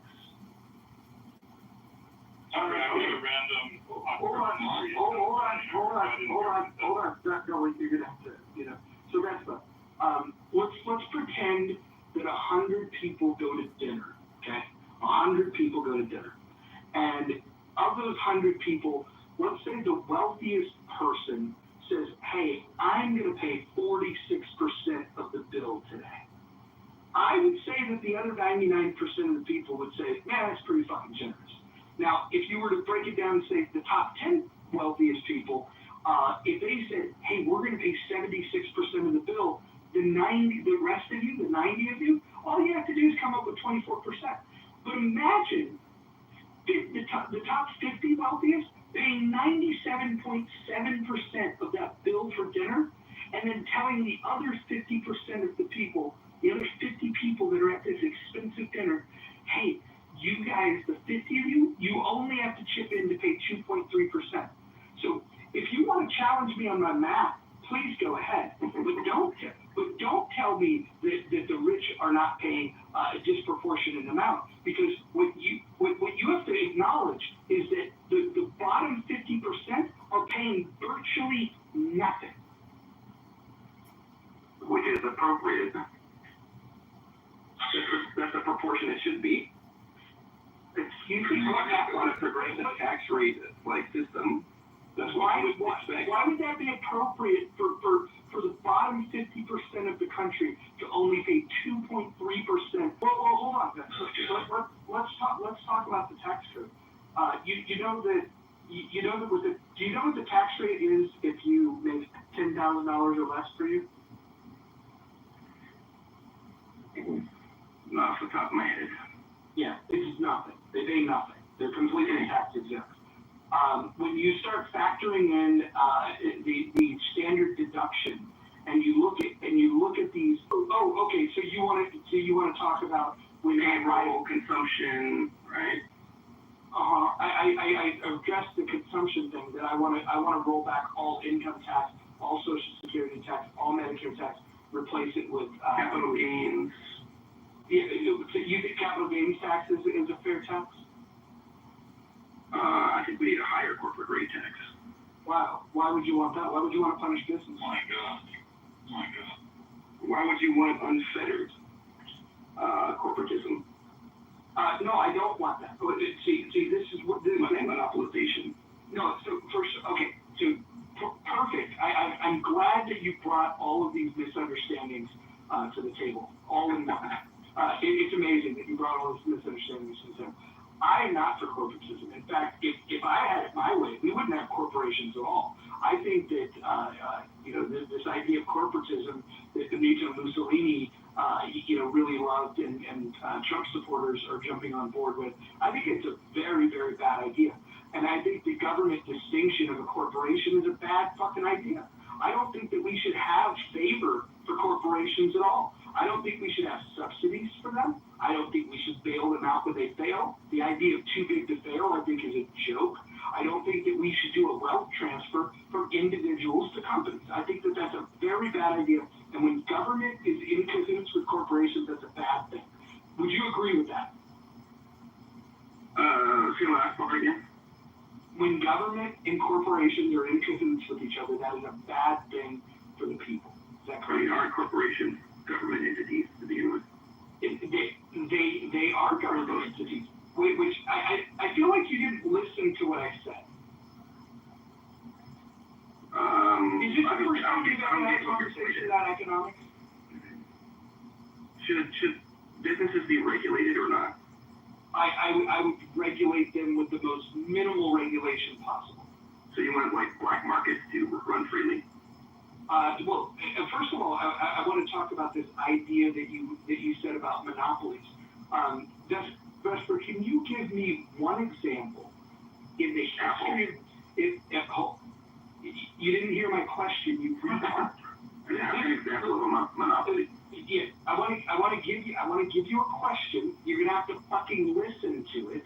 I know that this is a difficult thing. This is how you become a utilitarian Gnostic atheist. Basically what you wrote in your bio is, I'm a fucking retard, but I'm gonna act like a good thing. Go ahead and challenge that. Yeah. So I'm gonna ask you a question.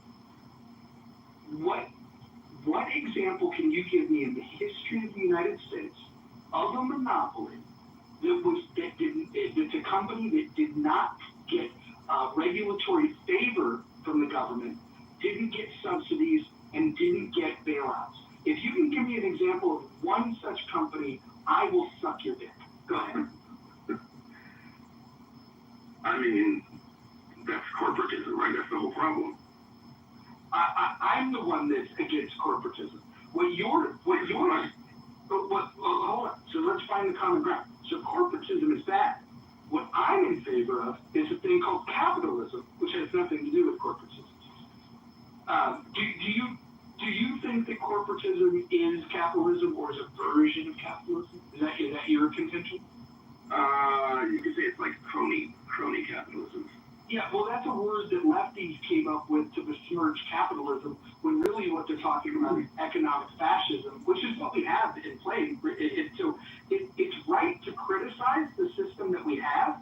What's wrong is to identify that as capitalism. I mean, like Trump is not leading an anti-capitalist movement. He's absolutely leading an anti-capitalist movement. Why did he combine pro-business with pro-capital measures like tax cuts and deregulation with nationalist interventionist policies with tariffs? So if you're intervening, you are, by definition, not a capitalist. Okay, this is a libertarian definition of capitalism. He's just picking up over the last person, which I disagree with what she's doing, but like the idea that any intervention is not capitalism is like. Well, Luke, explain to me what the definition of capitalism is. Well, I'm going to use your definition. That would be something that just never exists. It doesn't exist, period. So, like, hold on. Forget about my definition. What's your definition of capitalism? I would go with something like, allowing free trade, as little intervention as possible. How about the actual definition, which is the means of production is owned privately? Okay. So if the means of production is owned privately, why would we want government agencies to be in cahoots with these companies? Why would we want to do a wealth transfer of the public funds to these companies in the form of subsidies and in the form of bailouts? Why would we do that? I'm not saying that we should want to do that. But my stance is monopolies are inherently bad. I don't think, listen, if a monopoly could organically form, if somebody came to market with the best fucking mousetrap ever, and everybody said, why would I buy any other mousetrap? This is the best fucking mousetrap. Yeah, 100% of the mousetraps are going to be sold by Lou's Mousetrap Company. I would be perfectly okay with that. The problem is there's not a single fucking monopoly that's ever organically formed. The way that you get a monopoly is with protective policy. Protective policy is like saying, hey, we're going to limit competition from other countries in the form of tariffs. We're going to limit competition in the form of protecting these U.S. companies. If you're protecting U.S. companies and you're putting penalties on foreign entities, now you can say that you want to advocate for doing that. You just can't advocate for doing that and then look me in the eye and say you're a capitalist. You just can't do it. It'd be a lie. Well, I mean, that's what I'm saying. Like, this is why I do think, like, yeah, there needs to be, I think, I don't know, or somebody said earlier that you don't want to have there to be an ability to influence, or I forget the word that I want to use. I'm going to use it. To be able to, like, basically influence a market. Look, I think to an extent you do need someone to be able to have that influence, because someone will have that influence. If it's not home, it's going to be abroad. Got it. So what you're saying is like, hey, look, man, if Trump wasn't there, the fucking socialists would put their hand on the scale. Okay, then say with me what you say and say with me. He's giving me a wrong argument. No, I'm saying that, like, a government, like, you have to have some. This is sounding like a Renee McDickerson argument. Yeah. No. It is something like, okay, what do you do if you have no control over your currency? Which, like, this would very much likely happen to all but, like, one country, potentially. Maybe I shouldn't say that. I don't know economics well enough to say really anything confidently. But it's like the idea that you could just allow your money to just be freely.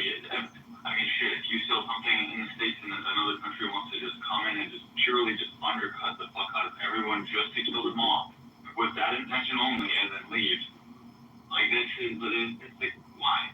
What's the point of that?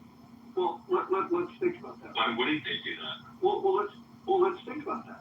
So because do you believe that people are capable of operating in with self-interest? Do you believe that's a concept? Yeah. Okay, so let's say if China, who has cheap, crappy steel, for example, right? There are people that will opt for the cheap steel. That is true. But then what happens is they go and they build a bridge with cheap Chinese steel, and then it's not up to code, and then they have to go and buy U.S. steel anyways. Shout out to the Bay Bridge that was built 15 years ago. This is part of the problem. Is you need to let the market decide. You need to let the producers and you need to let the buyers decide. When you put your hand on the scale, what you're saying is that you don't believe in the market. There's a lot of people that don't believe in the market, right? To self-regulate. Do you have Tourette's? What the fuck was that? I was talking to Lou. Vesper, why don't you mute yourself? We don't have time for utilitarian atheist Gnostics. Lou. Yeah. You guys are all over the place. What is sloppy conversation? Can I just welcome Autumn to the stage? I haven't seen her in a long time. Autumn, you might remember me as Roger Mayhem, but I've got a new name, a new photograph. But welcome to the stage, Autumn. Thank you. Hi, friends. I'm just a friend of question. Feel free to ask me about anything. I talk about topics. And although Don mentioned a little bit libertarian viewpoint, although feel free to ask me about libertarian viewpoints because I'm actually an elected official within the party. Oh, I'm sorry. You know Steve McKelly is drunk. I got elected, but I got elected in January. And I didn't plan to watch it. Even here in Harlem has had enough of these neighborhoods. I have been shows about coming home. Well, rejoice and friendly, but like I enjoy some of her stuff, but like a lot of stuff, I'm like, shut up, crazy woman. Sometimes I love her occasionally, but like I have. Arby. Huh? You be a delegate to the convention in 2026. No, it's just like location-wise distribution issue for me. It's gonna be in Grand Rapids. Yeah, it's very hard for me to travel across the country, so I'm probably the unless I can find like a libertarian friend nearby that I can like pay for the gas or something. So the excitement around the Grand Rapids convention, which John hopefully you'll attend. That'd be fun. We can set up a booth there. That'd be fun. But it looks like Justin Amash might run for chair of the National Party. It's in his home state. He's been that a couple times, but it wasn't the right time. But the convention being there, and now that Michael Heiss has kind of ran back to the Republican Party, and Jesus Caucus has kind of fallen apart. I think now is the time for Justin Amash. I'm kind of post-partisan now. I no longer believe that the Libertarian Party is a force for good. I think that they're woefully unorganized. They don't know how to fundraise, and if they had money, they wouldn't know what to do with it. The last two things that they've done that made an impact in any way in the party itself was getting Marshall Byrd elected in Wyoming, and then the 2021 efforts when we got 150 libertarians elected in the state of Pennsylvania. But now, like, pragmatism is like a bad word. It's the only party in the United States where if you say that you're a prag, they will shit on you and tell you that somehow that being pragmatic is a bad thing. So I have no love for the party, but the movement, I just don't think that the movement is through the party. I'm adamantly against the LP now. I'm a 2 years people, and I am technically I'm elected into office technically. And I do my best to do what I can to make better, anybody that's going to they will give it to me sometimes. The treasure, cough. that. I don't know the county, but when we look use different methods of trying to make things better. Like, we all try different methods. If you choose to be pragmatic or choose different methods, I'm not gonna say, we're libertarian, I think the problem is the tent is too big. If you're going to include lefty libertarians and righty libertarians into the same tent, they don't believe the same thing. One group of people believes that property is an absolute right. The other group of people believe that property is theft. These people cannot come together and form the same party. It's a fucking joke. Totally disagree with that. Totally disagree with that. Well, you can disagree, but as somebody that's done my fair share of organizing within the party, I can tell you that these people do not want the same things, and the things that they're committed to. Let me just ask you this, because you said you disagree, right? If I believe that property rights is absolute, and you believe that property is theft, who's going to adjudicate that? Those end up being the two choices. Nobody's going to get that. I totally get that. And I get the experience you have, the real experience. I'm not denying that at all. As far as what's possible is concerned, that's a different story. Because there are aspects of both the left and right of libertarianism that can find common ground despite that. That's the only part. Give me an example. In my experience, even though it might seem innocuous, but it is a building block, it starts with core values as to what those core values are. For example, I heard you say when Besser was asking, you said I think it should be a bare minimum when it comes to market rate. Let's define what that is. Because I agree with that, by the way. I'm like, minimum amount of rules necessary for anything, in my business too. But I want to know that those minimum I have are super fucking clear, easily measured, and defended to the hilt. Not fucked around with, right? Yeah. So you know what I want the government to do when it comes to the market? Yeah. I want them to enforce contracts. Okay, that's good. Good start. That's safety. That's fairness. There's some reliance there. You don't have to pick up arms to handle something. You'll help the government be able to support that. That makes total sense to me. Anything else? I think if two parties engage in an agreement, I think that that's all that's really necessary. Because even arguments around public safety, for example, if you have a claim that your safety's been jeopardized, if there's a harm that's been done, again, you'd go into that same thing called a courtroom and you would adjudicate there.